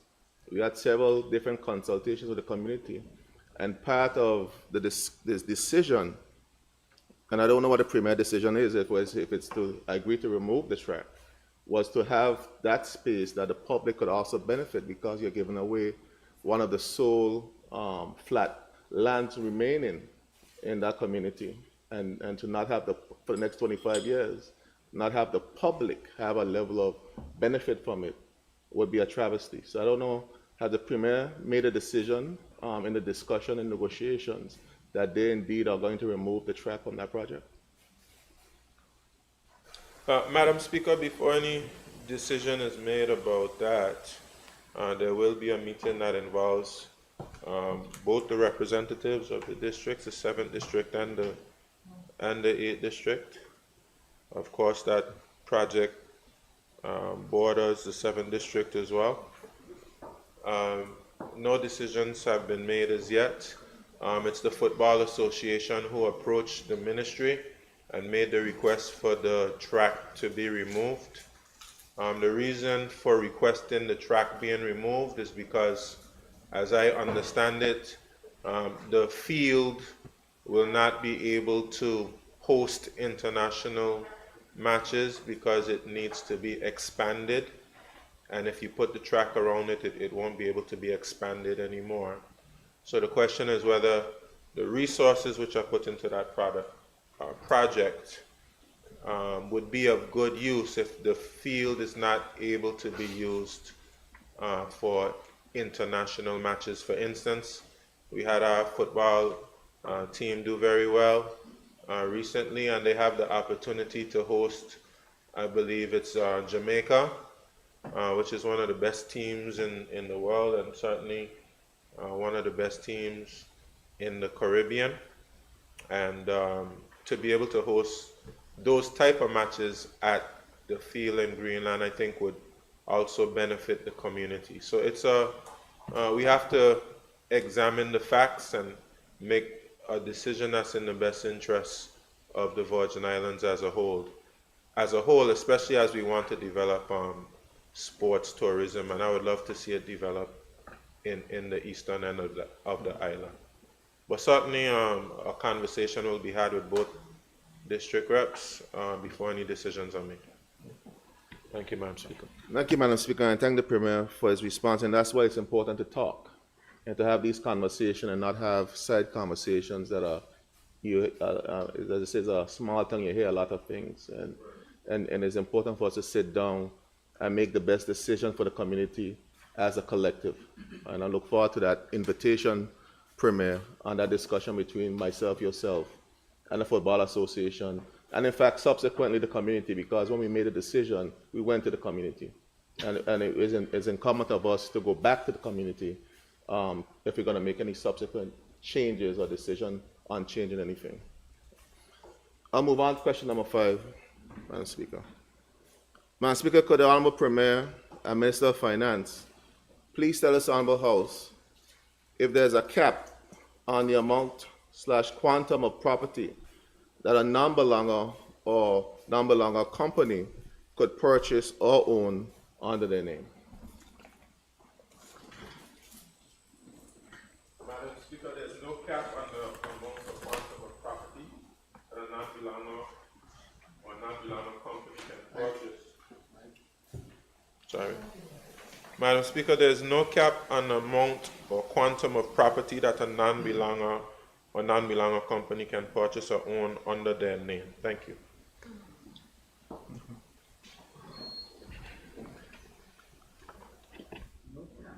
Okay. I want to ask a follow-up now, Madam Speaker. Question number 6. Same question, but for a belonger company. Madam Speaker, could the Honorable Premier and Minister for Finance, so I assume the answer is the same. This Honorable House, if there's a cap or amount or quantum of property that a belonger or belonger company could purchase or own under their name.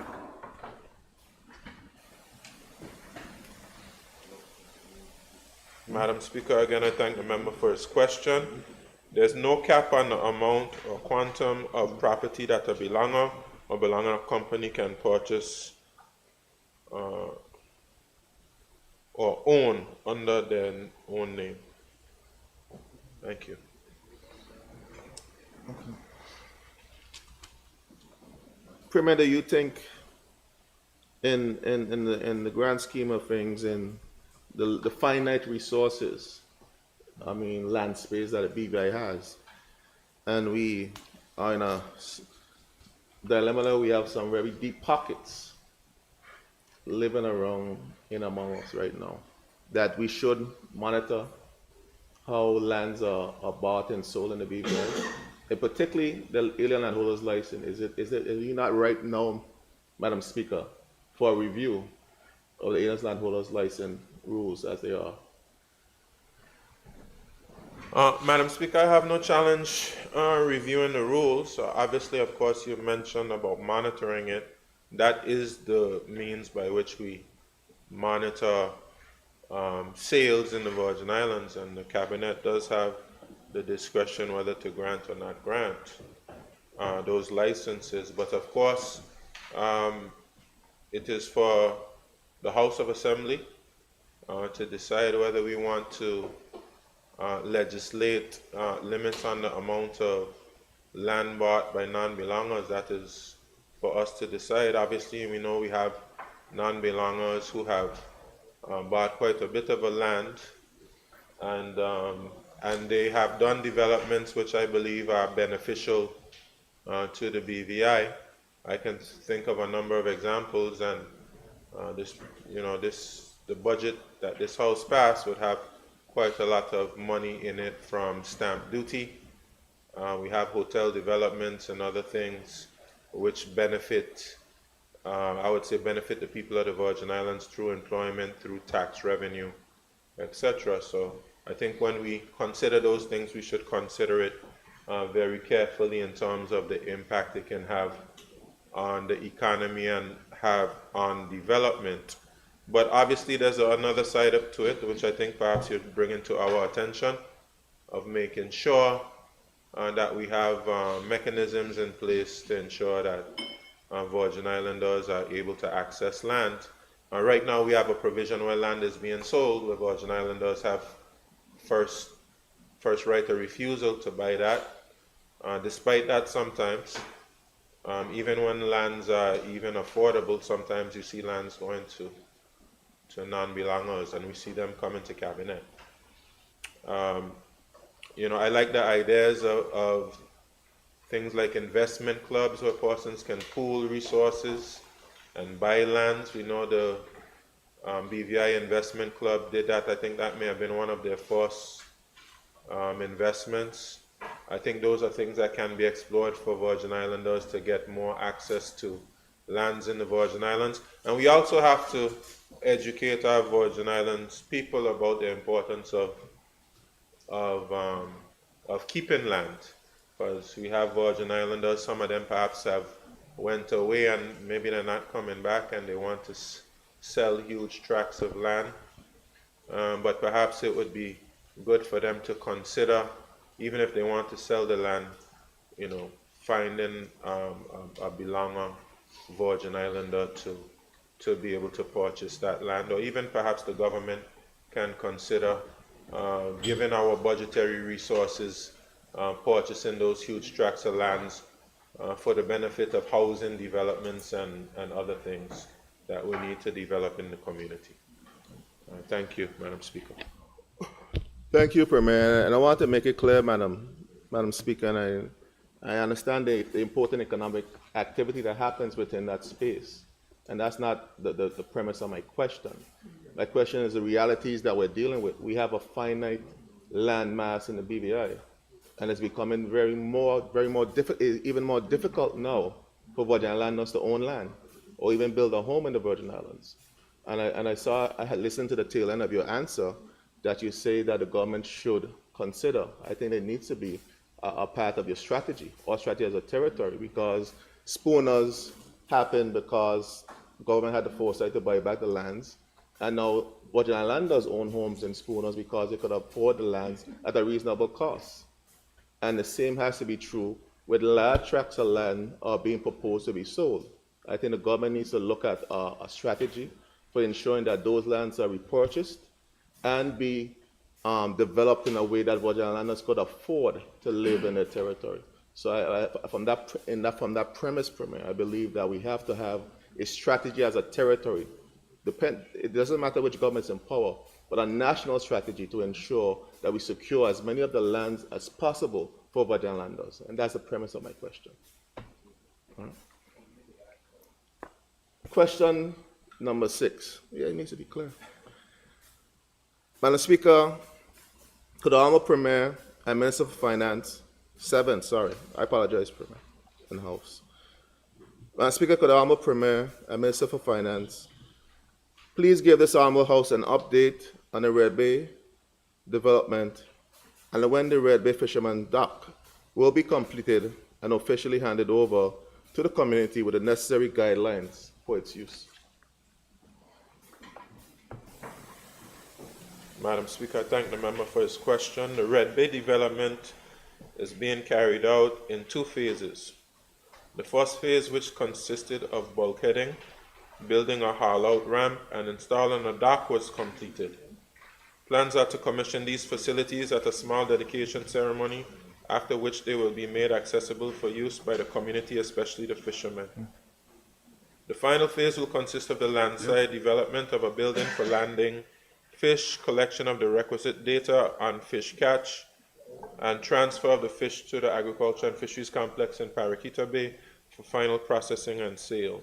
Madam Speaker, the intention is to have the building designed and costed by the Public Works Department. After design and costing, it will be sent out to tender for construction. Thank you, Madam Speaker.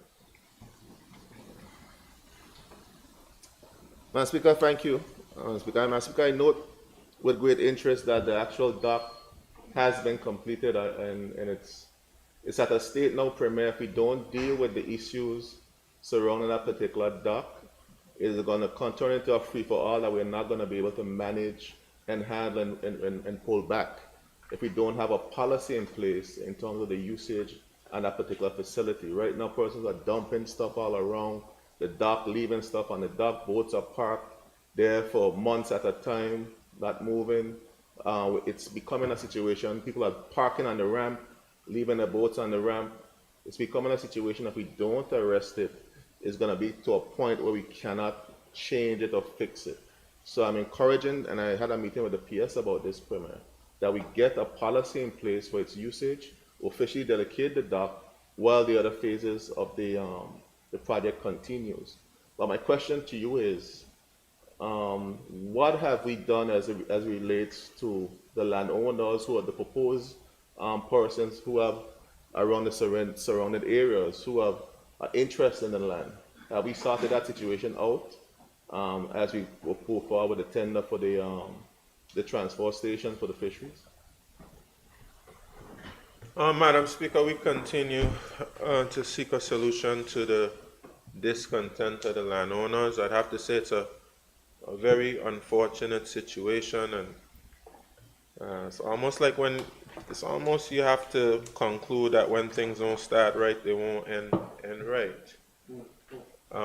But you know, it's a very unfortunate situation, Madam Speaker, and of course, the entities involved who they're really dug in and really discontent, very difficult to be able to come to a agreeable solution.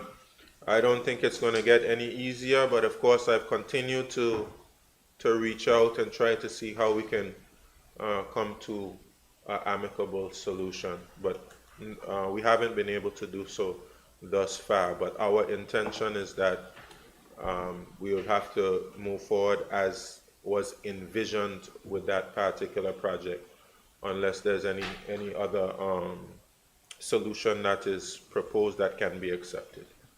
Thank you, Madam Speaker. Thank you for your response, Premier, but I really encourage you, Premier, as leader of the country and the minister responsible, to come to a solution, because I see potential problems if we forge ahead without having that particular issue of the land resolved. It's going to be a difficult situation for both entities to coexist under the circumstance under which we have right now. So I think we need to come to some kind of solution and just make a decision on the way forward. And then it'll be useful if I'm aware of the conversation. So as a district rep, that lands right in the heart of my district, that I know what is happening, the conversations that are happening, so at least I could properly represent not just the interests of the landowners, but the interests of the entire community as well, who have vested their votes in me. Question number 8. Madam Speaker, could the Honorable Premier and Minister for Finance please give this Honorable House a detailed account of every payable or receivable of the Virgin Islands Festival and Affairs Committee for all 2022 festival activities conducted across the Virgin Islands, inclusive of the name or businesses and description of each transaction? Madam Speaker, the document is provided for the attached. Madam Speaker, note that these are not audited accounts, and as such, reconciliation of numbers and the information provided remains an outstanding legal requirement before this information can be formally placed before the legislature as the final accounts from the VI Festival and Fairs Committee presented to the government. However, the information provided is as presented from the VI Festival and Fairs Committee. The audited accounts would reconcile figures and clarify discrepancy decisively and formally. Madam Speaker, can I have a cite of the document so that indeed if I need to ask a follow-up, I have the documents available to me? Because I haven't seen, if you asked, Brent saying he's going to provide a list. I would need, Premier, with your kind cooperation, the actual document so I could peruse it as quickly as I could to ask any follow-up I might have. Madam Speaker, once I'm finished, going to email the member. But Madam Speaker, I have something additional to add, Madam Speaker, and I certainly don't want to cause any discontent or, cause any confusion. But Madam Speaker, just in the spirit of transparency, the names of the individuals and businesses are redacted. And the reason why that has been done, Madam Speaker, is I cannot in good conscience participate in something I've been seeing happen since I've come to this house, especially with the COI, where persons' identities who have done transactions with government, whether it's they get scholarships, whether it's they get grants, and all of these different types of transactions are placed into the public sphere, and persons are targeted and ridiculed. Madam Speaker, what I think really we need to do is we have to, before the life of this administration ends, we need to bring to the House freedom of information legislation. And we need to have a good conversation about what type of information should be accessible to the public. Have a good discussion about it. But I don't, in good conscience, like what I see where many persons, young people, people who've gotten scholarships, they've gotten to a point where they're almost on the verge of emotional breakdown because of how we deal with persons. And then we go and we send bundles around to everybody's WhatsApp phone, and persons are targeted. I don't like it at all, and in good conscience, I'm not going to participate in that, Madam Speaker. Whether it's public funds or not, Madam Speaker, in terms of the standing orders, I could reference 18.6, but I answered up at least a portion of the question asked and left out the names of the businesses and the individuals. But I do not believe it's in the public interest for us to do that to individuals in the public. Thank you, Madam Speaker. Thank you, Madam Speaker. Madam Speaker, but with all due respect, Madam Speaker, this country is run by laws, not by the Premier's conscience, Madam Speaker. And the Premier cannot determine which laws of the country he can obey or not obey, or when he decides to obey them, Madam Speaker. Madam Speaker, this is public funds. In my estimation, the last time was close to $3 million in public funds. We look at all the money that was spent. And if a person who has a contract with government for $10,000, Madam Speaker, it has to be registered. And it's public. So this information concerning the spending of over $2+ million needs to be public. So the Premier cannot arbitrarily determine what he will or will not make public, and this House should not facilitate that type of behavior, Madam Speaker. May I ask a question, Premier? In relation to the names or the businesses, are those were those done via contract that had to be registered? Madam Speaker, no, not all of them have done by contract. Some of them would be done by contract and some not. Some, the ones that would have been done by contract are public. Do you have a distinction as to which ones were public and which ones weren't? I don't have any distinction in terms of which were done by contract or not. You know, they would have to go back and do that work. We can do that if that is the desire. But there's also, you know, a means of accessing that information. You know, if that information is public, the standing orders tell you you don't have to bring information that's already public. The standing order speaks to that. Could you provide me with that section of the standing orders, please? It's already in the public domain. It's not in the public domain. It's in the register, at the register. That's not what the standing orders say.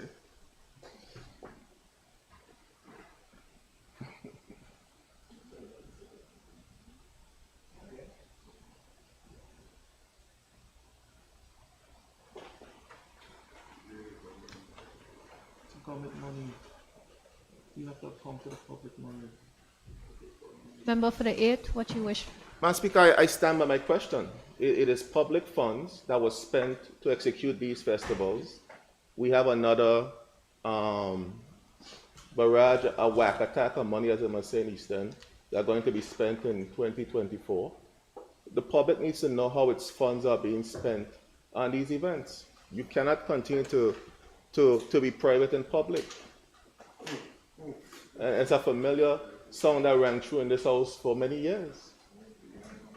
My only concern, which I'm sure the Premier can provide the other information that you have asked for, my only concern relates to the information relating to the names. What's actually in the public domain, what isn't in the public domain. And again, I think he indicated that some of these reports aren't exactly audited, so some of the information may not be accurate. So I'm just raising those as concerns. All due respect, Madam Speaker, I have not seen an audited report from the Festival Affairs Committee since I've been in. They've provided reports to the House. They've been laid on the table. The Attorney General has done their assessment on the reports in terms of the expenditure, and the information that is being requested has always been in the reports in terms of how the money has been spent. So the names that are being asked about and how the monies are being spent has to be provided to this House. Okay. It's becoming a trend where the questions are not being answered. So let's just take a quick recess, please.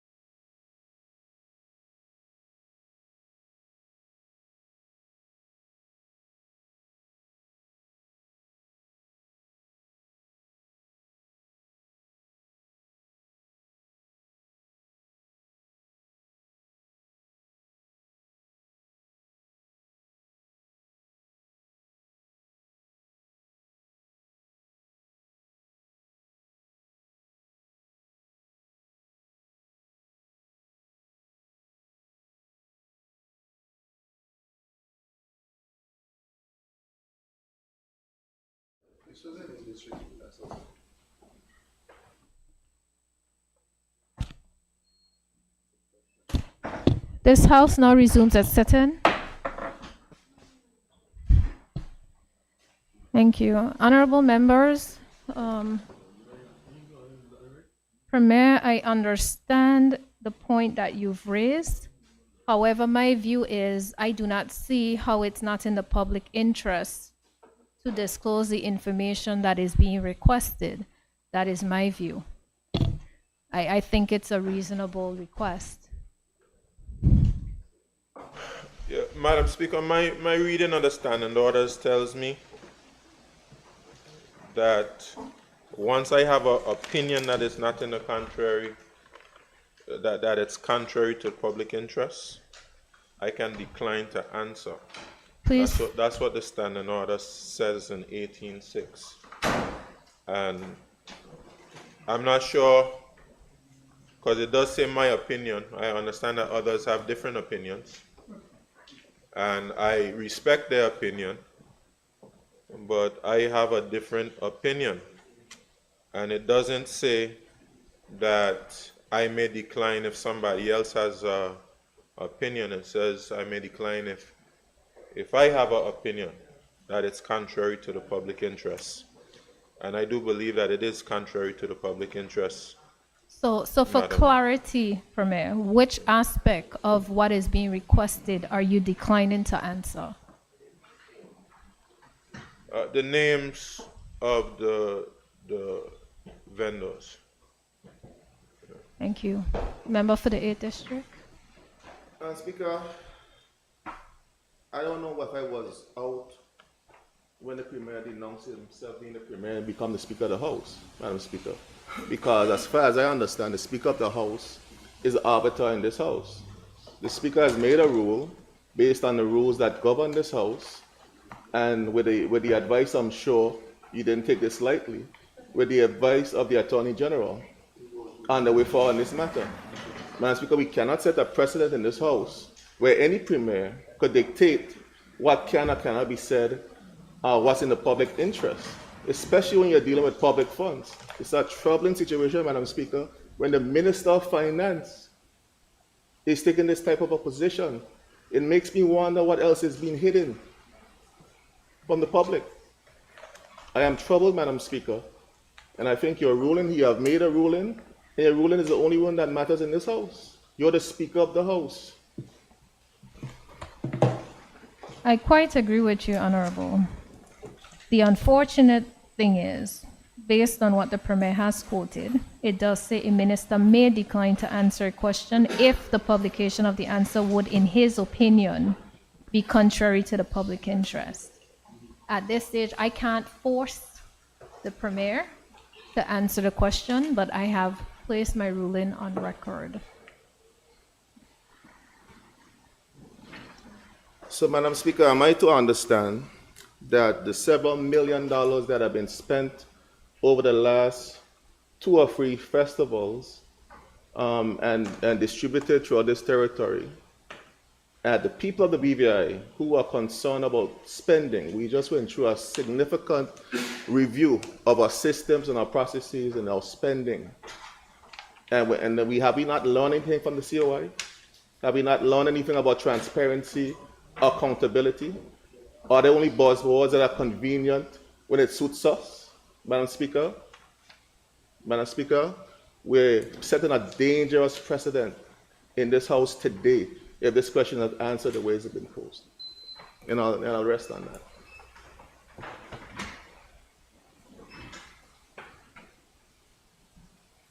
Might as well we just end the process, Madam Speaker, because if we have a dictator that is running the country and dictating what he answers or don't answer, what's the sense of us asking questions?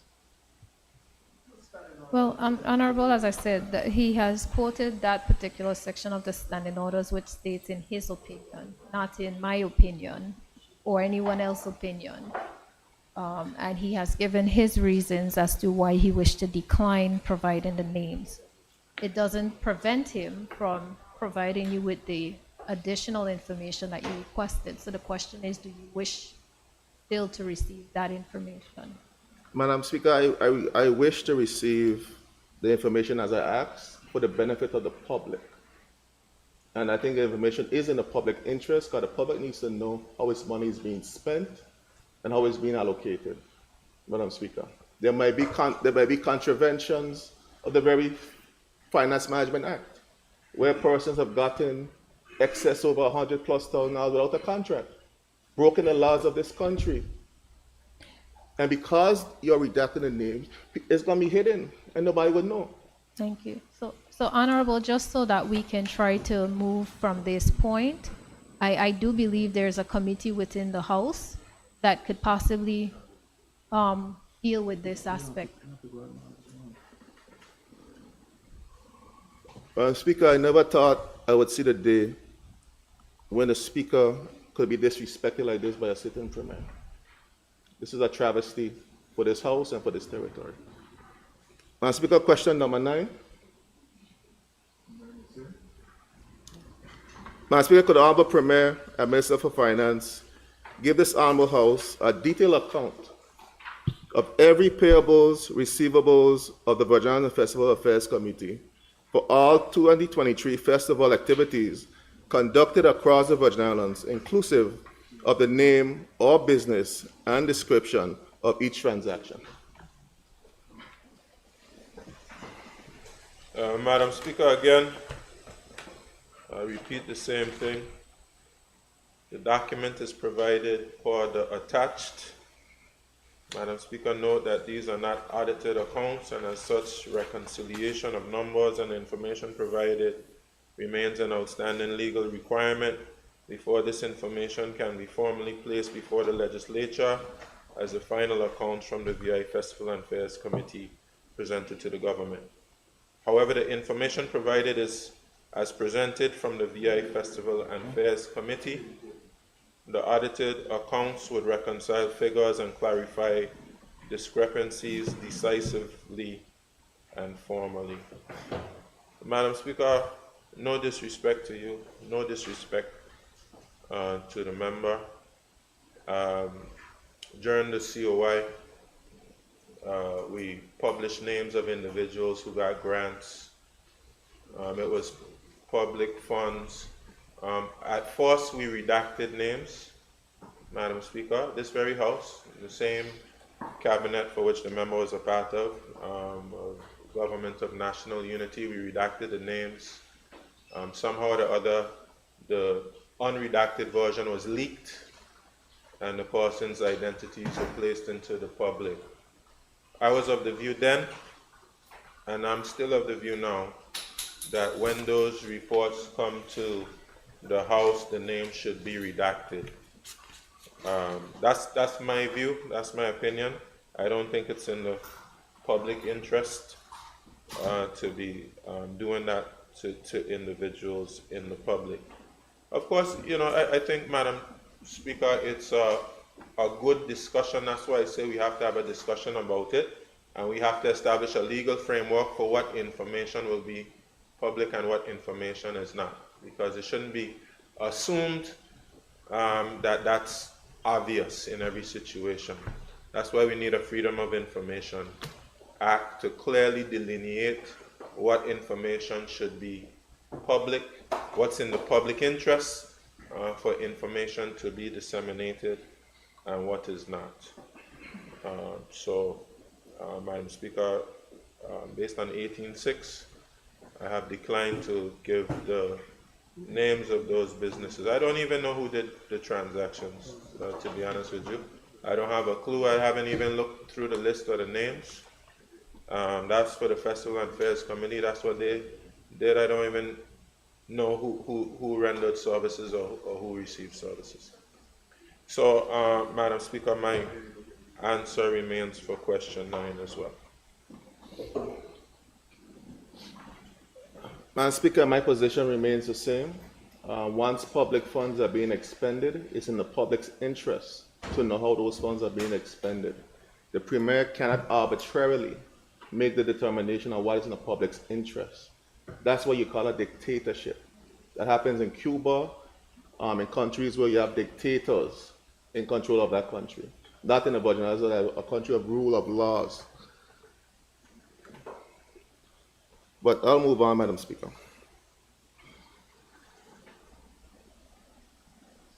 Question number 10.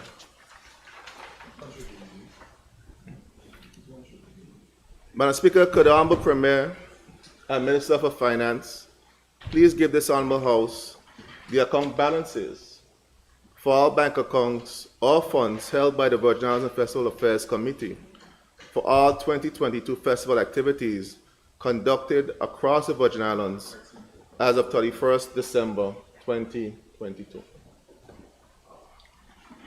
Madam Speaker, the bank balance as of December 2022 stood at $14,510.06. Thank you, Madam Speaker. One account.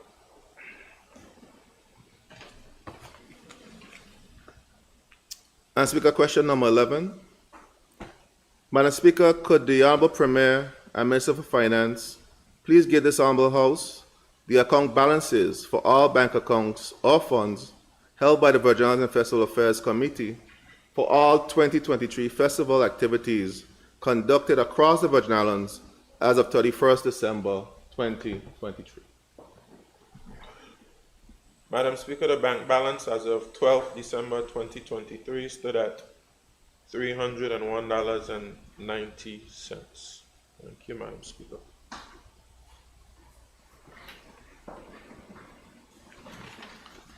Madam Speaker, question number 12. Madam Speaker, could the Honorable Premier and Minister for Finance please give this Honorable House a detailed list of all outstanding expenses of the Virgin Islands and Festival Affairs Committee for 2022 and 2023 and for the prior festival activity for all festivals held across the Virgin Islands, respectively.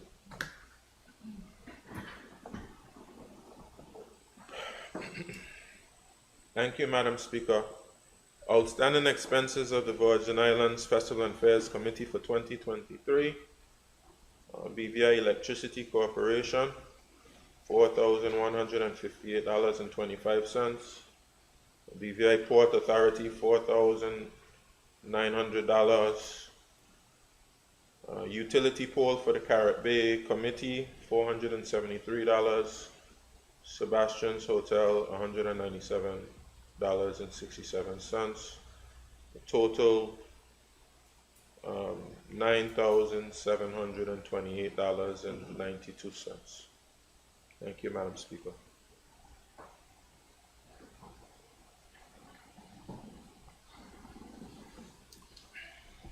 So, Madam Speaker, now that the Festival and Fairs Committee has illegally been transferred to Tourist Board, how are we going to settle these debts with these entities that were incurred by the Festival and Fairs Committee?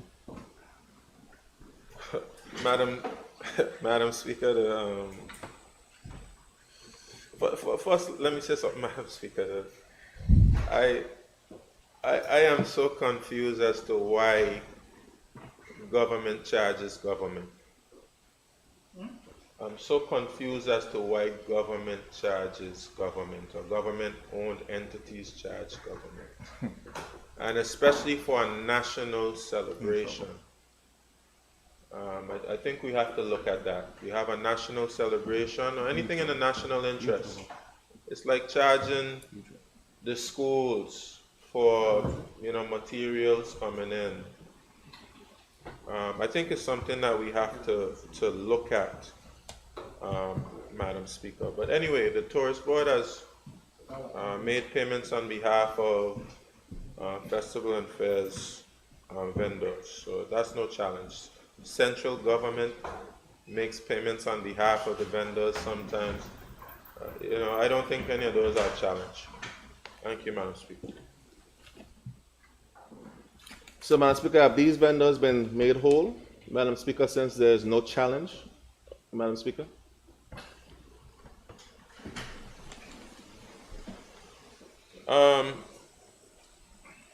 Madam Speaker, I'm grateful that the member brought it to my attention because I didn't even know these persons were owed. So I think I'll go ahead and ask the entities that be why these have not yet been settled. Thank you. I'm sure the vendors will thank you as well. Madam Speaker, in terms of answering the question, seems like the questions don't get answered. I think I asked for 2022 and 2023. I think the Premier answered 2023. So am I to assume that nothing was owed for 2022? Madam Speaker, the answer to the question says 2022, 2023. So this should be all that's owed to anyone. Thank you, Madam Speaker.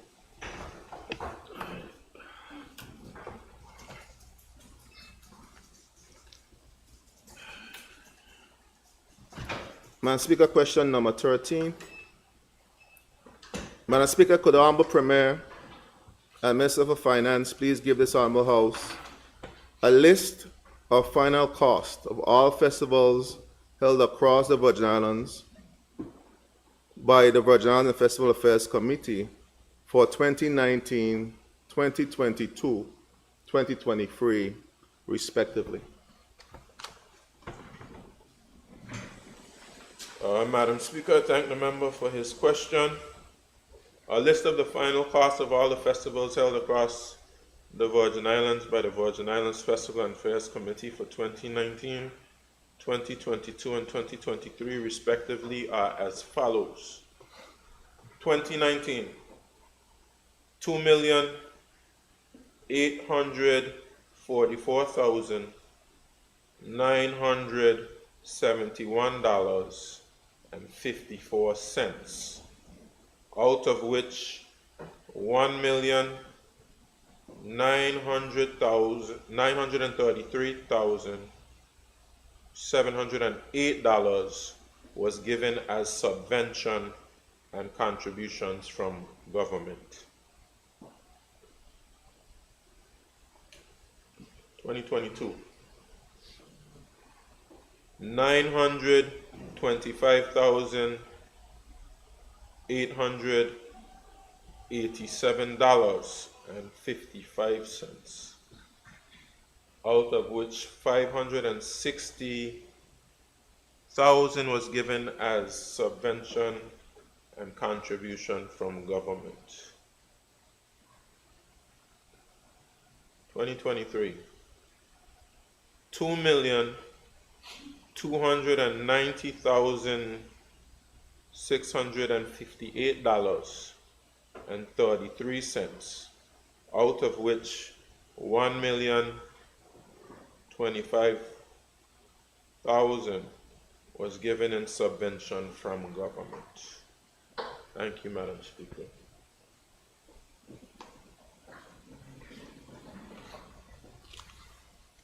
Thank you, Madam Speaker. Question number 14.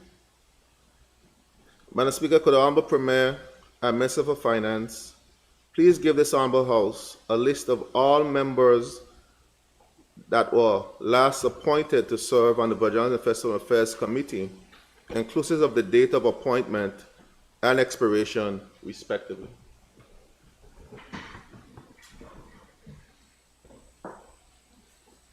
Thank you, Madam Speaker. I guess you want me to read out? You want me to read it out? That's what the standing order. So you're expert on the standing orders, so you tell me. You're feisty. No, I just be stating a fact. You're expert. You're feisty down in the east. Tell me there, Premier, you're the expert. Mr. Doc Walters, Chairman, April 2022, 31st December 2024. Those same dates would apply for Mr. Borchfield Letsom and Ms. Luz Sanchez. Can you repeat that date? I apologize, Mr. Premier, can you repeat that date, please? April 2022 to the 31st December 2024. Thank you. April Glasgow, 1st December 2021. Her term was supposed to be till 31st December 2023, but she resigned shortly after her appointment. Mr. Dion Kendall, Ms. Ishelle Hodge, Mrs. Marietta Headley, Ms. Delia Jean Baptiste. Their appointments were from 1st March 2021 to the 29th of February 2024. Mrs. Luce Hodge Smith, 1st March 2021 to the 29th of February 2024. She resigned with effect from April 2023.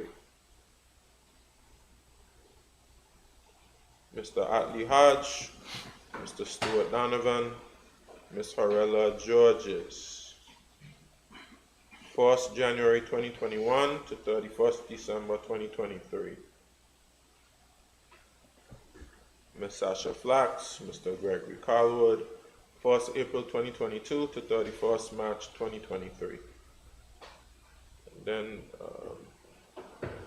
ex officio member, permanent secretary. Thank you, Madam Speaker. Madam Speaker, I take it that based on the numbers and expirations, they don't have enough. I mean, not assume, let me ask my question. Madam Speaker, what constitutes, I don't know if the Premier will have this information, what constitutes a quorum for the Festival and Fairs Committee based on the laws that governs Festival and Fairs in the territory? That is still the laws of the land. Madam Speaker, I would have to get to peruse the act, but I mean, normally quorum means half plus one. So, normally that's how it works. Thank you, Madam Speaker.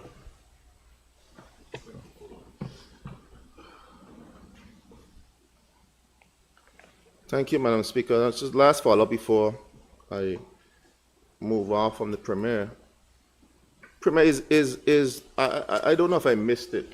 I probably, I was to every meeting except the one we walked out, and maybe it was done at that meeting where the Festival and Fairs Committee, as the law of the land that governs festival festivities in the Virgin Islands, was repealed. Was the Festival and Fairs Committee, Festival and Fairs Act repealed in this Honorable House that I am unaware of? It happened when we walked out on that day.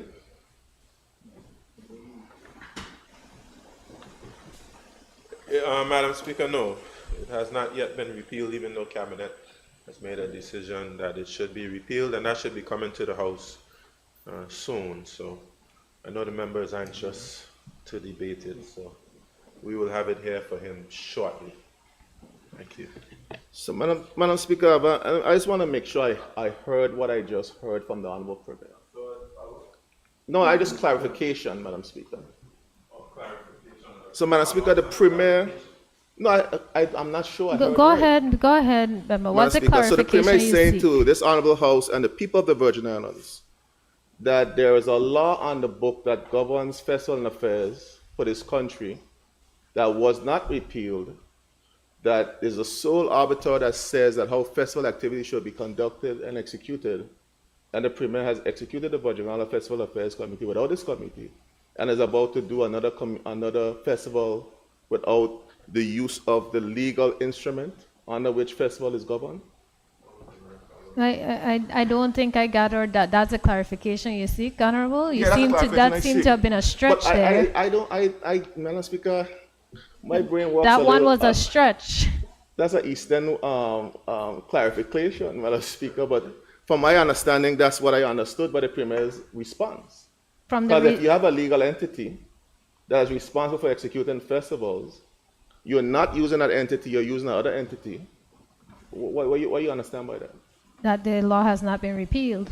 That you're not using the law that's No. You're contravening the law. So let's not get there, Honorable. I think it was clear in terms of the Premier indicating the law is not repealed. Explicitly says what powers Delegate powers, cabinet. Honorable, you can continue with your questions, please. Anyway, Madam Speaker, that's the last question to the Premier. And Madam Speaker. Honorable, are we still on the No, Premier? I'm or just moving thanking the on? Premier for answering the Okay. question, but I'm deeply concerned, though, Madam Speaker, and I must say this, that we continue to do some of the same things that landed us with a COI investigation that put us in a position where our Constitution is under threat. And we just do this stuff willy-nilly and with a smile. But I digress. Madam Speaker. Madam Speaker, I thank the Premier for answering this question, and I look forward to asking the rest questions of the ministers. Thank you. Please proceed, Honorable, to your questions You to ready, the Minister? Minister of Communications. Ready? So I'll make sure you're ready. Ready. Okay.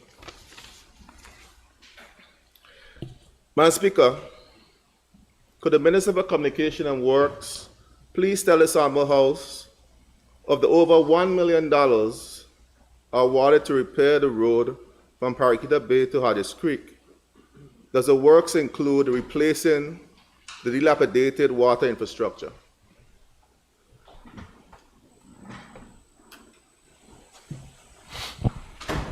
Thank you, Madam Speaker. The answer to the member's question is yes. Within the contract, there's a provision to purchase an 8-inch line for the entire length of the road works. This will surely improve and upgrade the water infrastructure tremendously. Thank you, Madam Speaker. Thank you, Minister, for your response. Minister, I have two follow-ups. Can you advise how these works will be conducted? Who is responsible for conducting these particular works? And there was a suggestion made to ensure that the pipes be done along the edge of the road versus in the middle of the road to ensure that we don't have to go back and dig up the roads. Is that part of the project now, or is that going to be considered in terms of making the necessary changes to ensure that that's accommodated? Thank you, Madam Speaker. As was suggested, the team is definitely looking at those provisions to make sure that, in terms of maintenance, it's easier accessible and would maintain the longevity of the roadway once it's completed. Who will be doing the work? There's a provision in there where the contractor would be purchasing the pipes. Water and sewage would be assisted in terms of installation of the pipes. Thank you, Minister. Second question, just a follow-up, Madam Speaker. Can the Minister tell this Honourable House in terms of an ETA for the start of that project? I know it's been delayed some months now from the official announced start lane, and what provisions are being made in terms of alternative routes to ensure that there's a safe passage for persons who are traversing from the Eastern Line community, as we saw with the recent closure of the road at Sophie Bay. It created quite the disruption for persons who are traversing from the east, going to town in the mornings. And what measures are being put in place to ensure that a disruption is as seamless as possible for persons who traverse in the Eastern Line community?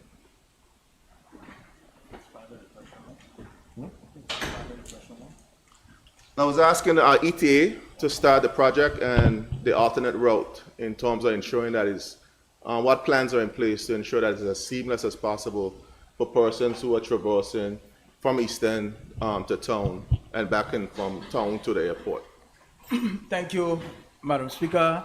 The ETA, we're hoping to, well, I guess we're in an evaluation or re-evaluation stage of the designs where we encountered some challenges.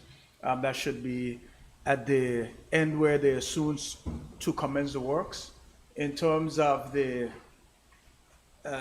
alternate route, we'll continue or we'll enhance the public advisory as to when the road is closed, put proper signage, alert the motorists early so that they don't drive exactly to the spot. The cones is not exactly where the road works will begin, and then persons are tempted to go through the cones and there's a backup in traffic. So we'll do more public consultation more public advisory, and let the communities and the motorists know exactly what is happening, when, where, and how they are supposed to traverse. Even those persons that are in close proximity, I'm sure provisions will be made so that they would be able to access or get by the works.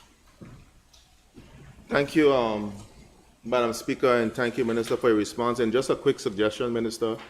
I implore you and your team to ensure that the maintenance on that road is done before you start that project, because we saw some very dangerous situations going through Long Look, going through the main road, where there were holes and patches people were trying to avoid, and it almost caused some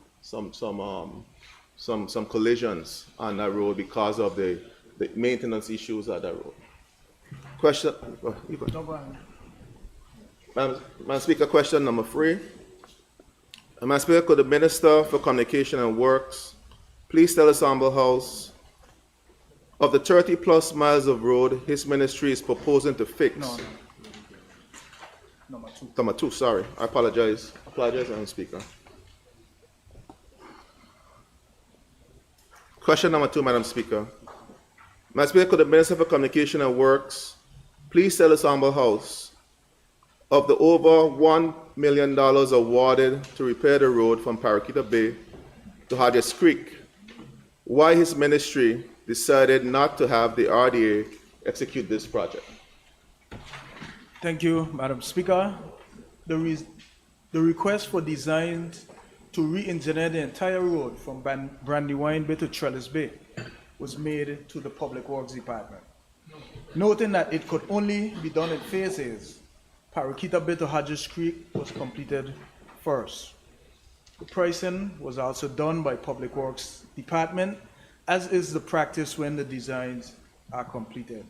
The Public Works Department is also equipped with the engineers, the surveyors, architects, whereas the RDA would be required to outsource those roles for any projects. So in an effort to minimize costs, the designs, the costs, and the resources at Public Works was utilized. Thank you, Madam Speaker. Madam Speaker, I have a follow-up, and maybe 2, depends on the minister respond. So, Madam Speaker, and this, to me, this defeats the purpose of why the RDA was reconstituted. So if you're going to take the projects, the only project the RDA is doing now was project that was under the $65 million, save for the 100K project for the visitor center at Trellis Bay. So there's no new projects for the RDA. So why are we spending more than $2 million for the operations if we're not putting projects that they were designed to execute? The whole point of the RDA and the argument for the RDA was to keep them reestablished so they could execute these type of capital projects in a more efficient way. We know that the history of Public Works managing and ministries managing project, we've done, if we're honest, a urine poor job on doing it. So we have to really. So is the minister's position that the RDA is not adequately equipped to handle this type of project? That he used the ministry to do the project? Thank you, Madam Speaker. I would preface the question with the last part of my statement, my answer. In an effort to minimize costs, the designs, the costs, and the resources available at the Public Works Department were utilized. Madam Speaker, I'm not sure if the member is certain about what projects he's saying that RDA has, but I know there are quite a couple tenders out to the RDA right now that is under the ministry. So the services there, we are confident that Public Works would carry out those works, and we know that the RDA is basically under the Premier's office, and they would request the funding, so I'm not sure what that cost would be.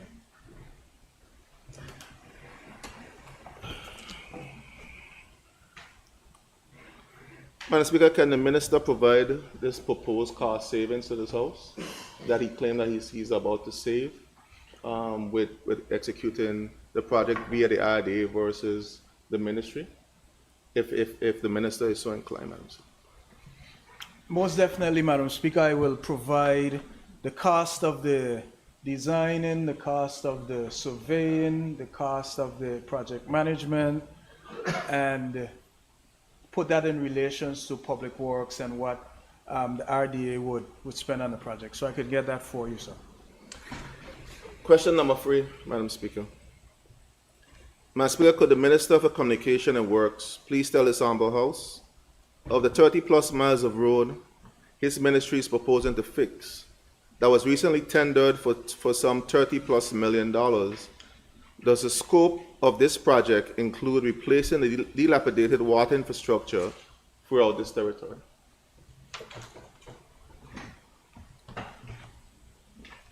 Thank you, Madam Speaker. Madam Speaker, the scope for the 38 miles of road, the road project that was recently tendered, does not include the replacement of the water infrastructure. Madam Speaker, we have a clear understanding of the cost to repair our water infrastructure, which is why we requested $20 million during the previous budget cycle. In absence of being granted the funds in the 2024 budget, the Ministry of Finance endeavors to secure a loan and request funding for both the water infrastructure and road projects, just to name a few. This will enable us to carry out the work simultaneously and ensure an efficient process. Hence the reason why the water aspect is not included in the 38 miles of road project.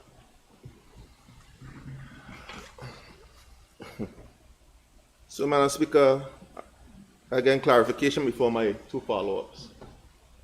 So you tendered 30-something miles of road without consideration of the water, but you haven't tendered the water infrastructure that needs to be fixed under the same 30-something miles of road. When is the minister proposing to tender the overhaul of the water infrastructure that coincides with the actual project that he's proposing for the road infrastructure? Because unless he's intended to do that through the Water and Sewage Department. Madam Speaker, that's a question or that's a follow-up question? Follow-up question? Yeah, that's a question. Thank you. You know what? You Madam have Speaker, not answering questions. So the practice of the Ministry of Finance, they do not tender projects without the funds. Madam Speaker, we know exactly the cost to repair the water infrastructure. It is $20 million, as we presented, to do a comprehensive repair of our entire infrastructure. That includes leak detection, pressure management, metering, pipe replacement, and so forth. Madam Speaker, and the reservoirs. Madam Speaker, the 38 miles of road project, we sent out a request for proposal to understand the cost pertaining to what that project would be like. Knowing that we already have the details for the water infrastructure, we then got the request for proposal for that project. So in terms of tendering, once there is funds available, the tenders will go out for the water and the road simultaneously, as we will be doing them in conjunction with each other. And this is new information, Madam Speaker. It was always the understanding that you put out a tender to actually execute the works for the roads. You're now saying that you haven't done that? Because you said just now that you don't tender project unless you have the funding. I heard you made a statement in this House said that a tender went out, there was one respondent, and you gave a cost to do the project. And I heard the Premier said that he has to seek funding for that project. So how can you tender the road project without the funding available, but you're saying now that you can't tender the water project? Make it make sense to me. Thank you, Madam Speaker. A request for proposal is when you submit a terms of reference, scope of works. A company would come back and let you to know that they can do it at this cost. The Ministry of Finance would then determine, do the assessment, and based on doing their due diligence, then that would be issued, Madam Speaker. No, that don't make sense. So what you're saying? Honorable, that's your second question that you asked. But Madam Speaker, the minister didn't answer my question. Because it's either that there's a contract to execute the works, or it's not a contract to execute the works. Is it a contract to execute the works? And is there funding available to execute the works? The roads.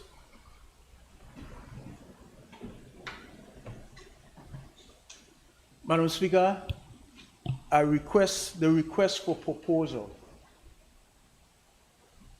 Within that request for proposal, there is a terms of reference, there's a scope, what we are trying to achieve. Well, it is the same thing. So it is, when there's funds, the Ministry of Finance will then assign the funds to that project. So you tender the job without funds available, but you can't tender the water without funds available. Okay, all right. Question number 4. Madam Speaker, could the Minister for Communication and Works please tell this Honorable House of the 30+ miles of road his ministry is proposing to fix that was recently tendered for some $30+ million. I'm hearing it's an RFP, and I don't know what the difference is. Why his ministry decided not to have the RDA execute this project? Thank you, Madam Speaker.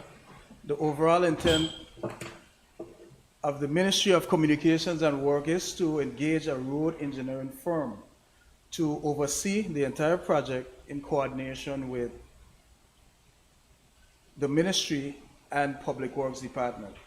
It is understood that there is not sufficient technical capacity and experience within the public service, particularly in road engineering, to oversee and manage a project of this magnitude. Both the Ministry and the RDA would have to rely on external resources to provide the engineering and management services. It was best felt to initiate and implement such works through the Ministry.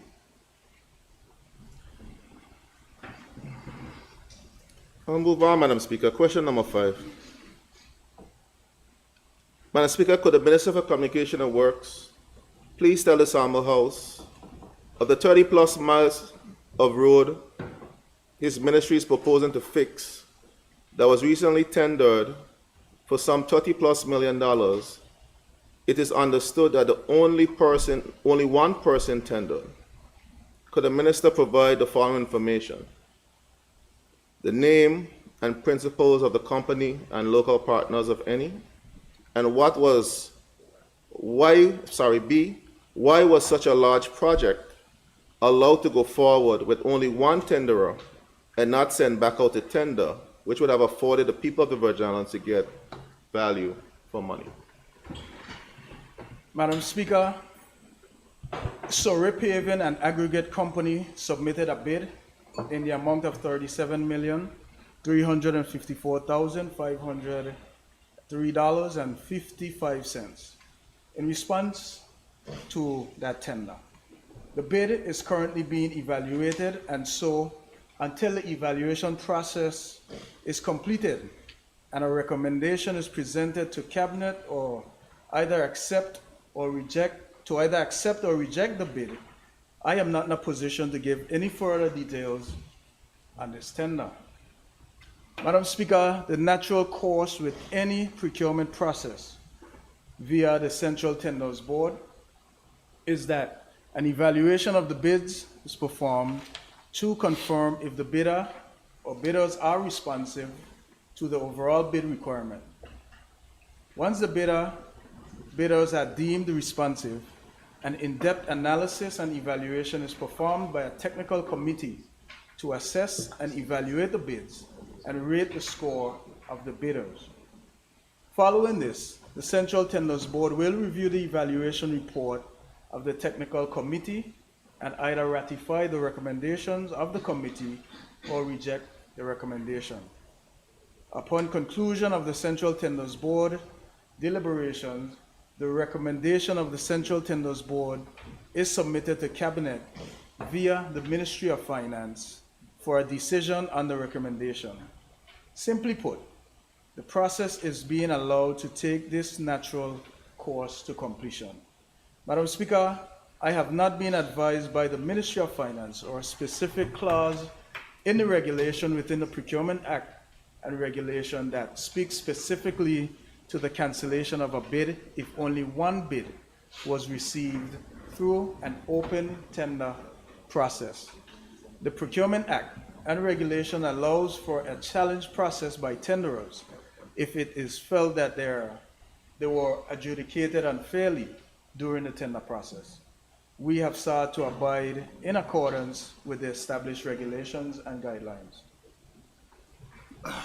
Thank you, Madam Speaker, and thank you, Minister, for your response. Madam Speaker, can the Minister share if the company is a local company or the nationality of the company? Where is the company originated from, the tendering company? Madam Speaker, I'll get that information and get back to you. I know Surrey is not a local company, but can't confirm or I don't want to mislead this House as to where they originate, but they are not local. Madam Clerk, can you ensure that that information is received? We've been promised a lot of information in this House in question and answers that have not been received, and I want to ensure that is received for the benefit of the public interest. Madam Speaker, question number 6. Madam Speaker, could the Minister for Communication and Works please give this Honourable House an update on the status of both the lower and upper Shepherd Hill roads that have been undermined and pose a danger to the residents of that community? Thank you, Madam Speaker. The lower Shepherd Hill Road designs and bill of quantities have been completed by the Public Works Department. The Ministry will engage the community in that area prior to commencement of any works to ensure that once works commence, there is a safe access to the homes in the area due to the road closure of the upper Shepherd's Hill Road. Madam Speaker, the upper Shepherd's Hill Road designs and bill of quantities are completed. The Ministry is in the process of obtaining the necessary consents from the relevant property owners prior to initiating the works. The Ministry would also want to engage the community in the area prior to any works to ensure that once the works commence, there is a safe access to the homes in the area to coordinate the timing of implementation for the two projects, which, if conducted at the same time, will create a challenge for the residents in the area. Madam Speaker, the people of the Greenland and Shepherd Hill area needs an ETA on this project. I've asked this question in this House every sitting that we've had House of Assembly meetings in this House, Madam Speaker. And I visited the site earlier this week. The barrier that the Minister and his team has placed has fallen on the lower side, has fallen on the home of one of the residents in that area.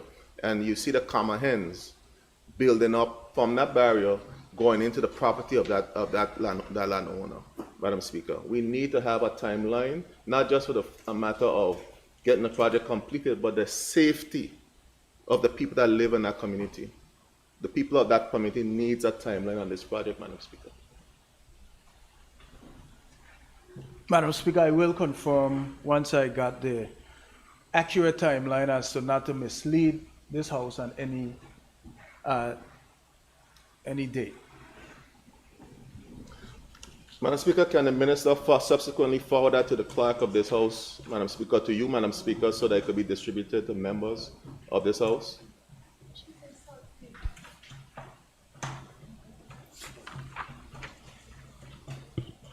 Madam Speaker, question number 7. Madam Speaker, question number 7. Madam Speaker, could the Minister for Communication and Works please tell this Honorable House when does the Ministry intend to fix the potholes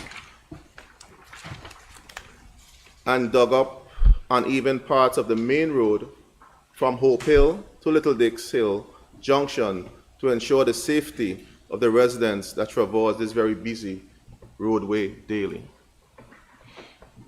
Madam Speaker, the Ministry recognizes the need to upgrade the water lines on Hope Hill to Little Dix, hence the frequent breakages. The Ministry is in the process of procuring the high-density water lines to replace those transmission lines, and this will reduce or eliminate the need for the Water and Sewage Department to carry out the remedial repairs from Hope to Little Dix area.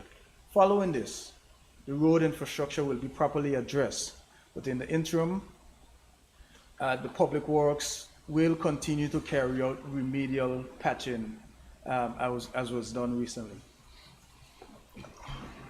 Madam Speaker, Minister, I know you were in the area last night, and from Hope Hill, I came and I know, Madam Speaker, on the way to this house, and this question was asked about 6 weeks ago. There's a hole right there on the precipice of Hope Hill, and as one of my colleagues was saying, all you're hearing is Bragadam every time you pass there. So 6 weeks has passed, and we still haven't addressed that hole at Hope Hill. There's a huge hole at the precipice of the road by the well at Hope Hill that still has not been addressed. And there are several different areas on that stretch of road that needs to be maintained for the safety of the people that traverse that community on a daily basis. So there's a timeline for those maintenance works? Follow-up question? Madam Speaker, I just want to state that yes, we were together. We were at a community meeting last night. Just to say that clearly, but based on the weather, we actually started doing some remedial patching, and we will continue doing that, Madam Speaker. I had to make it. 6 weeks, the weather has been a problem for 6 weeks, Madam Speaker? Just give people need some ETA on that, Madam Speaker, so I'm hopeful that we get that fixed as soon as possible, Minister. They've been suffering for too long, particularly that area is a very dangerous area. It's at the peak of the hill, and people are avoiding it to go on the right side, and it's going to create a problem if we don't get that situation fixed. Question number 8. Madam Speaker, could the Honourable Minister for Communication and Works please tell this Honourable House what works his ministry conducted on the stretch of road from the community center in East End to the police station, and if the district representative or community was consulted or advised of said works? You tell me. Madam Speaker, the stretch of road from East End Community Center to East End Police Station, we know it's plagued with overflowing wastewater, which has contributed to the deterioration of the road. Hence, the district representative asked the Public Works Department to assist with a short-term remedy to minimize the flow of the wastewater on the road. With that said, the Public Works completed some remedial works to direct most of the water runoff into a neighboring drain. As far as I know, no public consultation was carried out to advise on those works. So, Mister, you know what was done? You understand what was done in that area? You actually built a swale in the middle of the public road to run water across a public road. And I know if you've been there recently, it's made the problem worse. Because the water is still flowing the way it was flowing, and it's not really going in the intended drain, and the road is even worse than it was before they came into those work, Minister. The district rep is really the 7th district, to be quite honest. But we I don't just look out for the aid, I look out for the entire community. Minister, I think you need to rethink what you were doing there. If you're gonna run it to the gut, run it under the road. Don't run it on top of the road and create an even worse situation than we had before. And that's my suggestion, that we fix that situation that we created there that has made the problem even worse than it was previously. Thank you for your advice, there, Madam Speaker. Question number 10. Nine, sorry.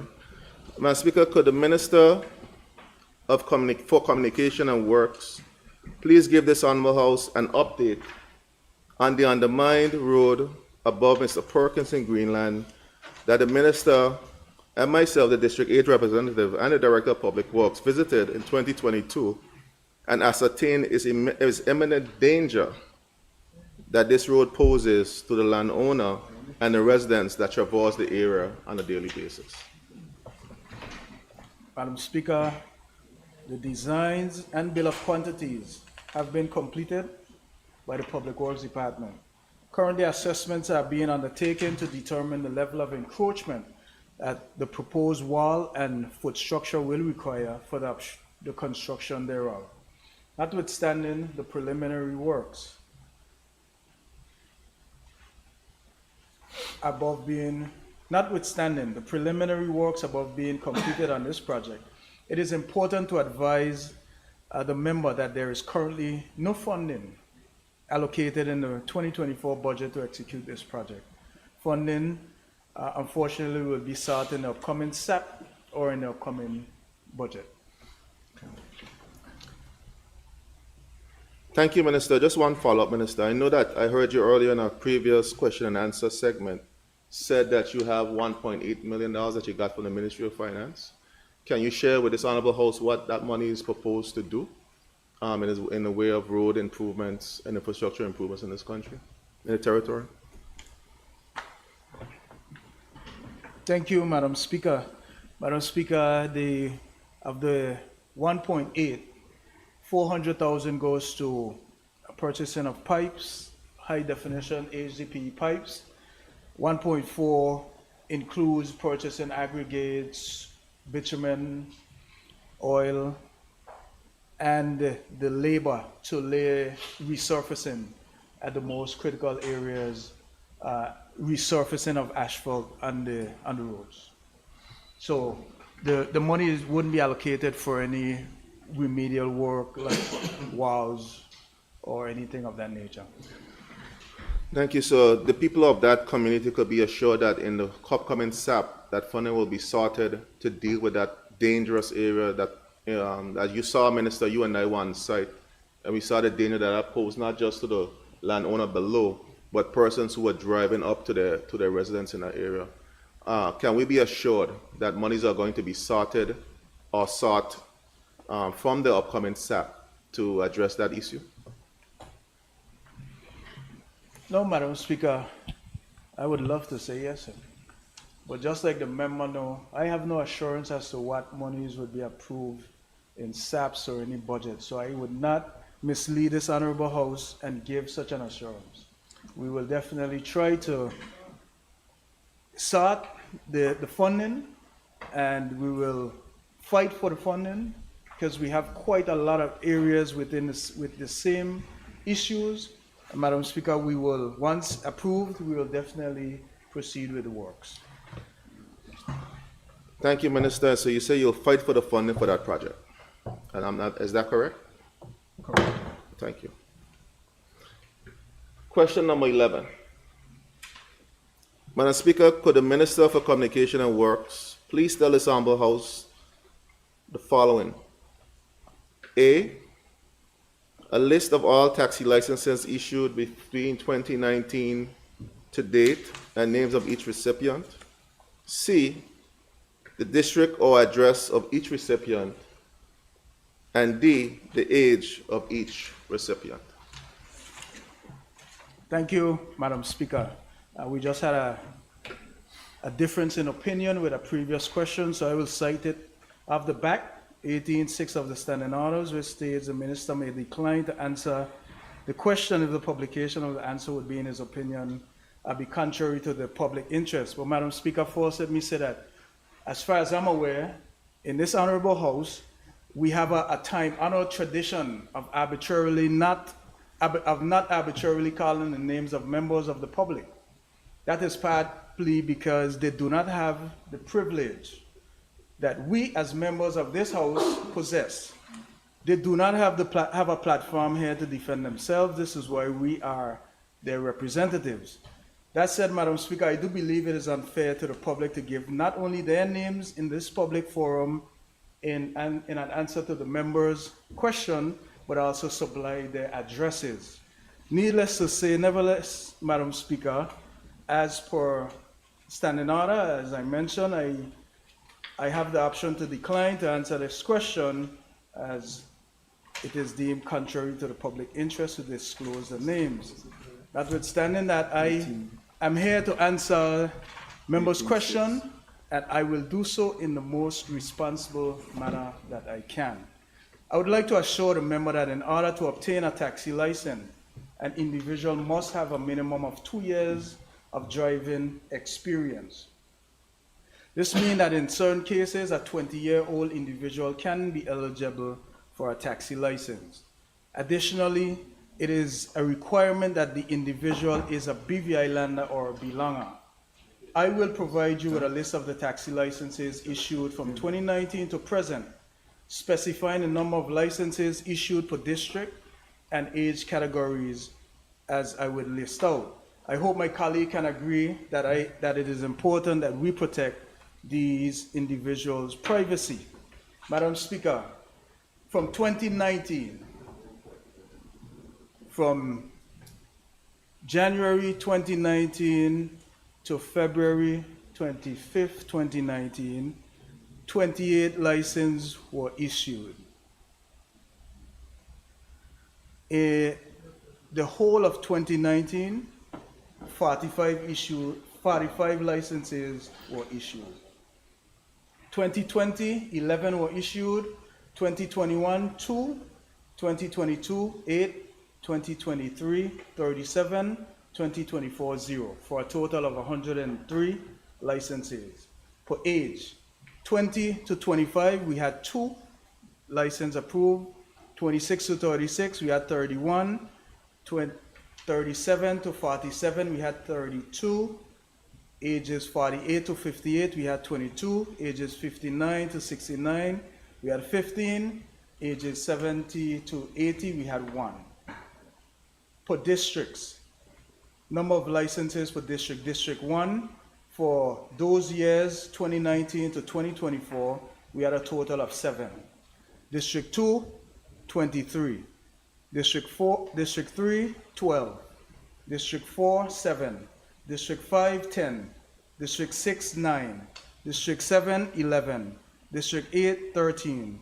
District 9, 11. For a total of 103 licenses issued during that time frame. Point of information. I recognize the member for the 6th. Yes, Madam Speaker, this is a point of privilege. I think we have to certainly try to get a legal opinion of sorts as to the meaning of public interest. I think it is important because if you read this section in its entirety, it says a member may decline to answer a question if the publication of the answer would be, in his opinion, contrary to the public interest. Public interest has not been properly articulated or defined. Therefore, for a minister to simply go under something that has not been defined to avoid answering a question is not appropriate.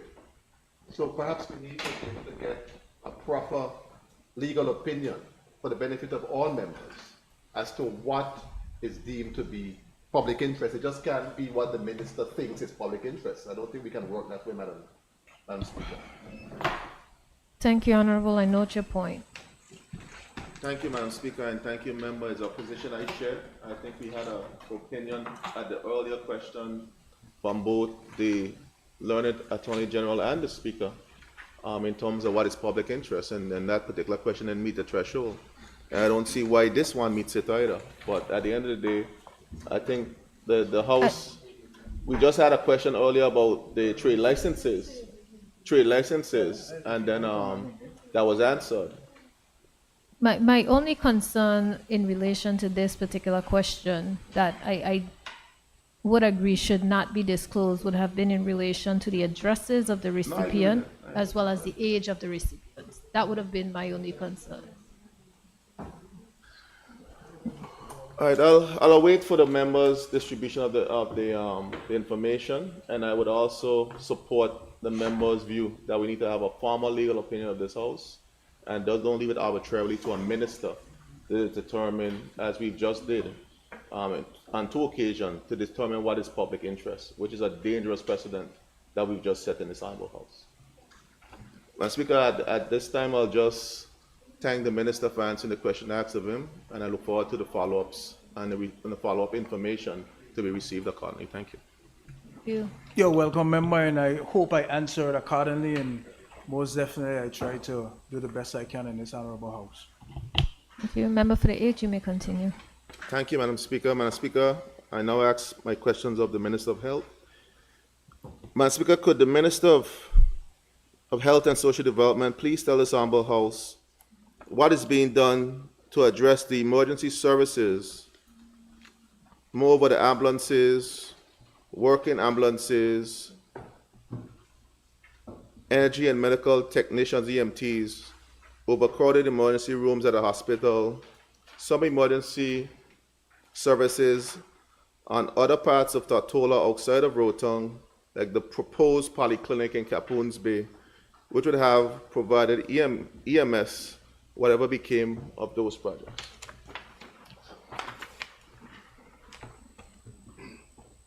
Thank you, Madam Speaker, and I thank the member for his question. Madam Speaker, our last percentage of our residents access care from the BVI Health Services Authority via our emergency care services, and as a result, I welcome the member's question, as it provides an opportunity to inform this honorable House and by extension the members of the public of the strides the BVI HSA is making as it relates to improving emergency services, response, and care.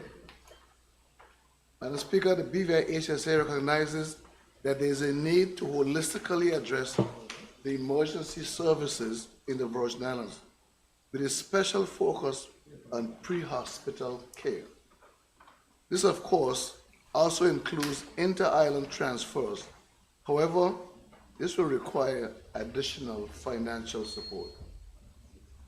I must say, Madam Speaker, that while in the past, members of the public would have had in some instances long waits to access treatment after presenting at the emergency room, that situation has significantly improved.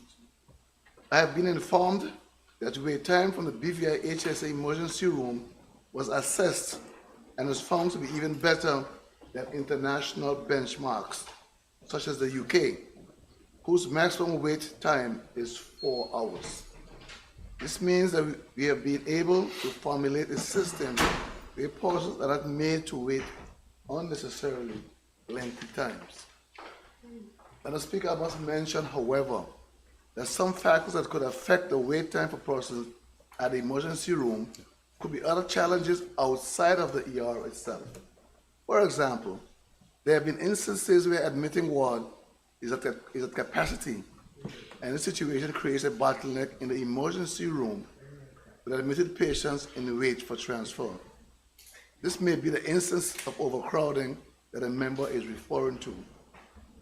In relation to ambulances, the authority recently received 2 new ambulances. It should be noted that one has been commissioned by the BVI HSA with funding support through the Ministry of Health and Social Development, and the second made possible by the kind donation of Yacht Club Costa Esmeralda, YCCS, specifically for Virgin Gorda. There are currently 3 working ambulances on Tortola, but given the age of the fleet, plans are underway to secure another new ambulance during the upcoming budget cycle. it is important to note that the lead time on new ambulances remain approximately 1 year, 12 months. Madam Speaker, during the 9th sitting, I informed this Honorable House of the BVI HSA's EMT training initiatives. The authority has recently increased its EMT staffing by 4, thus allowing for the deployment of 2 EMTs in Virgin Gorda at the North Irish O'Neill Clinic. It should be noted that the goal is to ensure this remains consistent. However, encounters related to housing and accommodation in Virgin Gorda can potentially create a challenge, hopefully solved soon.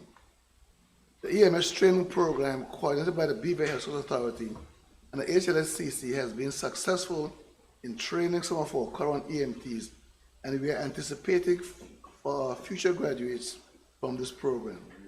The goal is to ensure that additional funding is secured in the next budget cycle to allow for further recruitment, where 2 crews can be available each shift. Additionally, efforts are currently underway to integrate EMT trained personnel into the staff at clinics in East End, West End, and Enagada for support to the teams there.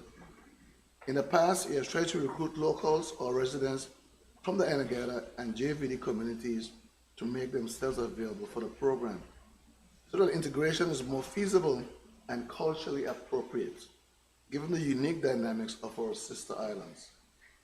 As part of the initiative to enhance polyclinic services, the authority is presently reassessing the clinic service plans for Enagada and Jasper to include emergency services. Our goal is to create purpose-built facilities tailored to the needs of these communities. The existing buildings are outdated, plagued by numerous infrastructural issues, and are insufficient for delivering the required level of care. To make this vision a reality, substantial capital investments will be necessary. Additionally, we are currently pursuing donor funding to support these vital projects. Thank you, Madam Speaker. Madam Speaker, thank the Minister for his very comprehensive response. I just have one follow-up, particularly on the EMT, because his response would take me out 10 follow-ups based on his response. But I'll ask about the EMT. I know we trained a cadre of persons. I know you said there's a process for integration. What's the ETA? Because a lot of those persons have reached out to me who have got the training. They haven't gotten an opportunity to really apply themselves in terms of the training that they've gotten through the process. How are we going to? We need a timeline, Minister. And if we're working along with the fire and rescue services to ensure that those persons are also integrated into that field as well. Okay, I'm not sure I understand the question. You asked the ETA for the training. The training comes in 2 parts. First part is. So let me just clarify my question then, Mr. Speaker. ETA for the persons being assigned. You said that you're working to integrate persons who have been trained. So you're training more persons, but the persons you've trained before have not found a job. So we need to know what is the timeline to get those persons in actual jobs so that they could perform the duties for which they were trained for. Okay, I understand the member's question. That's a budgetary question. I cannot insist that fire hire somebody that's trained. It's my hope that the various departments will see the need to bring these persons on board and put those persons in their budgetary allocations to hire them. My job is to make sure they're trained, but the receiving agencies must make it possible, including health, that we create spaces for these persons, and when we train them, we can deploy them for the safety of our residents. Thank you. Thank you, Minister. I agree with you powerfully, but what is the use of training 50 to 60 persons when there's no place to put them in that particular space? Would that money be best used somewhere else then? If you're training these individuals and they're not being hired for the task for which they're being trained. That is the concern for a lot of persons who continue to take this course and then they don't get a job for months and years. Some of them are still out of a job, at least not doing work within the space for which they were trained. What is the plan to deal with those type of shortcomings. Your concern is duly noted and something I have to look at in terms of getting budgetary allocations to make sure once person commit themselves to this training, it's a very rigorous training and it's not cheap either. That we respect this person that when they finish the course, we have a space for them. So your concerns well noted. Thank you.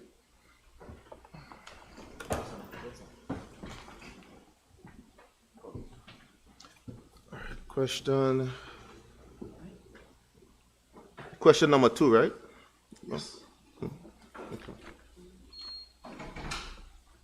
Madam Speaker, could the Minister of Health and Social Development please tell the Honorable House what is being done by his ministry in the short, immediate, and long term to address the overburdening dialysis unit at the Dr. D. Orlando Smith Hospital? Thank you, Madam Speaker. The pressing issue of chronic kidney disease remains a significant healthcare challenge in the Virgin Islands, compounded by the prevalent epidemic of hypertension and diabetes mellitus. Currently, the dialysis unit at the D. Orlando Smith Hospital is operating at full capacity, reflecting the urgent need for expansion and resource optimization. While ongoing recruitment efforts aim to alleviate staff shortages, planned upgrades and replacements of equipment are underway to address immediate needs. Additionally, there are prospects for expansion within the existing facility, which is enabled by the recent relocation of the laboratory. In the short term, efforts are directed towards standardization admission criteria for dialysis and reviewing patients' compliance to better manage available resources effectively. Moreover, plans to introduce peritoneal dialysis once a nephrologist is on island offers a promising strategy to delay the onset of hemodialysis in motivated patients. Looking ahead to the medium and long term, the Ministry of Health and Social Development is steadfast in its commitment to enhance diabetes and hypertension management, evident in the release of upgraded guidelines for the management of diabetes and a forthcoming National Medicine Formulary. The formulary will guide the procurement and use of appropriate medications for managing diabetes, hypertension, and other related conditions that lead to chronic kidney disease. Furthermore, the ministry plans to publish updated guidelines for other related conditions and introduce a diabetes and hypertension passbook to aid those living with these conditions. In conjunction with the National Health Insurance, we are developing screening guidelines to detect these conditions early and intervene to prevent progression to chronic renal failure. The ministry is currently implementing the HEARTS program, which we anticipate will lead to a reduction in the progression of chronic kidney disease, particularly those cases caused by uncontrolled hypertension. Additionally, the BVI Health Service Authority is reinstating its renal clinics to facilitate early identification and management of patients at risk of developing chronic kidney disease. We are also finalizing nutritional guidelines for the territory and developing a general movement program to increase physical activity among community members, set to launch this year. Coordination with the BVI Olympic Committee will begin this year to revive various initiatives that were paused following Hurricanes Irma and Maria and the COVID-19 pandemic. This includes a program aimed at enhancing physical literacy among school-aged children. And as Speaker, the ministry is also supporting private sector organizations who are currently working to establish kidney donor programs for the territory. And as Speaker, in the long term, these multifaceted strategies underscore our collective determination to confront and mitigate the far-reaching impacts of chronic kidney disease on the health and well-being of our territory citizens. I thank you, Madam Speaker. Thank you, Madam Speaker, and thank you, Minister, for that detailed response. I'll just ask my 2 follow-ups one time, Madam Speaker. Firstly, the nephrologist. When do you anticipate that person to be on island? That's one of the main challenges person have said. We had a nephrologist from Cuba that was here, that was very, very attentive and worked very well with the patients, and they expressed to me their satisfaction with her work and how she dealt with them. And they're hopeful that they could have another one in place to assist them. And as well, the programs that you mentioned are admirable, really good programs. I know a lot of people are struggling with diabetes and diabetic conditions. When do you anticipate to have this unveiled and released or rolled out so that persons could get the immediate benefit from these type of programs? You have an ETA? Because I know we say these things, we make these statements in the House, and months and years pass and we still don't have nothing on the ground. I thank you for your follow-up. I was able to speak with a nephrologist about 2 days ago, and she has assured me that she'll be here on the 15th Gaza. So the same person who was here before. Yes, she was here before. I actually got her number and I spoke to her. She's trying to find a place to live, but she has confirmed a ticket for the April 15th, which is after Mother's Day. 2 Tuesdays now. So yes, they have. I spent time in dialysis with them. They're very pleased with her work. She's very professional, very caring. I know they'll be very pleased to know that she'll be back on island. These programs are almost done. There used to be a saying in here, don't let the perfect be the enemy of the good. I think the folks who are doing these programs are aiming to get perfection. I assure them, don't wait for 100%. Get these rolling right away. So my aim is to have it done within 2 months. Hopefully within 2 months, you can have at least one of those programs, the BVI moves rolled out. It's a very important program. They keep us healthy, keep us moving, exercising, and so forth, eating healthy. So yes, the nephrologist is on our way. Thank you, Madam Speaker, and thank you, Minister. I think that's good news for the persons who actually have to do the dialysis during the week. I know many of them have reached out to me, and when she was leaving, they fought hard to keep her because of the care that she offered to them, and I am happy to hear that she's back, and I'm sure that they're happy to hear that she's coming back as well. Question number 3. Madam Speaker, could the Minister for Health and Social Development please tell this Honorable House what is being done by his ministry to provide a more efficient and safe mode of inter-island emergency transfer for our sister island? Thank you, Madam Speaker. Just the complexities of inter-island medical evacuations continues to be a critical issue that has challenged successive governments for many, many years. Currently, the BVI HSA maintains contractual arrangements that allow for the use of a private vessel for emergency evacuations from Virgin Gorda and a helicopter service stationed in the United States Virgin Islands for airlifts from Enagada when available. Unfortunately, there is no similar arrangement in place for Jos Van Dyke at this time. Additionally, invaluable support is provided by VISA, and I must really thank VISA for the work that they do. And when necessary, the Marine Police or His Majesty's Customs provide support by using the marine assets.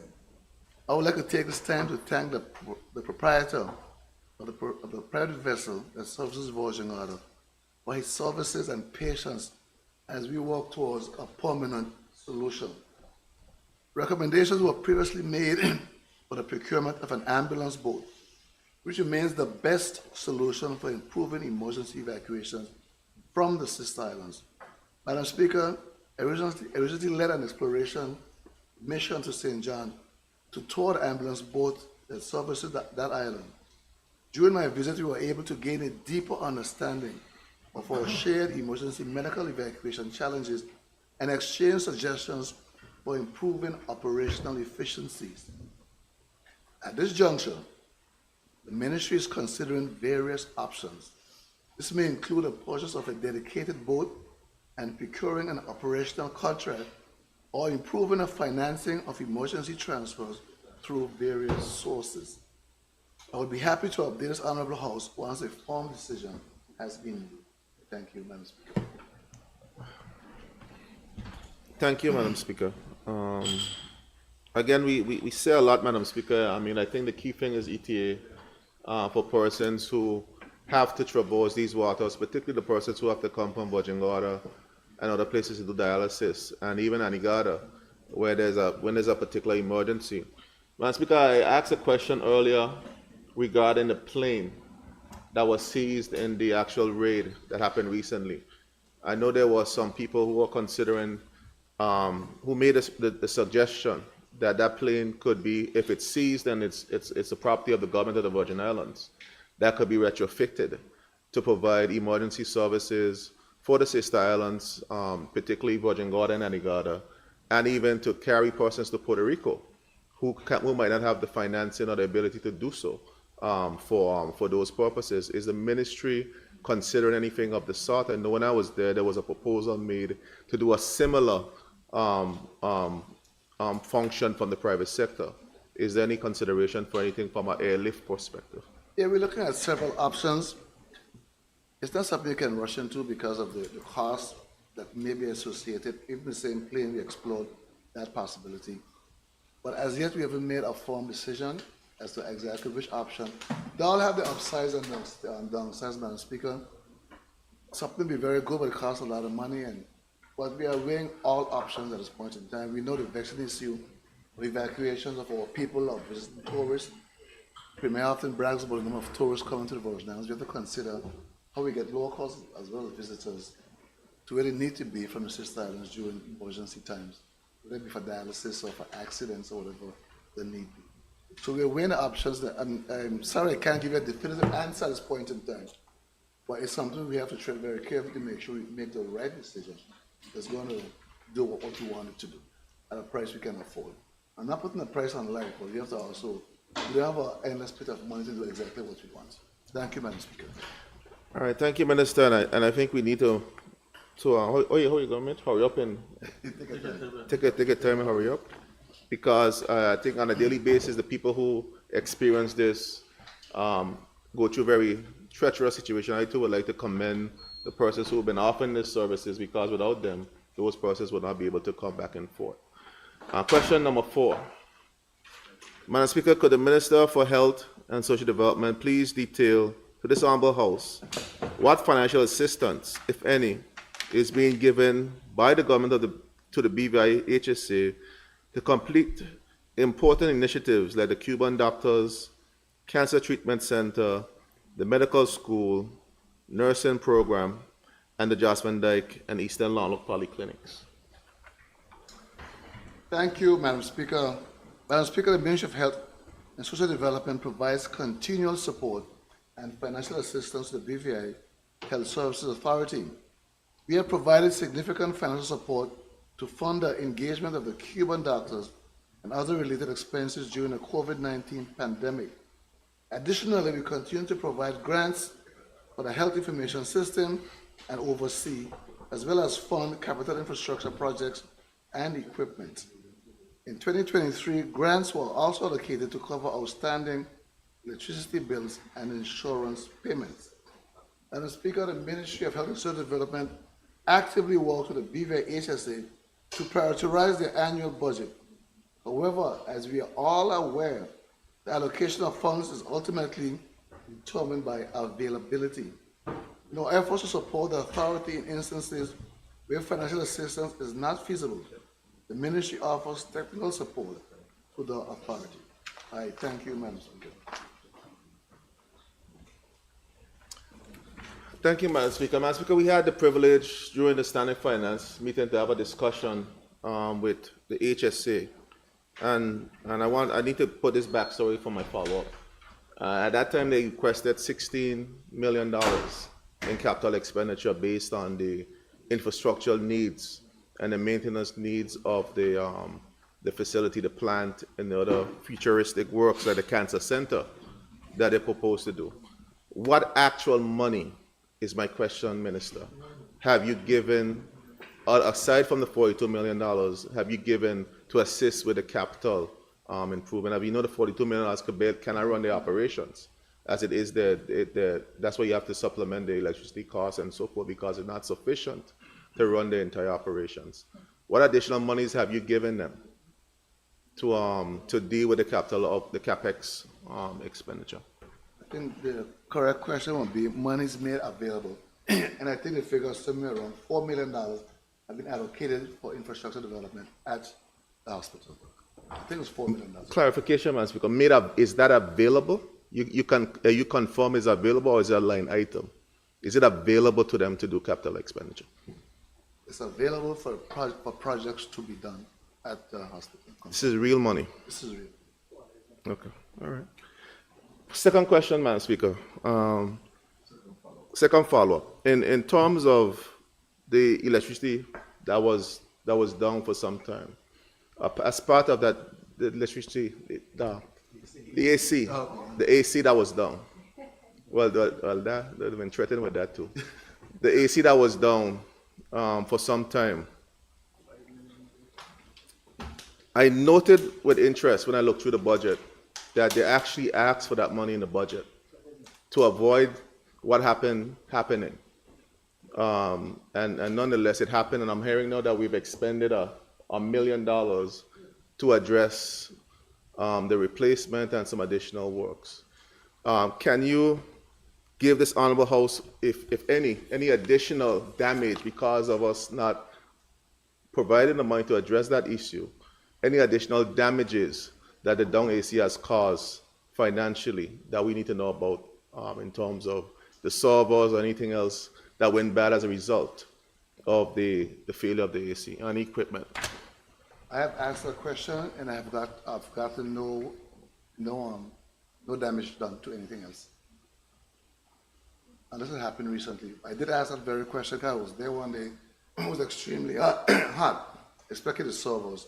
And I asked them if anything was damaged because of the AC being down. I was told no. I'll be back with another question to verify that, because according to school children, that's not accurate. But we'll figure that out. Question number 5. Madam Speaker, could the Minister for Health and Social Development please tell this Honorable House what is the ministry doing to support the Beaver HSA with improving staff conditions, better pay, more staff to reduce the burden on existing staff, safety and security, etc., of the authority? Thank you, Madam Speaker. Madam Speaker, let me say first and foremost, the Beaver Health Social Authority is a statutory body managed by a board of directors whose responsibilities include staff conditions, safety, and security, among others. However, in the past, the Ministry of Health and Social Development has provided financial support to assist the authority with the payment of increments, funded engagement of the Cuban doctors to enhance the staff complement, and continue to oversee and fund capital infrastructure projects and equipment. Thank you, Madam Speaker. So, what are you doing now? In the past, what are you doing now? Are you doing any of the things that I've outlined, Madam Speaker, to really improve the staff morale and to improve the conditions under which the staff are operating currently? Because there are many concerns there with the staff. I'm asking what we're doing now. What's the plan to assist and help to address some of those issues that the staff is faced with on a daily basis? Like I said, it is run by a board. Whatever the board needs to do that they are capable of doing, the ministry provides the support that we are able to do. We are guided by what they are trying to do. You know what we want? We want health care for everyone. We want workers in good working conditions with adequate pay. They're statutory. You cannot just go and do certain things like that. Whatever support they need that they can provide for themselves, that they ask of us, once we can do it, we supply the assistance that we can provide. And I think all of us understand that, Minister. And the point is what are you providing? Because I know that they asked for $16 million to assist with infrastructure and capex concerns that they have, particularly to address the safety issues that the staff are faced with. You said that you've allocated $4 million. And my understanding is that that money is not there. That's not real money that they could access to do the things that they need to do. So I don't know what you're actually doing to assist them. I chose my words very carefully. I said the money is available. I didn't say they had it. The money is available to carry out the works, and the works will be carried out.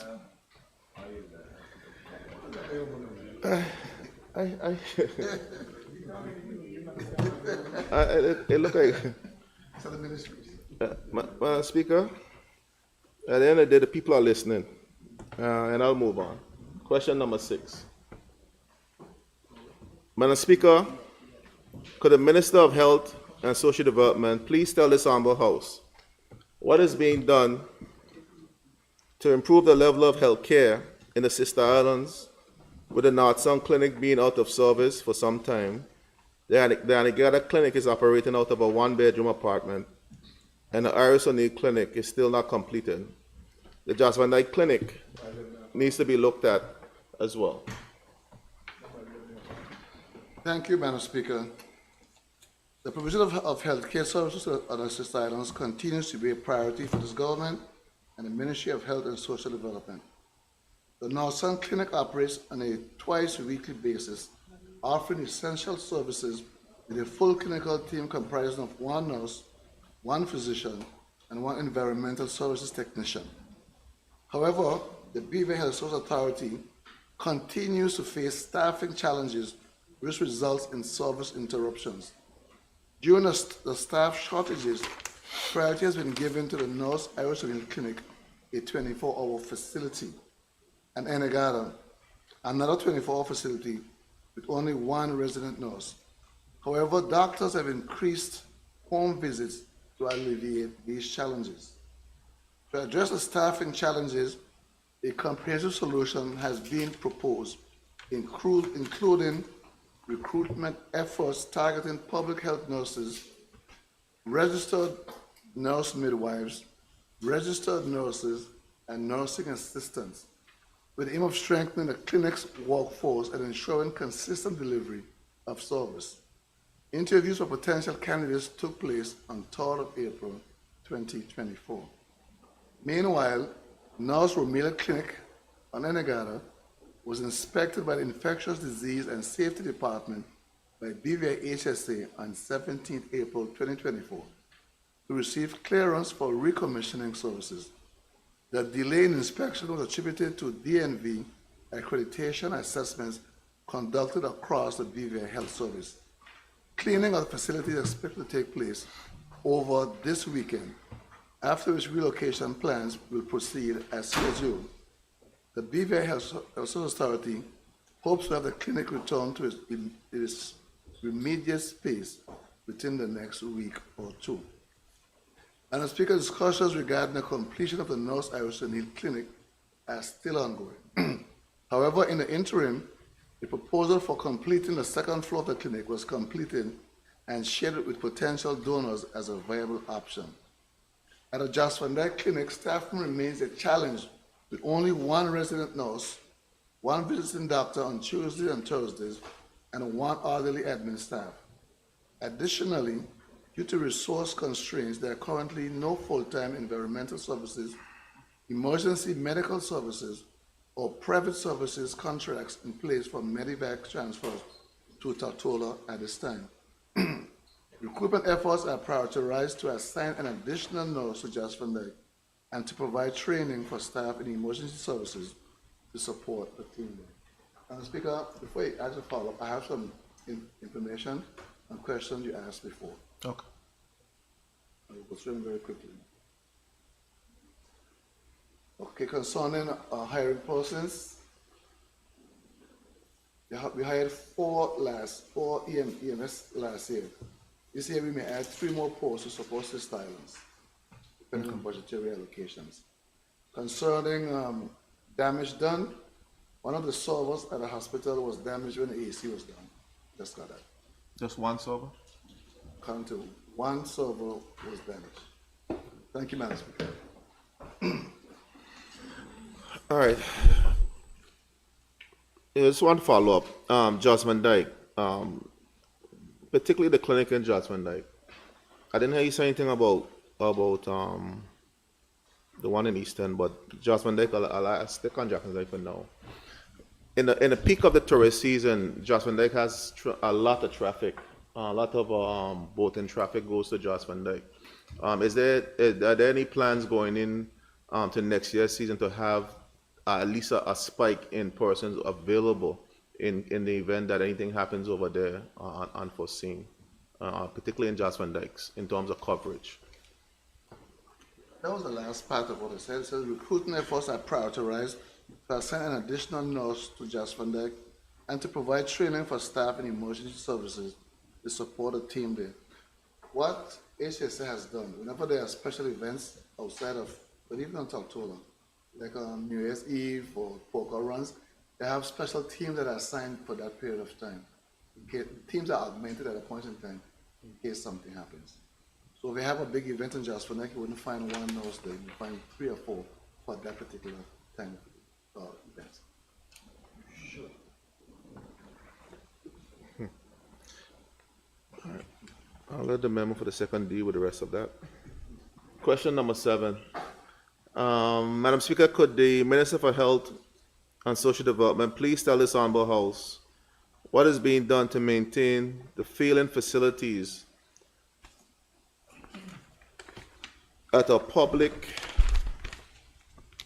health institutions so as to not impact healthcare services to our people, especially in light of the following occurrences of the air condition at the hospital not working recently.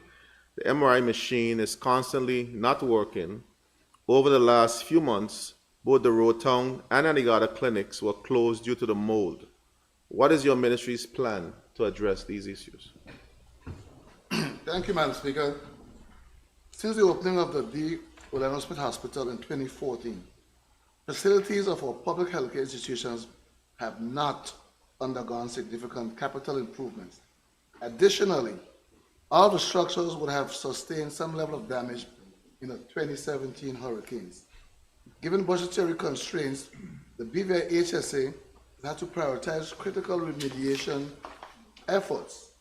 Currently, these include roofing repairs on both Tortola and Virgin Gorda, electrical updates, and the refurbishment and expansion of spaces for new dental and audiology services. To further address our healthcare infrastructure needs, additional funding will be sought for the refurbishment and expansion of the dialysis unit and to complete roof repairs on the Nurse Iris O'Neill Clinic. Further, an engineering firm specializing in healthcare facilities has been commissioned to conduct a thorough assessment of the air handling systems in the main compound. This assessment is scheduled to take place soon, with a subsequent report outlining plans for improvements. Madam Speaker, the BVI HSA remains in active communication with the Ministry of Health and Social Development regarding these capital projects, which are being executed as funding becomes available. Following concerns about air quality, both the Rotown and Anegada clinics were temporarily closed, but have since reopened after professional cleaning. Additionally, we have increased the frequency of preventative maintenance on air handling units and introduced electronic monitoring of air quality parameters at the Rotown Clinic. Roof repairs to the Nurse Romelia Smith Clinic in Anegada included removing and replacing spalled concrete section, installing additional roof drains, and applying waterproof sealing to the roof. However, due to the building's age, we are considering the initiation of plans to eventually construct a new facility on Anegada. I thank you. Thank you, Madam Speaker. I wouldn't ask any follow-up on that particular question. Question number 8, Madam Speaker. Madam Speaker, could the Minister for Health and Social Development please tell this Honorable House the following? A, what are the plans to have a permanent CEO? And I think you answered this before. I'll accept your answer for that first one. And B, what are the other management positions that are unfilled? And does the ministry have any plans to fill them? And C, if so, what are the plans to fill those positions? Thank you, Madam Speaker. Thank the member for his question. You can skip it.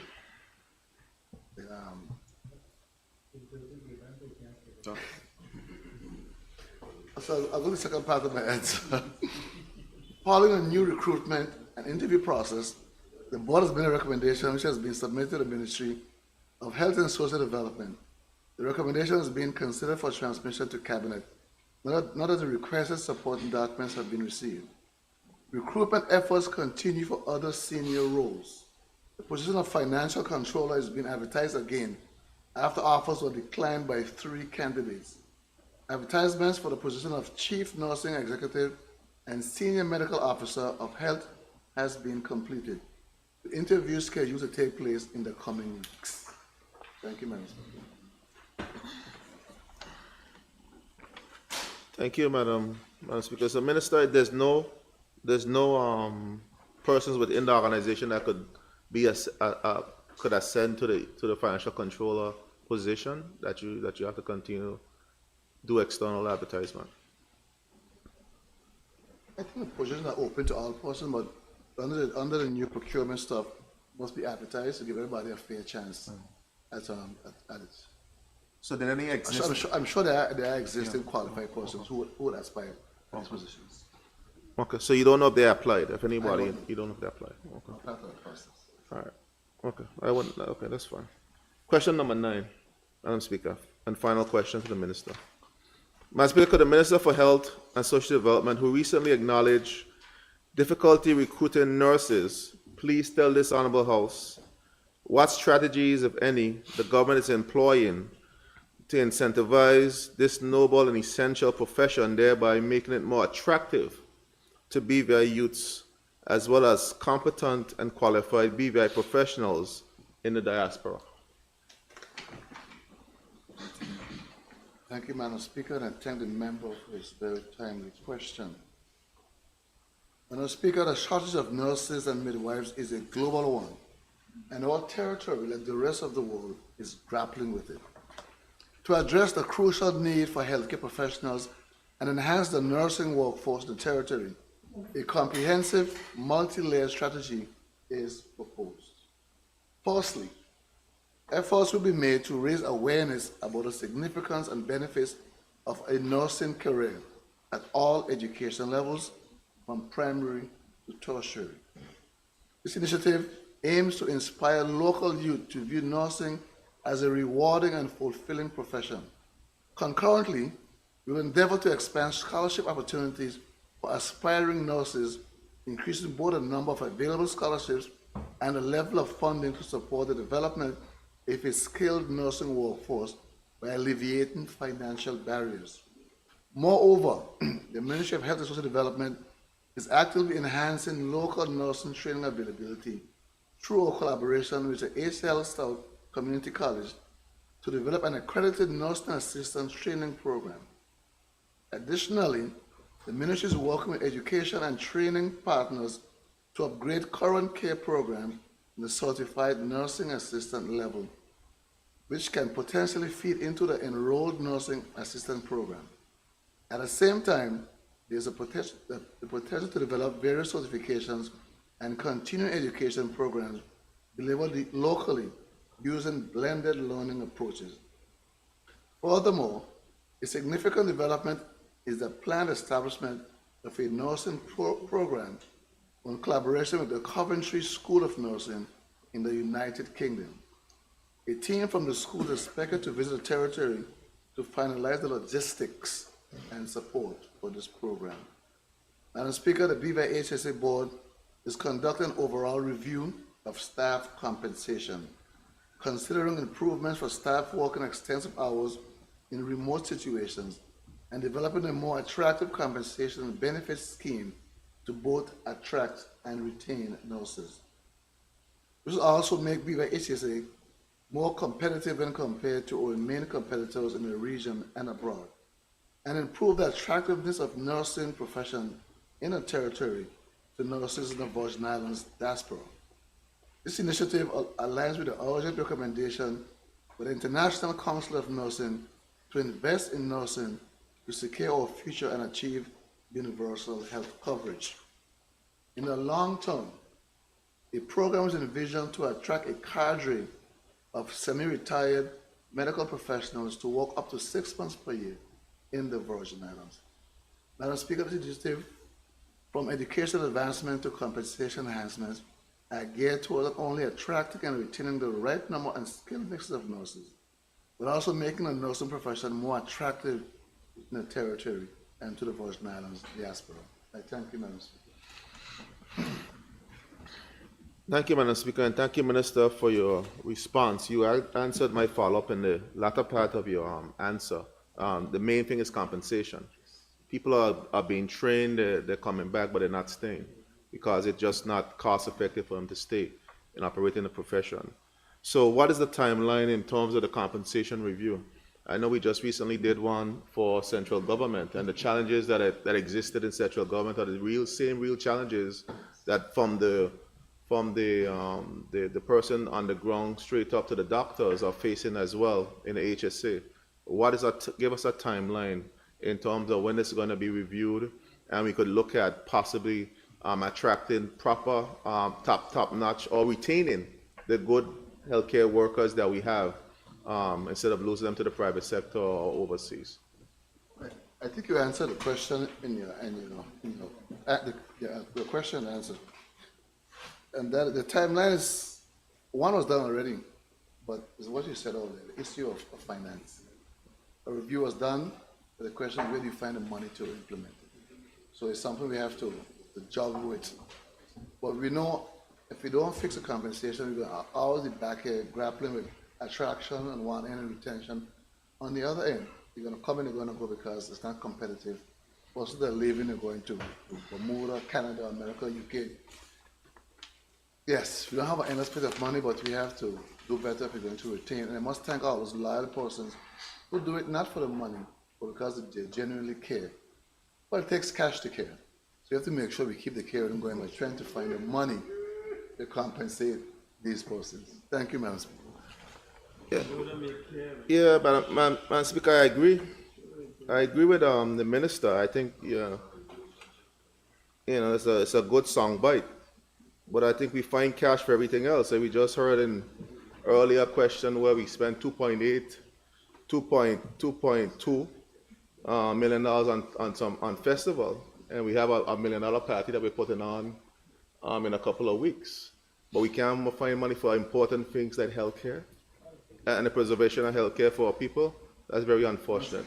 But I thank you for answering the questions in kind, and I'll ask the question of the Minister of Education accordingly, if I'm allowed, Madam Speaker. Please proceed, Member for the 8th. Madam Speaker, question number 1 for the hardest working minister in government. Madam Speaker, could the Minister of Education, Youth Affairs and Sports please tell this Honorable House what is being done at the playground area at the Willow Primary School and the scope of works? And just for the record, this was posed almost 6 weeks ago, so it's probably a little dated in terms of the questions. Madam Speaker, I appreciate the inquiry regarding the playground area at the Willow Primary School.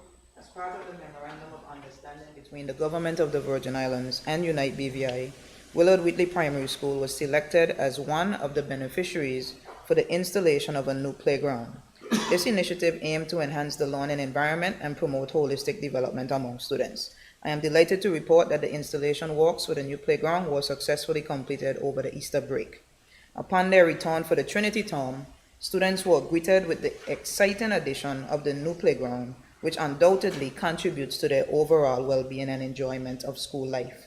The official handover ceremony took place on Thursday, April 25th, 2024, marking a significant milestone for the school community. The importance of learning through play cannot be overstated.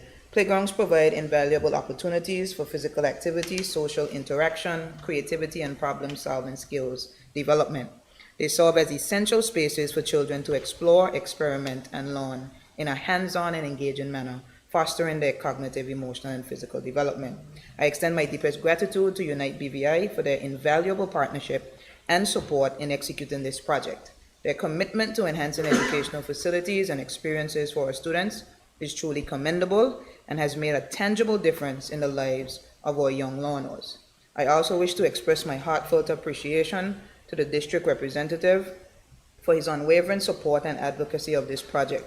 Through our collective efforts, as eloquently described by a student, we have indeed given children back their childhood, providing them with a safe and stimulating environment to learn, grow, and thrive. In conclusion, the new playground at the Willard Whitley Primary School represents a significant investment in the well-being and development of our students, and I am confident that it will continue to serve as a source of joy and enrichment for generations to come. Thank you, Madam Speaker. Thank you, Minister, and as well, I thank you on behalf of the parents, students, and the residents of that community who are beneficiaries of that playground equipment. My follow-up just is to remind you of our conversation on that day, that to expand the project to include the basketball area and area for the auditorium in the central area of the school. I think we've discussed the possibility of getting that done as well as addition to the project, so that we can have a basketball area for the kids to play and a place for them to meet in a cooler environment than they have to meet right now during assembly time. So I'm looking forward for us partnering again on making that project a reality. Madam Speaker, just to respond to the member's follow-up, the member did request these additions at the handover ceremony.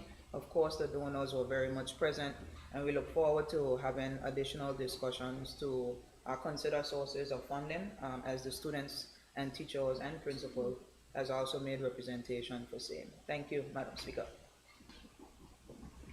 Thank you, Minister. Question number 2. Madam Speaker, could the Minister for Education, Youth Affairs and Sports please list from 1 to 5, 1 being the busiest, the most frequently used recreation facilities on Tortola? Madam Speaker, I appreciate the inquiry regarding the most frequently used recreation facilities on Tortola, and I am pleased to provide insight into this matter. Currently, the Recreation Trust collects data regarding the use of its facilities through its online booking website.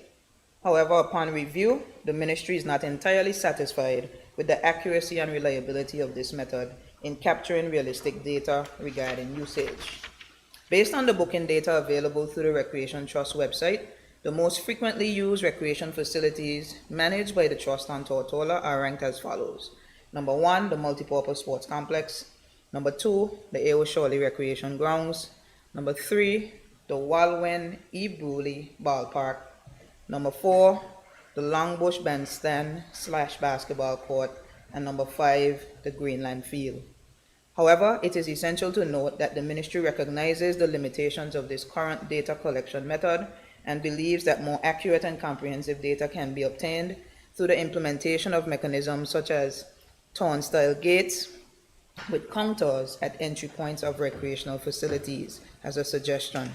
This will necessitate proper fencing and securing of all recreational facilities to facilitate the functioning of these mechanisms effectively. Securing support from members of this Honorable House will be crucial in obtaining the necessary funding to implement such mechanisms across the territory. By doing so, we can ensure that we have access to relevant and reliable data that will inform the prioritization of development initiatives for recreational facilities. Madam Speaker, obtaining accurate data on facility usage will be invaluable in making informed decisions regarding the allocation of resources and prioritization of development projects. It will allow us to identify areas of high demand and address any disparities in access to recreational opportunities across the territory. In conclusion, Madam Speaker, I seek the support of my fellow honorable members in securing funding to implement mechanisms for accurate data collection on recreational facility usage. This will enable us to make evidence-based decisions that will enhance the accessibility and quality of recreational facilities for all residents in the Virgin Islands. Thank you, Madam Speaker. Thank you, Madam Speaker, and thank you, Minister, for your response. And I agree with you that the numbers in the data collection process, in terms of Greenland being so far down, is grossly off. I know you go there on a daily basis and you see the number, the traffic on that field, and particularly on the weekends, when you have the cricket games and the different sports being played. I think that the numbers probably need a better mechanism, and I support you, Minister, if you bring forward anything to do so. I think we need to be properly make decisions that are data driven, and I think that has to be the modus operandi moving forward. Question number 3, Madam Speaker, could the Minister for Education, Youth Affairs and Sports please list from 1 to 5, 1 being the busiest, the most frequently used park on Tortola. Madam Speaker, I appreciate the honorable member's question, and I am grateful for the opportunity to address this matter. Similar to the previous question, while the ministry acknowledges the data provided by the Recreation Trust based on their online booking system, we are not entirely satisfied with the accuracy and reliability of this method in capturing realistic data regarding park usage. However, based on the online booking data available, as advised by the Recreational Trust, the most frequently used public parks managed by the Recreation Trust on Tortola are as follows. 1, the Benjamin Romney Park. 2, Longbush Bandstand. 3, East End Recreation Park. However, it is crucial to reiterate that the ministry believes more accurate and comprehensive data can be obtained through the implementation of mechanisms at entry points of public parks. Therefore, once again, I humbly request the support of members of this Honorable House in prioritizing funding to enable this initiative to gain access to this data that will reflect the true usage patterns of our public parks. Thank you, Madam Speaker. Thank you, Minister, and again, I agree with your assessment, and I will support any methodology that would improve accurate data so we could get accurate data-driven decisions to help funding some of these facilities. Question number 4. Madam Speaker, could the Minister for Education, Youth Affairs, and Sports please tell this Honorable House what is her ministry's plan to address the restroom, fencing, and lighting at the Greenland Field, and if any, what is the capital budget to address the same? Madam Speaker, firstly, I would like to emphasize that the ministry remains committed to the continued development of the Greenland Field to enhance its usability and safety for all stakeholders.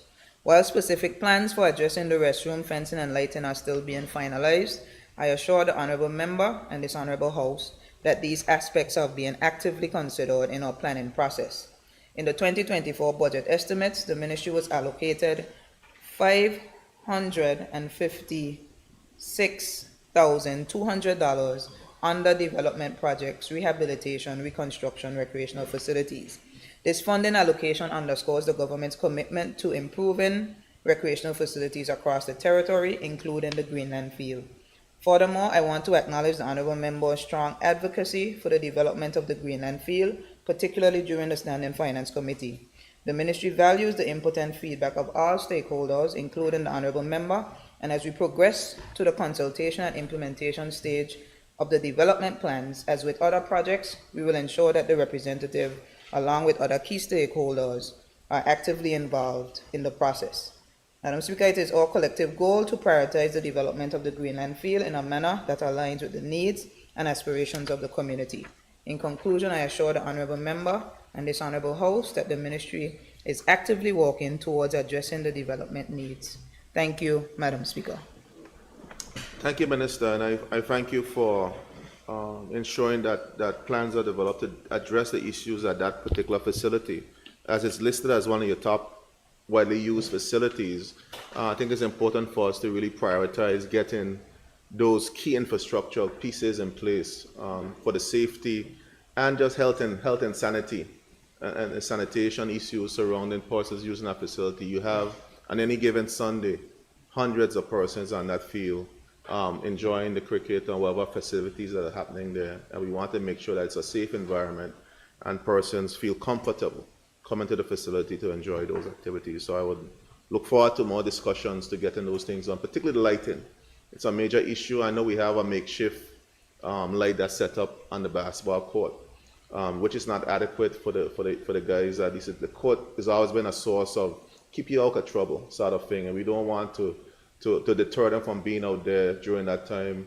When they're tired, they go home. So we want to make sure we have proper lighting on the field for those young men who play basketball in the afternoons. Question number 5. Madam Speaker, could the Minister, and final question, Madam Speaker, could the Minister for Education, Youth Affairs and Sports please tell this Honourable House what is our ministry's plan to address the playground, fencing, and gate at the Eastern Playground, And if any, is funding available to address the same? Madam Speaker, I will provide a brief update on the matter mentioned. In December 2023, the ministry executed a contract for walks at the Eastern Park, focusing on restoring the restroom facility, the boardwalk and rails, and the seating for the mini amphitheater. While this represented phase 1 of the project, it is important to note that phase 2, which includes addressing the playground, fencing, and gate, will require additional funds for completion.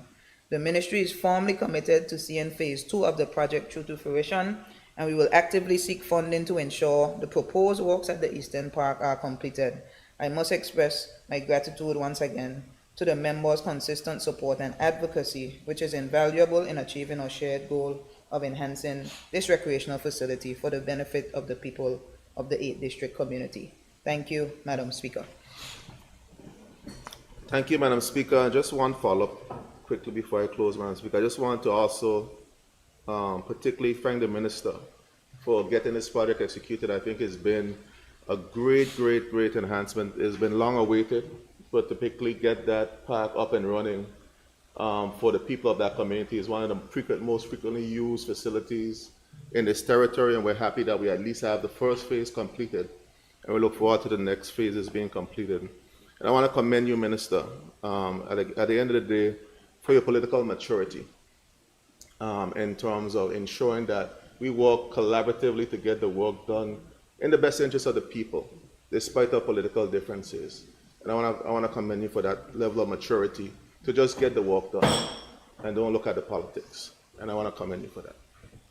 Again, Madam Speaker, no other follow-up questions. I want to thank the Minister for answering her questions in time, in kind, and also to all other ministers who answered questions as well. Madam Speaker, that's the end of my questions. Thank you, honorable members. Let's just take a brief recess.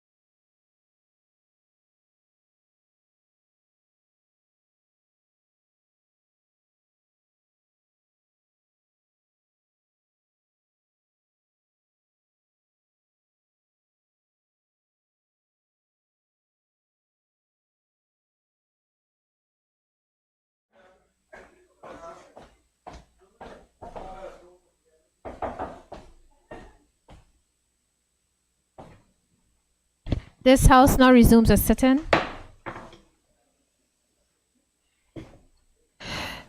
I now call on the member for the 6th District.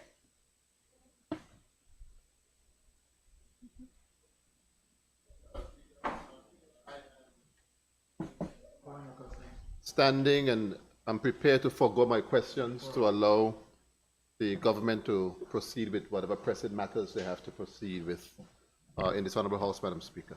Thank you. So, based on that, Honorable, we'll defer your questions to a later sitting. That will be fine. Thank you. I call on the member for the 2nd District. Thank you, Madam Speaker. Madam Speaker, I too will join my colleague in the opposition, Honorable Member for the 6th, and defer my questions to allow the government business to proceed so that we can get on with the government's business, and defer my questions to another sitting. Thank you, Honorable. Your questions will be deferred to a later sitting as requested. I now call upon the clerk.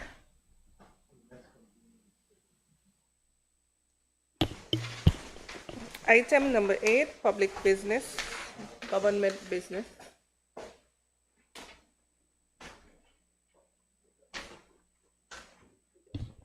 I call upon the Premier and Minister of Finance to move a motion. Thank you, Madam Speaker. Madam Speaker, I move that leave be granted to introduce the following bill, standing in my name, shortly entitled Draft Stamps Amendment Act 2024. Madam Speaker, I rise to second the motion. Thank you. Honorable members, it has been moved and seconded that leave to introduce the bill shortly entitled Draft Stamps Amendment, should it be Bill 2024, be granted. Those in favor? Aye. Those against? The ayes have it. I now call upon the Premier. Thank you, Madam Speaker.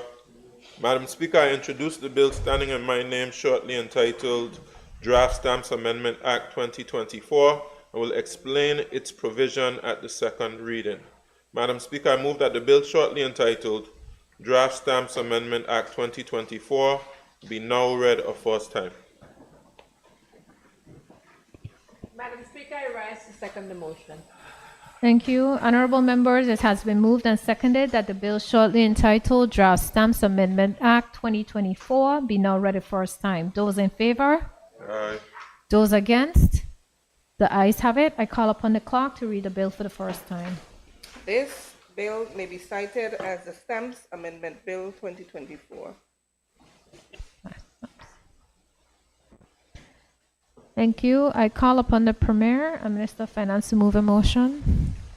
Thank you, Madam Speaker. Madam Speaker, I move that leave be granted to introduce the following bill standing in my name, shortly entitled Immigration and Passport Amendment Act 2024.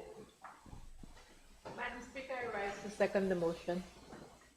Thank you. Honorable members, it has been moved and seconded that leave to introduce the bill shortly entitled Immigration and Passport Amendment Act 2024 be now read. Shortly be granted. Those in favor? Aye. Those against? The ayes have it. I now call upon the Premier. Thank you, Madam Speaker. I introduce the bill standing in my name, shortly entitled Immigration and Passport Amendment Act 2024. I will explain its provision at the second reading. Madam Speaker, I move that the bill shortly entitled Immigration and Passport Amendment Act 2024 be now read a first time.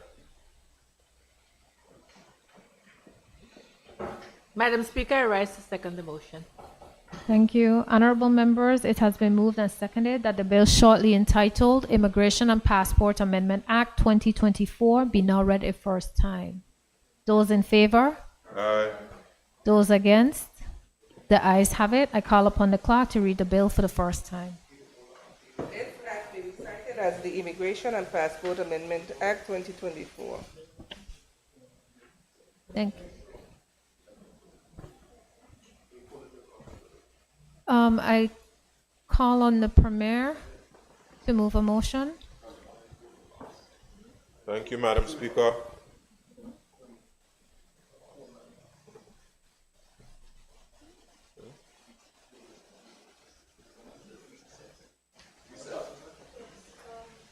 Recess. Members, let's just take a brief recess.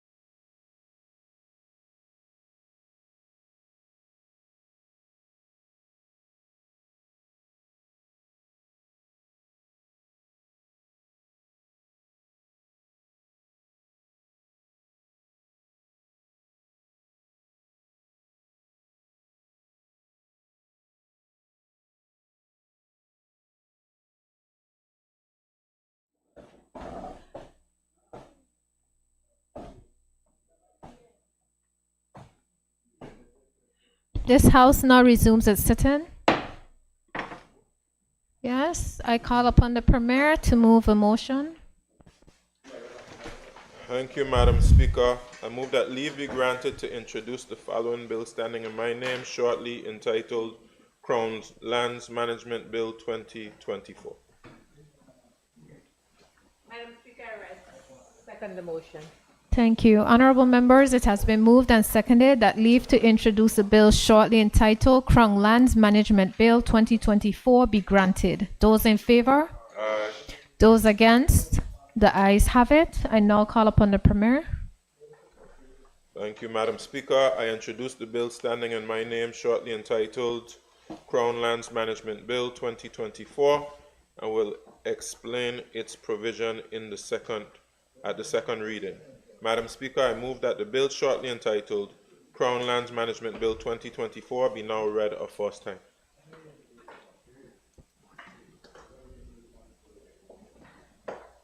Madam Speaker, I second the motion. Thank you. Honorable members, it has been moved and seconded that the bill shortly entitled Crown Lands Management Bill 2024 be now read a first time. Those in favor? Aye. Those against? The ayes have it. I call upon the clerk to read the bill for the first time. This bill may be cited as the Crown Lands Management Bill 2024. Thank you. I call upon the Premier and Minister of Finance to move a motion. Thank you, Madam Speaker. I move a motion to withdraw the second and withdraw the bill Beneficial Ownership Secure Search System Amendment Bill 2023 from its second and third readings. And we will, Madam Speaker, consider this bill at a subsequent sitting. Thank you, Madam Speaker. Madam Speaker, I second the motion. I rise to second the motion. Before you go, I'm sorry, Premier, is there anything else, any further amendments to be made to this order paper? I guess we just could just not have statements. So make the... Okay. All right. Honorable members, a motion has been moved and seconded. Those in favor? Those against? The ayes have it. The motion is granted. The order paper has been amended. I call upon the clerk.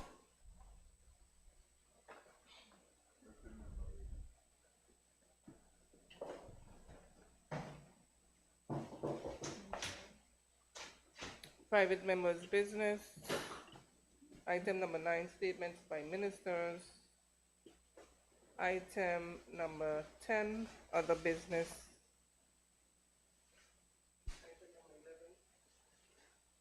Adjournment. Thank you. I call upon the Premier. Thank you, Madam Speaker. I move a motion that the House is adjourned. Sign it. Thank you. Honorable members, the motion has been moved and seconded. Those in favor? Those against? The ayes have it. Motion is granted. The House is now adjourned. Sine die.